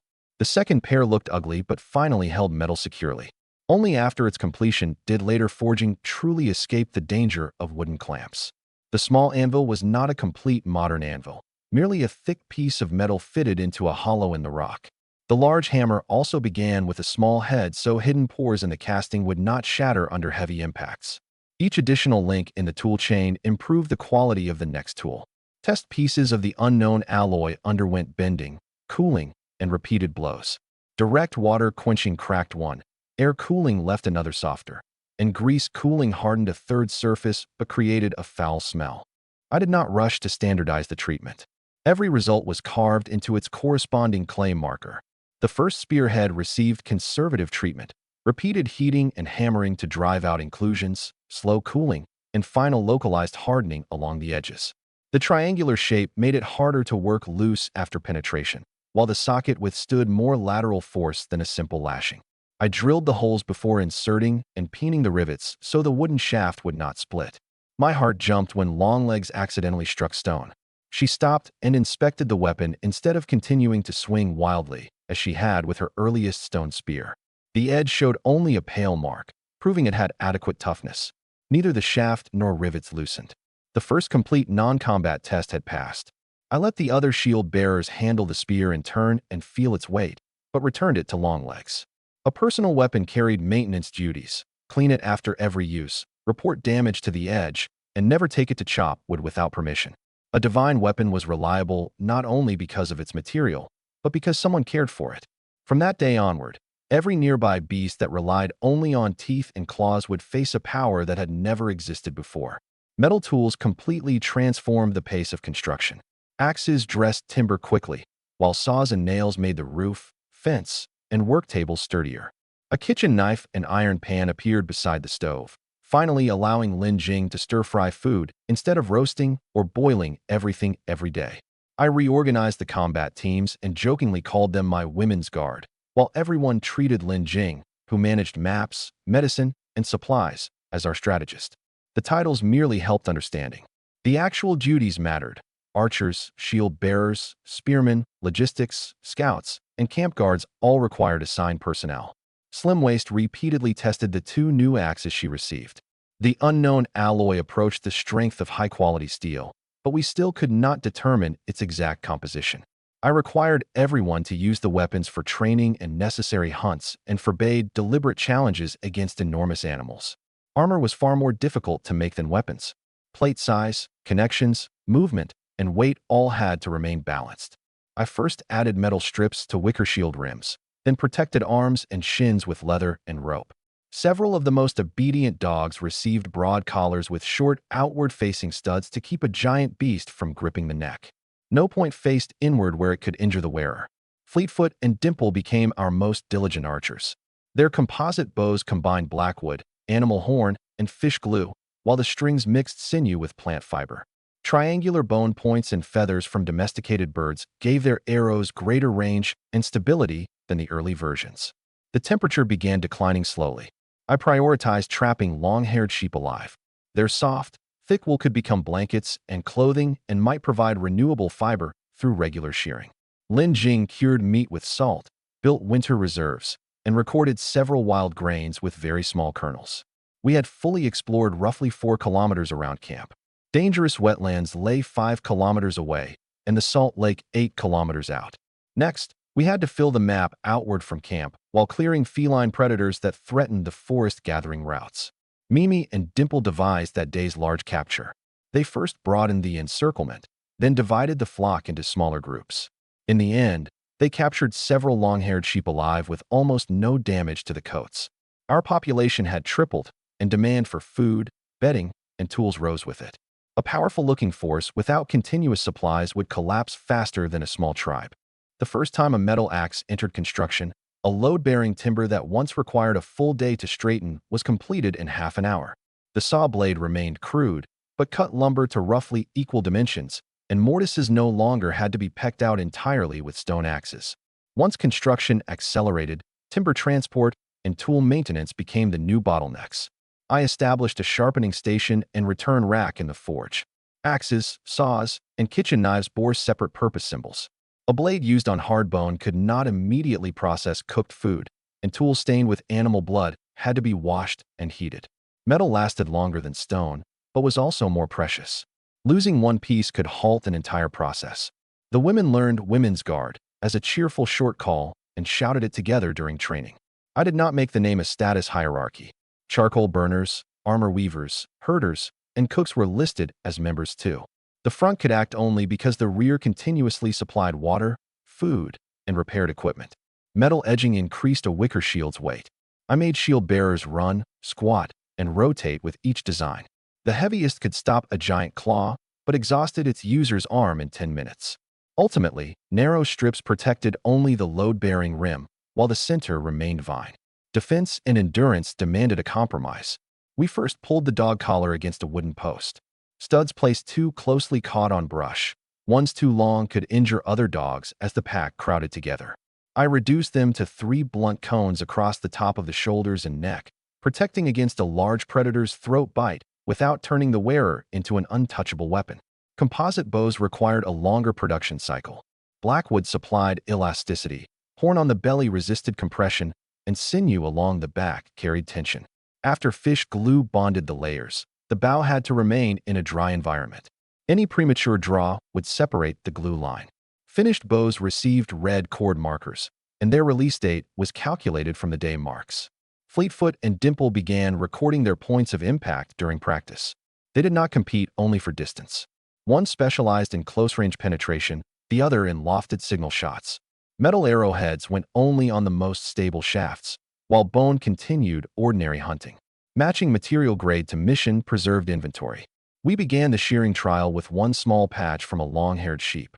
A stone knife held close to the skin could easily cut it. Since we had not yet made proper shears, I hinged 2 thin metal blades into a crude pair. The washed, degreased, and dried will still tangled. We needed carding, spinning, and weaving next. Obtaining fleece did not mean obtaining clothing. The fluctuating temperature kept me from declaring the season too early. We increased stores of dried meat, salted meat, charcoal, and hay while retaining roof sections that could ventilate quickly. Preparing for winter did not mean gambling that cold must come. It meant not starting from nothing if conditions changed suddenly. Training and manufacturing did not exist to flaunt military power. They gave this new settlement of more than 70 people the ability to survive seasonal changes that had not yet arrived. The winter we expected never came. After several days of falling temperatures, a heavy rain suddenly turned the weather hot. The new roof revealed multiple leaks, and the thick wool clothing Lin Jing had prepared became temporarily useless. I did not conclude that this world was eternally warm. I simply continued recording its climate cycle. Once the weather improved, I decided to deal with the red-haired monster's nesting grounds. The goal was not only eliminating the threat, but obtaining intact thick hides. Metal weapons could now penetrate their defense, removing the need to burn the pelts away. Their territory lay among sparse trees and grass beds. Droppings contained both plant fiber and bone fragments, indicating omnivory. Rain had diluted the tracks, preventing me from determining their number. After crossing the ridge, the party encountered 3 animals head-on. The largest fed in the middle. Mimi immediately called surround. Shield bearers spread to block directions, while the dogs pressed down from the ridge. At close range, I drew my bow and placed the first arrow in one eye, immediately disrupting the monster's judgment. Metal spears thrust repeatedly from behind the shields and no longer merely scratched the surface as stone had. The dogs also learned to attack existing wounds rather than biting uselessly at thick hair. When the other 2 monsters charged, the formation retreated while stabbing and always preserved distance. All 3 eventually fell. The battle remained dangerous, but we did not have to sacrifice the hides, and no one was flung away or gravely wounded. We had barely begun skinning when stones and nuts started flying from the woods. The attackers were ground birds about the size of quail. 2 hard bones and an elastic membrane at their tails allowed them to launch small objects like slingshots. The birds lived in symbiosis with the monsters. They inhabited the thick coats and removed parasites, while the larger animals protected them. Once deprived of their hosts, they treated us as enemies, following and firing constantly while keeping just beyond grabbing range. The women grew angry under the harassment, but I stopped them from shooting. The birds' attacks caused little harm, while their ability to clean fur and remove insects was valuable. Given a new source of food and suitable habitat, hostility might become cooperation. We dragged 3 giant pelts home. The birds refused to give up. Even across alkaline ground without stones, they followed like a little army that had lost its home but would not surrender. After the rain, I first inspected the drainage channels and roof. A seam on the north side leaked because the giant hide had shrunk dry and loosened its knots. Water entered the sleeping area where sealing mud around the flue had cracked. In clear weather, we retightened the hide and packed short fiber mud into the fracture so the next rain would not repeat the problem. Droppings and bite marks at the red-haired beast's nest showed that at least 3 adults shared the territory. They ate plant roots and small animals, and their range centered on several grass beds. Killing only one might draw retaliation from the others through scent. Facing all 3 at once required a guaranteed formation and retreat. We split into 3 groups below the slope. Archers attacked vision first, shield and spear units only constrained direction, and dogs remained outside until permitted to bite. Metal increased penetration, but could not make us forget the difference in size. A spear entering flesh did not mean its wielder could withstand being shaken by the monster. After the first arrow struck the eye, the central animal spun wildly and exposed its flank. 2 metal spears entered from different angles and were released immediately, forcing the beast to carry the shafts as it exhausted itself. In the past, we would have gripped our weapons desperately. Now we preferred temporarily losing a spear to losing a person dragged behind it. When the other 2 charged, Mimi did not contract into a circle. She led the party backward along the slope. Climbing slowed the monsters, while shield bearers on both sides created false gaps and guided them one by one into the spear line. The battle remained perilous, but for the first time, humans controlled its rhythm. Before skinning, we turned the carcasses with rollers and rope. The bodies were too heavy to lift by hand, without crushing fingers or feet. When a metal knife opened the belly side, flocks of small birds emerged from beneath the coat, the same ground birds that later fired nuts at us. They lived within the hair and reacted to their host's death as though defending a nest. They did more than fling objects with their tails. They first loaded a pebble into the membrane with their beaks, then snapped the 2 hard bones apart to launch it. The range was short, but a hit to the forehead hurt. When we raised shields beside our heads, they circled behind trees and changed their positions according to our defense. I stopped the shooting because the monster coats contained almost no ticks or rotten debris. The birds ate parasites and might also have warned their hosts. Without the monsters, they needed new places to live. Our livestock, hides, and food scraps could supply an alternative. But cooperation could not rest on imagination. On the return, everyone shielded her head without feeding the birds or leading them directly into the sleeping area. We first needed to observe whether they attacked young livestock, stole seed, or spread disease before deciding to keep them. This world's wonders lay not only in the size of its beasts, but in relationships between species far more complicated than appearances suggested. Once the ground birds followed us into the forest, they found new ammunition. Stones, berries, and nuts began flying from every direction. When Longlegs and Slimwaist met the returning party and saw the red and purple marks all over us, they first stared, then could not keep from laughing. They prepared to drive the birds away, but I stopped them and explained that the creatures might be useful.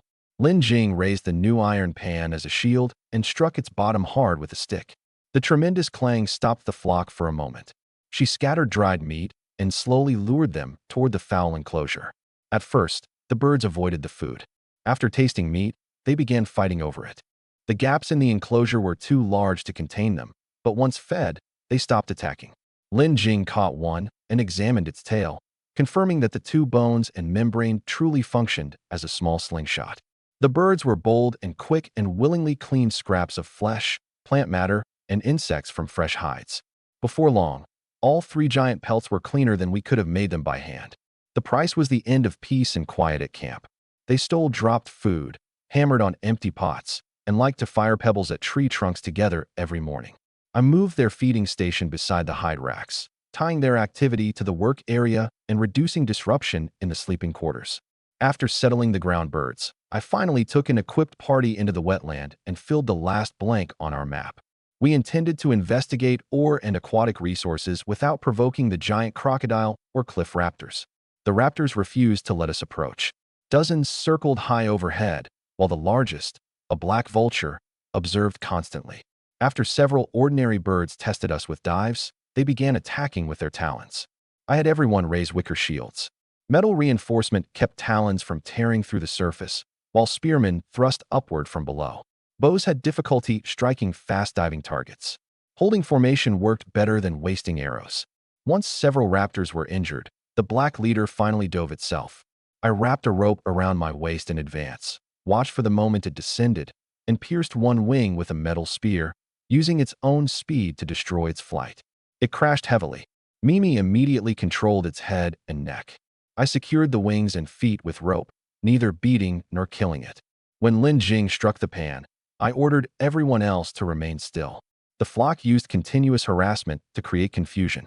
If we chased them while waving spears, we would only damage tools or injure companions. One enormous sound broke their rhythm and gave them a chance to notice the food. The first dried meat landed too close to people, and the birds observed only from the perimeter. I moved the pieces little by little toward the giant hides and withdrew the group. The boldest bird pecked first. After it detected no trap and gave a short call, the rest charged in to compete. They clearly transmitted risk information through group signals. While cleaning the leather, they ate attached insects first, then tore away membrane scraps that were difficult to scrape, without pecking the intact skin. Lin Jing marked the 3 hides with different colored pebbles and compared bird-cleaned sections with untreated ones. After half a day, the flock's work area was cleaner and smelled less of decay. Camp management changed accordingly. We built a low fence around the hide racks, fixed feeding times, and removed small stones and nuts from around the sleeping quarters. If the ground birds raided the kitchen, fire tenders drove them away only with the pans clang and never pursued. Cooperation was not indulgence. Useful behavior received a reward, while disruptive behavior lost the conditions that enabled it. Before exploring the wetland, we wore thicker greaves, checked every shield for water resistance, and packed rope in oiled hide bags. Mud could contaminate any waterside abrasion, and the giant crocodile remained active. A blank on the map was an intellectual temptation, not a reason to forget that this was an apex predator's territory. On their first dive, the raptors took only one piece of drying meat. The second wave attacked heads and arms directly, proving that their purpose was expulsion, not merely feeding. The shields overlapped overhead like a moving roof, and the spears angled from the edge, forcing a diving bird to face points before entering clawing range. The archers did not shoot blindly. The angles between fast targets and the rock wall behind were complex, and a missed arrow might fall among our own people. I permitted shots only at birds beginning to climb and losing speed. At all other times, the archers remained safe under shields. After several counterattacks, the ordinary raptors clearly increased their altitude. The black vulture's descent was steadier and aimed directly at the center of the formation. It may have identified me as the commander. I tied the spear's tail to my waist, but left a knot that could be cut instantly so the bird could not drag me away.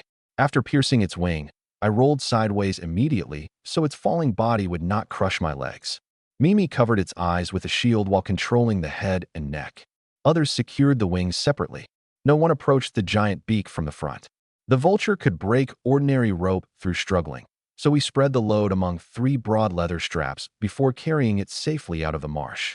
I did not want one meal of bird meat. I wanted the entire raptor population to learn that the route across this wetland could be shared, but not closed through attacks. When we carried the wounded vulture back, Lin Jing immediately treated it as an emergency patient. The healing pool could repair injuries, but could not revive the dead. As our exploration range increased, we had to stop bleeding, immobilize fractures, and prevent contamination before returning. The vulture's wing offered a chance to verify cleaning, dressing, and splinting methods, but every test served treatment. We would not gamble with herbs of unknown toxicity. It was enormous and extraordinarily intelligent. Once placed in a temporary enclosure, it watched the latch, waited for feeding times, and tried to untie knots whenever no one looked. The ground birds regarded it as an old enemy and continually launched pebbles through the bars, forcing me to separate their activity areas. For several days, we provided meat and water while Lin Jing changed its dressings. The wing avoided infection and could already flap over short distances. Meanwhile, other raptors repeatedly appeared over camp, plainly tracking their leader. In the end, I chose release. Killing it would keep the entire group hostile. If it returned after experiencing capture, treatment, and freedom, it might establish a clear boundary. Once released, it circled several times above the forest before flying back toward the cliff. Next, I turned my attention to armor and distant travel. Metal plates were joined with leather cord and sewn onto a thick hide foundation, overlapping across critical areas. Full metal armor would be too heavy and consume too much material. For now, we protected only the chest, belly, shoulders, neck, and forearms. The great house was complete. Planks and animal hides formed long beds, and everyone could finally rest together in shelter from wind and rain. Patrols and fire and pool watches continued to rotate as before. Improved housing did not justify lowering our guard. Lin Jing proposed grease candles and reminded me that 2 legs limited our radius. We had lived here for more than 40 days, but explored only 7 or 8 kilometers. Horse-like animals and elephants lived along the river. Domesticating either would greatly improve the transport of lumber and food. As for other tribes we might meet, I no longer treated every stranger as someone to eliminate or enslave. Whether we traded, allied, accepted, or fought depended on respect for boundaries and whether the other side harmed us first. Before placing the vulture in the pool, Lin Jing pressed boiled cloth against the bleeding point and immobilized the wing in its natural angle. If transport repeatedly tore the wound, even the pool might heal the bones in the wrong position. She divided first aid into 4 steps: stop bleeding, clean, immobilize, return, and made every field medic repeat them. The vulture thrashed in fear while the water repaired the wing membrane. We did not submerge it. Only the injured side touched the surface, and cloth covered its eyes to reduce stimulation. Closure did not restore strength immediately. We limited its movement for days so the newly grown tissue did not rupture. The first enclosure used a horizontal wooden bolt, and the vulture quickly learned to lift it with its beak. I added a rotating catch and an outside stone, and it began tugging knots instead. This proved its intelligence and reminded us that every enclosure had to assume the captive animal would observe and learn. After the ground birds interfered with treatment by throwing stones, I separated the areas with a wall of giant hide. Once they could no longer see the vulture, the attacks decreased immediately. Removing the stimulus worked better than repeated chasing. Camp design had begun accounting for old relationships between species. On the day of release, I first tested whether the vulture could fully extend both wings in an open field. Only after it completed takeoff, turns, and short landings did Lin Jing remove the final restraint. Releasing it before full recovery would merely turn it into food for another predator outside the forest. It did not immediately return to the cliff after gaining altitude, but circled above camp. Every archer held her arrow and did not break our decision out of fear. I initially took this for understanding.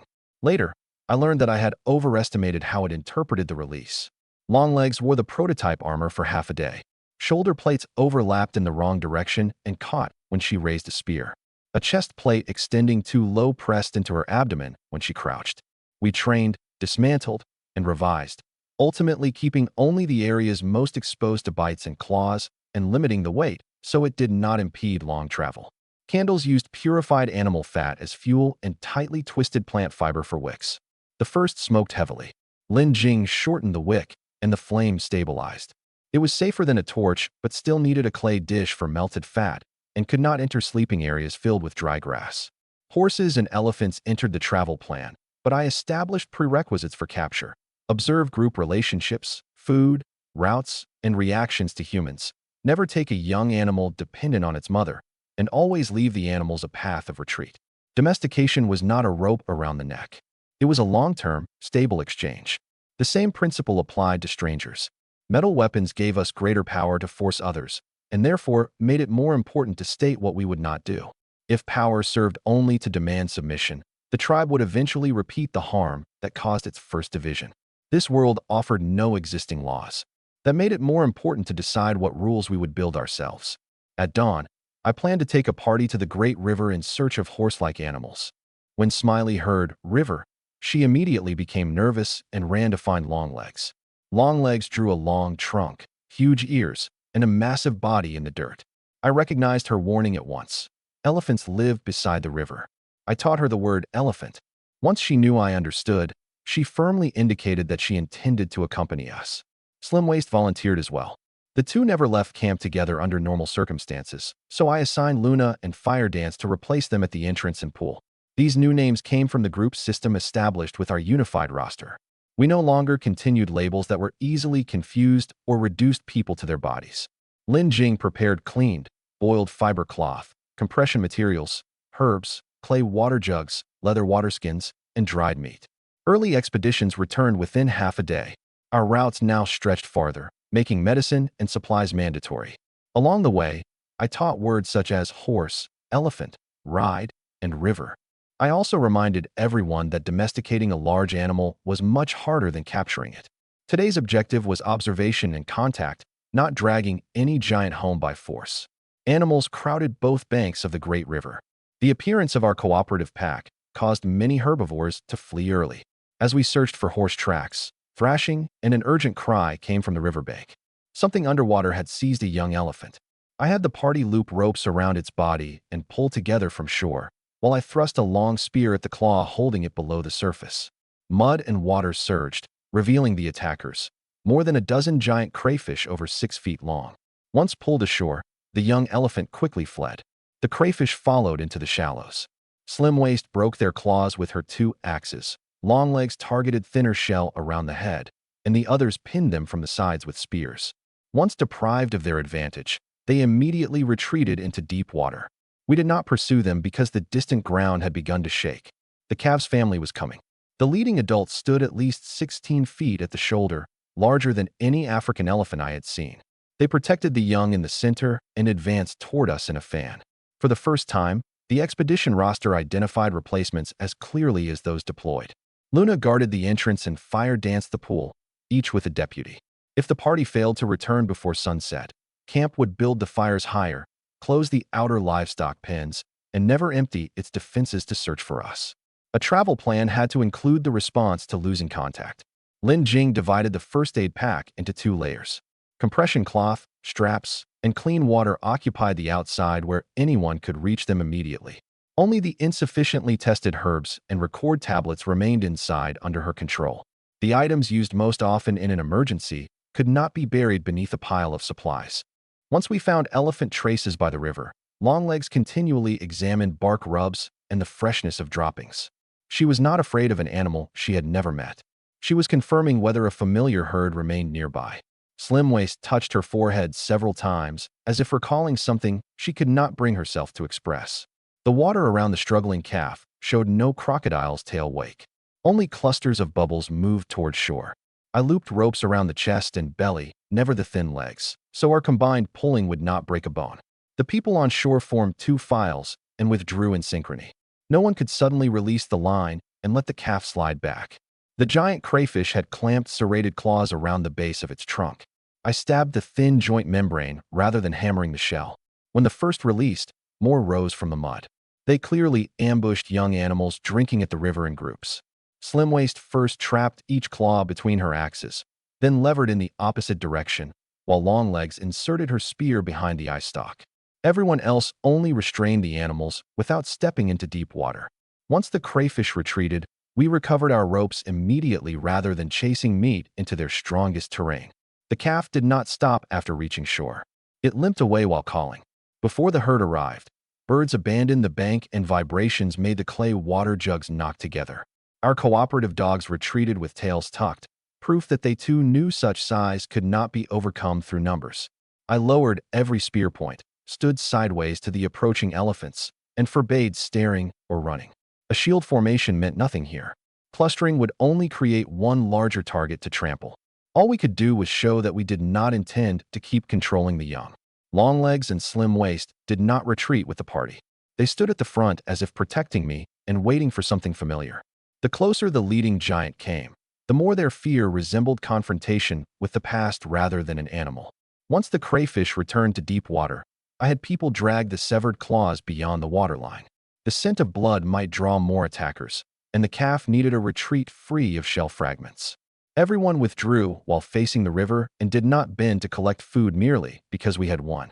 Longlegs examined the calf's footprints and confirmed that it moved toward the herd.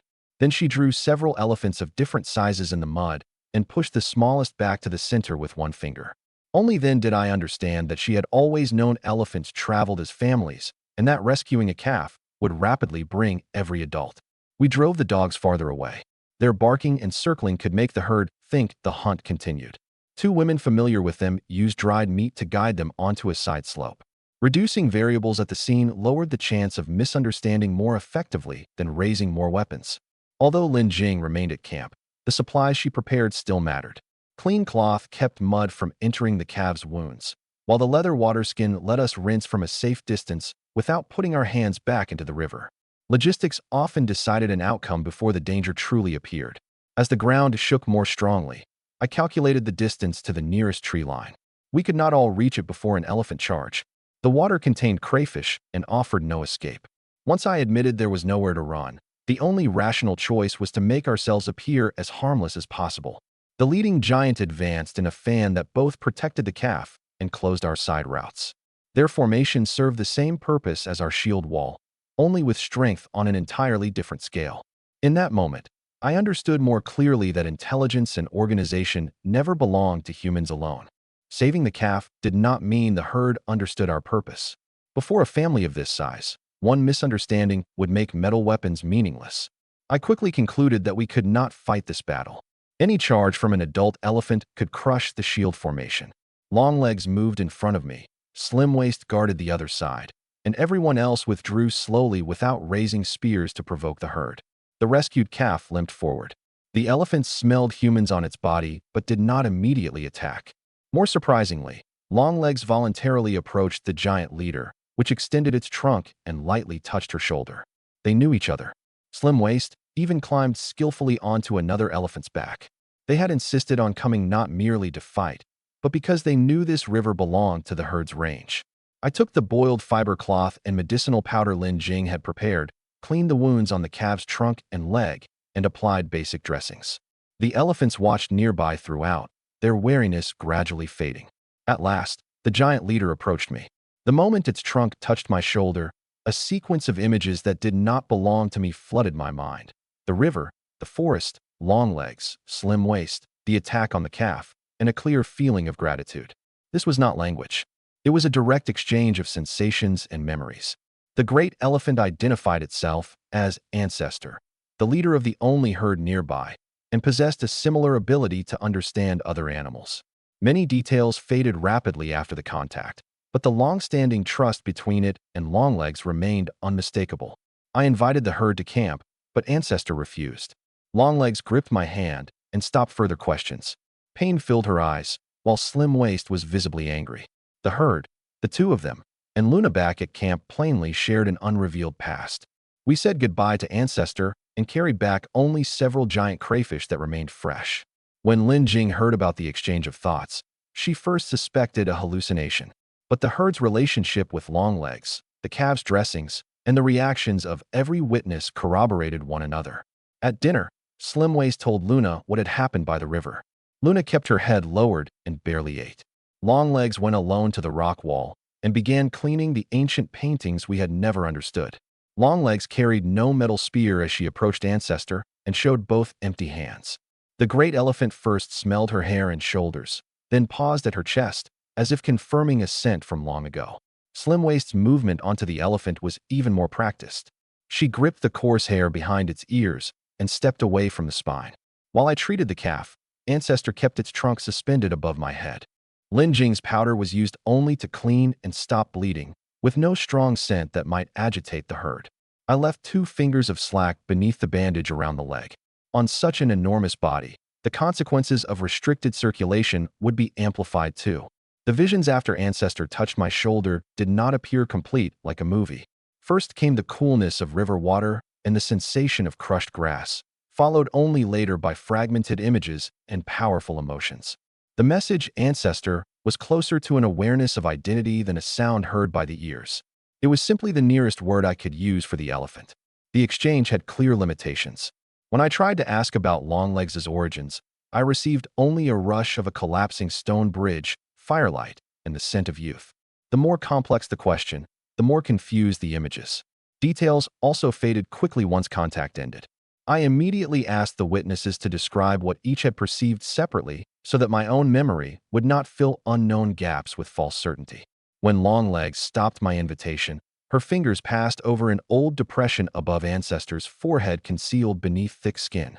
Slim Waist pointed toward camp, then to herself and Luna, shaking her head angrily.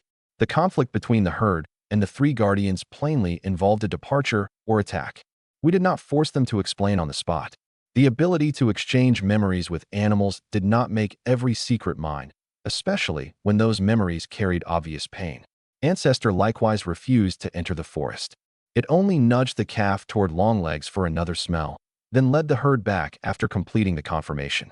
We collected only crayfish already dead along the bank. They continued waving their claws for a long time out of water, so we wedged the joints with wood before cutting through gaps in the back shell. The meat required thorough cooking. The shells and claw tips were kept for study and might become armor plates or tools. Lin Jing did not accept telepathy without question.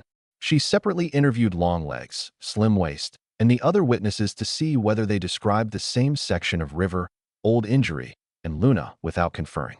Only after multiple independent details matched did she record it as an anomalous ability that might be observed again. At dinner, Luna stopped chewing the moment she heard Ancestor's name. She touched her spear and looked toward the deepest part of the rock wall. Longlegs did not comfort her. She picked up water and a soft brush and began cleaning the paintings. The silence itself revealed that their answer had always been preserved there. The first image uncovered beneath the moss was a giant elephant. Longlegs washed mud and moss from the rock, gradually revealing the complete paintings. At the center was a radiant point surrounded by three guardians. Through the women's identifications, I confirmed that the figures were Longlegs, Slim Waist, and Luna. The elephant herd also appeared. Ancestor had known them for a very long time. The following images depicted a vast ritual. Several unfamiliar tribes brought infant girls into the forest for the three guardians to raise. Those infants appeared to be the present members of the tribe. The weathering proved that the pictures could not have been made only a few decades ago. Yet the guardians showed no aging. Lin Jing proposed that the healing pool might not only repair wounds, but preserve long-term health. The pictures then divided. Luna took some of the children and the sacred fire away from the forest. A bridge was destroyed, and the two great rocks became separated. In another scene, she fought Ancestor, and a spear scarred the elephant's forehead. This explained the guilt covering Luna when she returned and why she had not dared accompany us to the river. Perhaps she tried to lead the people away from an eternally unchanging forest in search of reproduction and a future, only to lose fire, food, and safety along the way and return with the survivors. Slim Waist picked up a stone and carved a new image at the end. She drew Lin Jing and me, fire, houses, pottery, dogs, and metal spears, extending the history forward. We still did not know what had happened beyond the forest, why multiple tribes sent their children here, or whether these women had truly lived for centuries. But Lin Jing's stopped cycle, their unchanged appearance, the healing pool, and the old paintings formed mutually supporting evidence. She raised a more important question. If this place exchanged reproduction for long life, my arrival might change the rules or create unforeseeable consequences. I would not use anyone to test the answer. The continuation of a people could never justify ignoring a person's wishes. The next day, I sought out Luna. Her vocabulary remained limited, so I simply gave her hot soup and said, "Family. Together. Don't cry." She had made a wrong decision, but she had also carried these people through a long wilderness. Acceptance did not erase the past. It gave her a chance to make amends through future actions. Luna held the soup and cried for a long time. Finally, she clearly said "datong" and "family" for the first time. We cleaned the painting in zones from top to bottom so water could not carry mud across exposed lines. Lin Jing traced a copy in charcoal on a separate hide. We removed only loose moss from the original and made no new cuts. When Slim Waist later added the new images, she chose a blank area at the far right and did not cover the old record. Identical water symbols appeared beside all three guardians, whose body sizes remained unchanged across multiple scenes. The surrounding people, however, grew from infants to adults and then left the paintings. If the images followed chronological order, the probability that the guardians did not age was far greater than ordinary artistic exaggeration. More than one tribe delivered infant girls. Some people wore horned headdresses, some rode great animals, and others arrived by raft along the river. Every party stopped at the radiant point and entrusted a child to the guardians. The forest might once have been a shared sanctuary recognized by many peoples rather than an isolated settlement. In the image of Luna leading the children away, the fire was preserved in a lidded container. Some people followed in pursuit, while others went willingly. Only in the next image did the bridge break and the group divide. Her actions might have been betrayal or an attempt to change a predetermined fate. A painting could not speak for her motive. Longlegs stood between Luna and Ancestor in the scene of the elephant's injury, while Slimwaist protected several small figures. The people under their care during the conflict might not yet have been the adult women we knew. The broader the span of time, the less tenable any simple division between good and evil became. Lin Jing compared her cycle records with the wall. The change began after our arrival, but had already started slightly before her first entry into the healing pool. The cause might be the entire region or the crossing itself, not only the water. We needed to observe whether a long absence from the forest changed anything instead of immediately concluding that immortality required infertility. In front of everyone, I stated that no one would be ordered to become pregnant to test the rules. Our vocabulary was inadequate, so I separated you want, you don't want, either is allowed, and a child is not a task into gestures. Mimi, Longlegs, and Luna each repeated them, ensuring that this was not a modern promise made only to Lin Jing. When I approached Luna, she first laid the old spear on the ground. Its point was worn, and black fire marks covered the shaft. It might have been the same tool she used after taking the sacred flame. I did not confiscate it. I placed the soup beside it and let her decide whether to keep it. Longlegs remained outside the door while Luna cried. Only when Luna said, "Family," did Longlegs enter and rest a hand on her shoulder. Forgiveness did not appear automatically when a painting was uncovered, but shared facts finally allowed them to speak about the same history.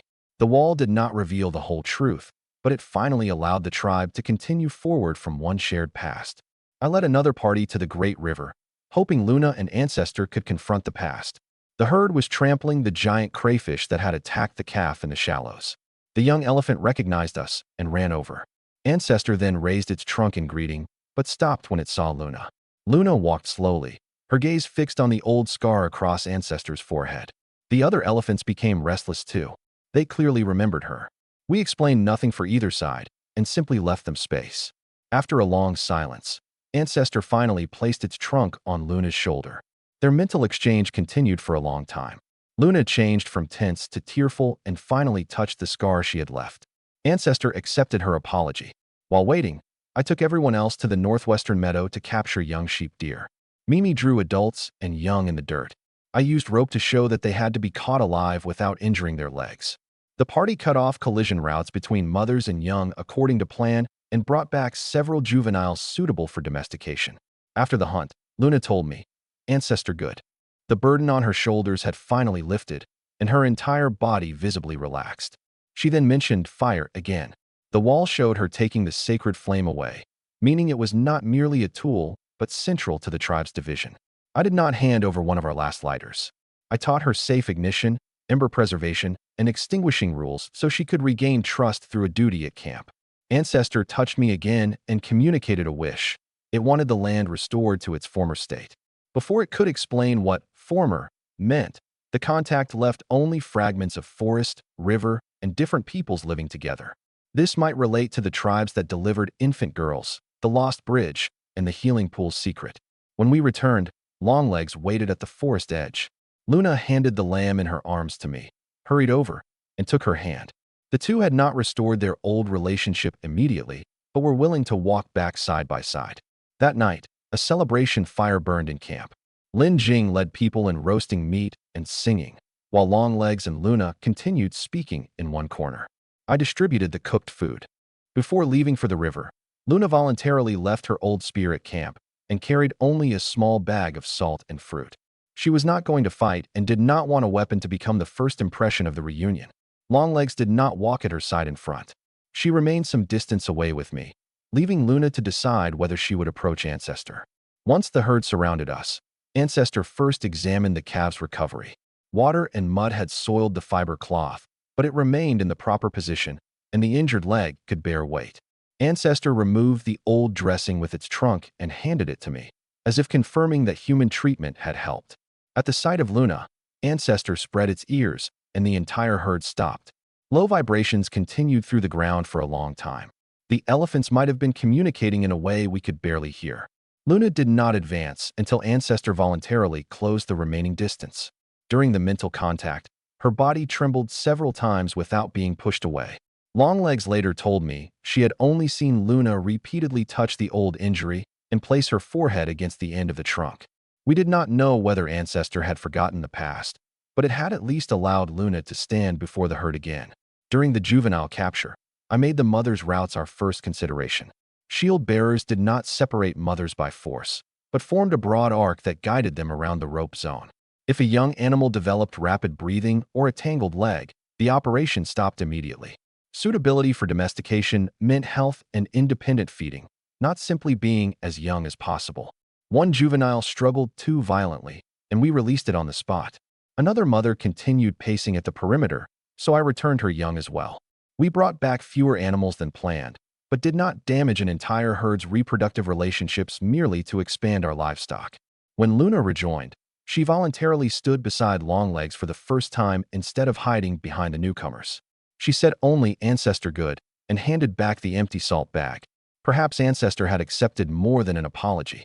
It might have accepted the possibility of exchange with humans again. I did not make Luna the sole keeper of the fire. Two people rotated through the hearth, with cross-checks for preserving embers, taking torches, and complete extinguishment. A resource once lost because one person carried it away should never again depend on a single person. We also placed the celebration fire inside a stone ring and cleared away the surrounding dry grass first. Luna sat near Longlegs, and the two occasionally exchanged a few words in the old language. They neither embraced nor healed everything in one night, but they were willing to turn their backs near each other. That was a clear change. After accepting Luna's apology, Ancestor did not immediately approach anyone else.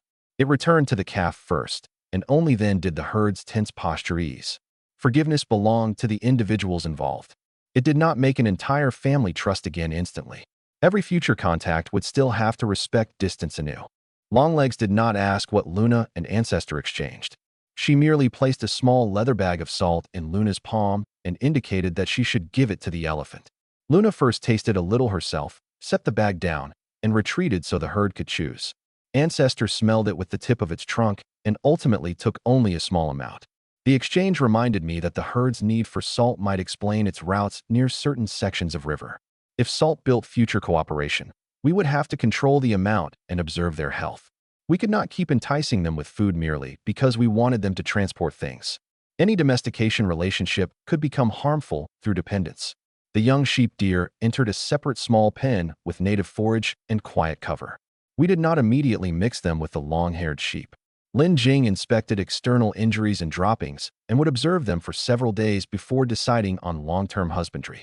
New resources entering camp had to undergo quarantine too.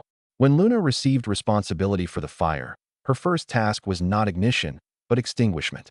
She scattered embers, poured water, covered them with soil, and used the back of her hand to confirm that no heat remained. Only someone who knew how to end fire safely had truly regained mastery of it.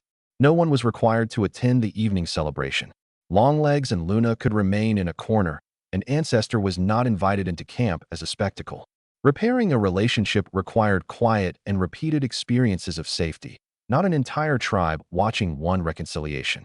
The herd's forgiveness could not solve every problem automatically, but it proved that betrayal and injury did not always have to end in eternal hostility.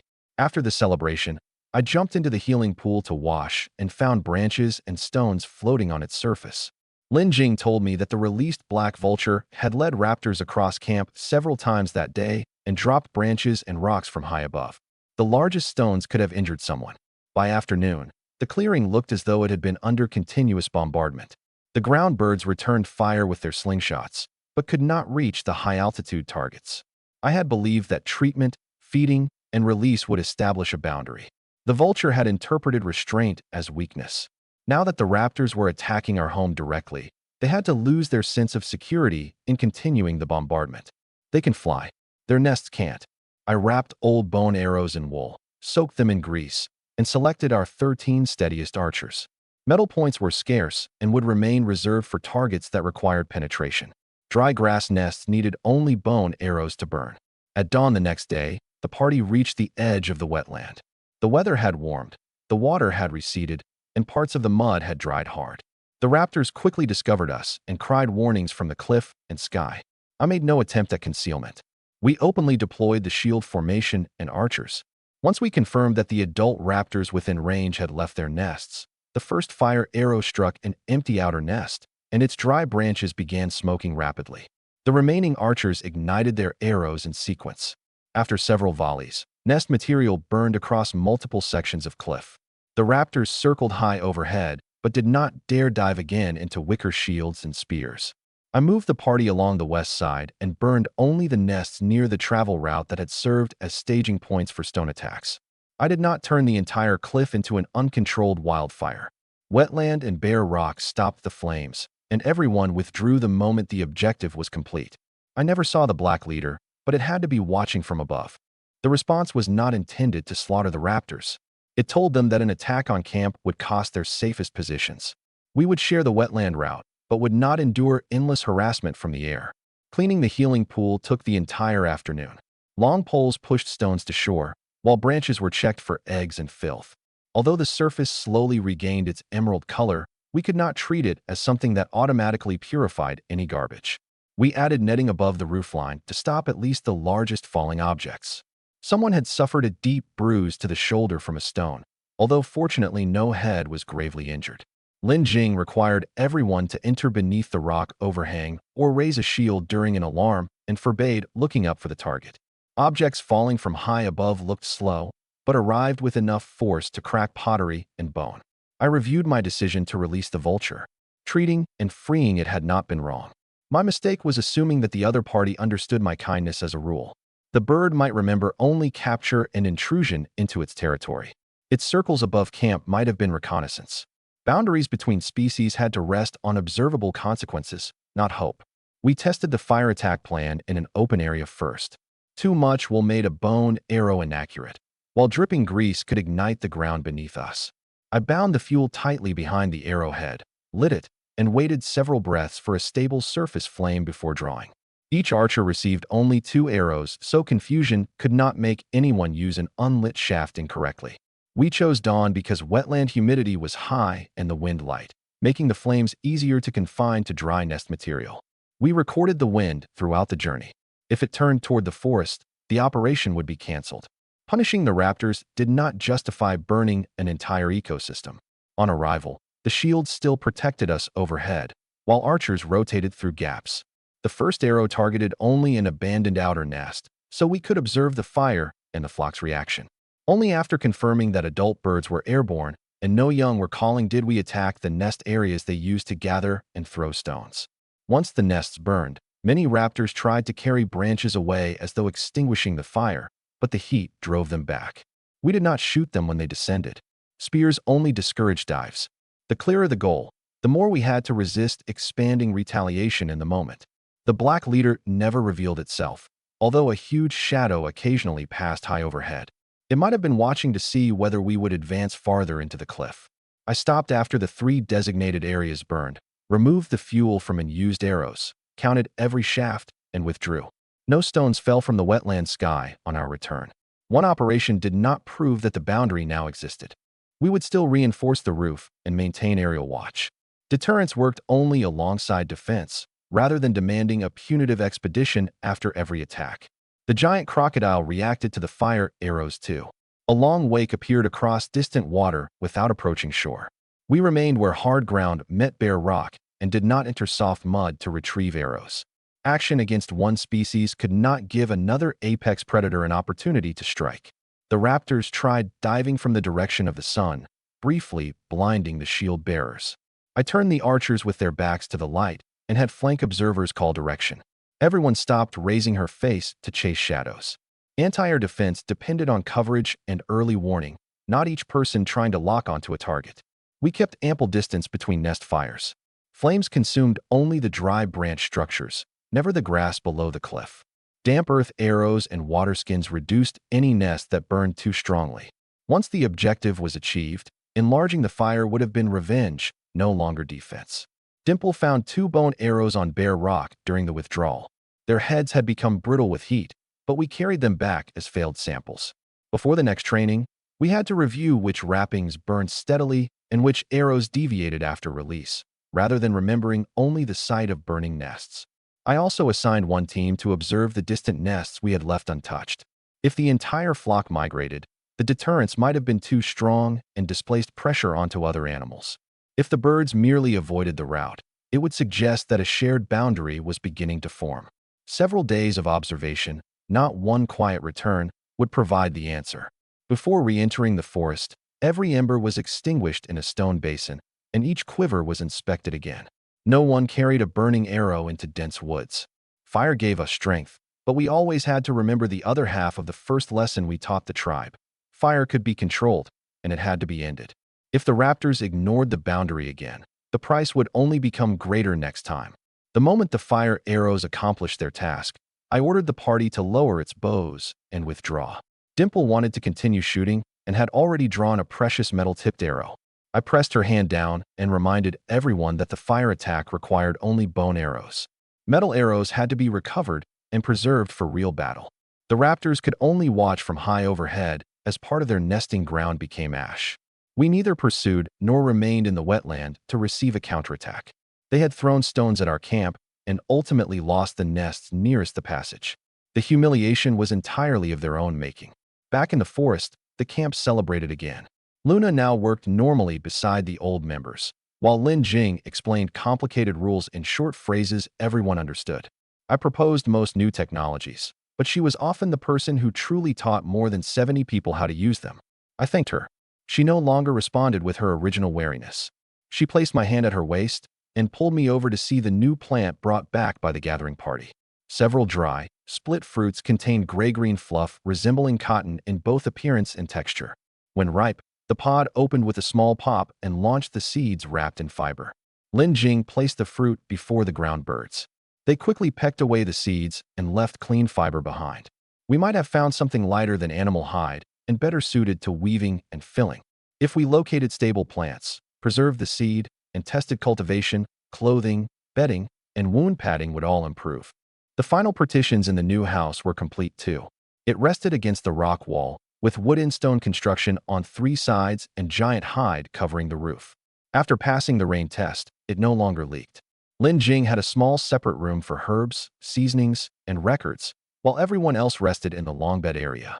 I was also experimenting with grease candles and lanterns to provide stable light for watches and indoor work. But camp space had become increasingly crowded. Meat racks, hide frames, livestock pens, the dog area, the outdoor kitchen, and the forge occupied almost every clearing among the trees. Lin Jing proposed expanding outward and reserving land for cultivation. I agreed with the direction but opposed burning the forest. The trees were enormous and deeply rooted. One uncontrolled blaze would destroy the healing pool and our entire home. A safer method would be staged felling. Dig out the roots, use the lumber for expansion, then turn cleared land into animal enclosures and experimental fields.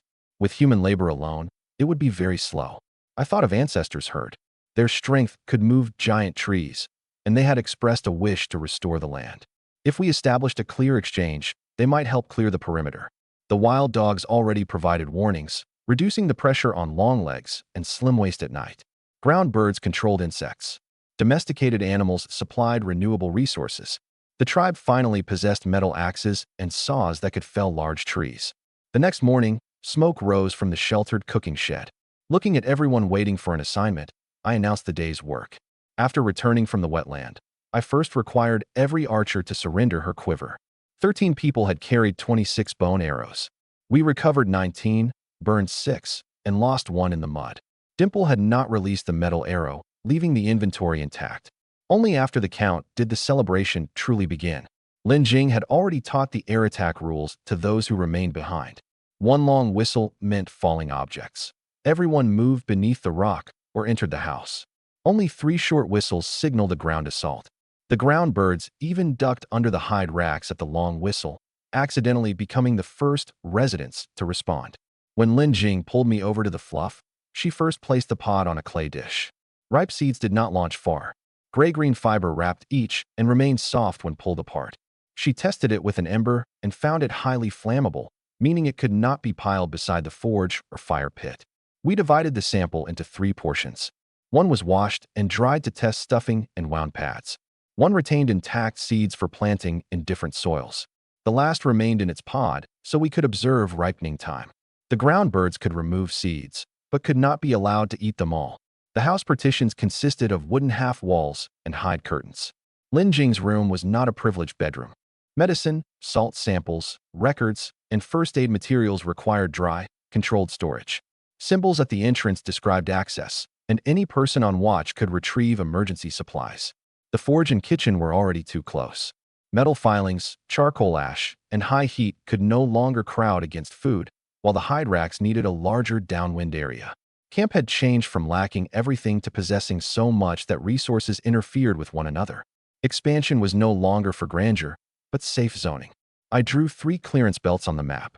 The first removed only diseased trees, fallen trunks, and brush to create a firebreak. The second contained livestock pens and fodder shelters. Only after soil, light, and water tests would we decide whether to cultivate the third. Each finished belt would retain shade trees and drainage routes. Burning was fastest, but would kill seeds in the soil, drive away the ground birds and cooperative dogs, and perhaps carry fire through the canopy across the healing pool. Metal axes and saws made staged felling possible. The trunks would become beams, boards, fences, and charcoal instead of disappearing uselessly. If the herd agreed to help, the exchange had to be clear. We could provide salt, clean the calves' wounds, drive off giant crayfish, and maintain the river channel. They would move only felled trunks and would never be forced into the narrow camp. Ancestor could understand feelings and therefore deserved a choice even more. It was not a natural machine for me to use.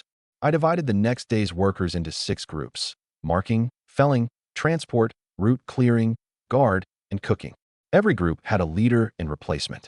Metal tools were checked out by number, wild dogs watched the perimeter, and ground birds would remove insects from the newly turned soil.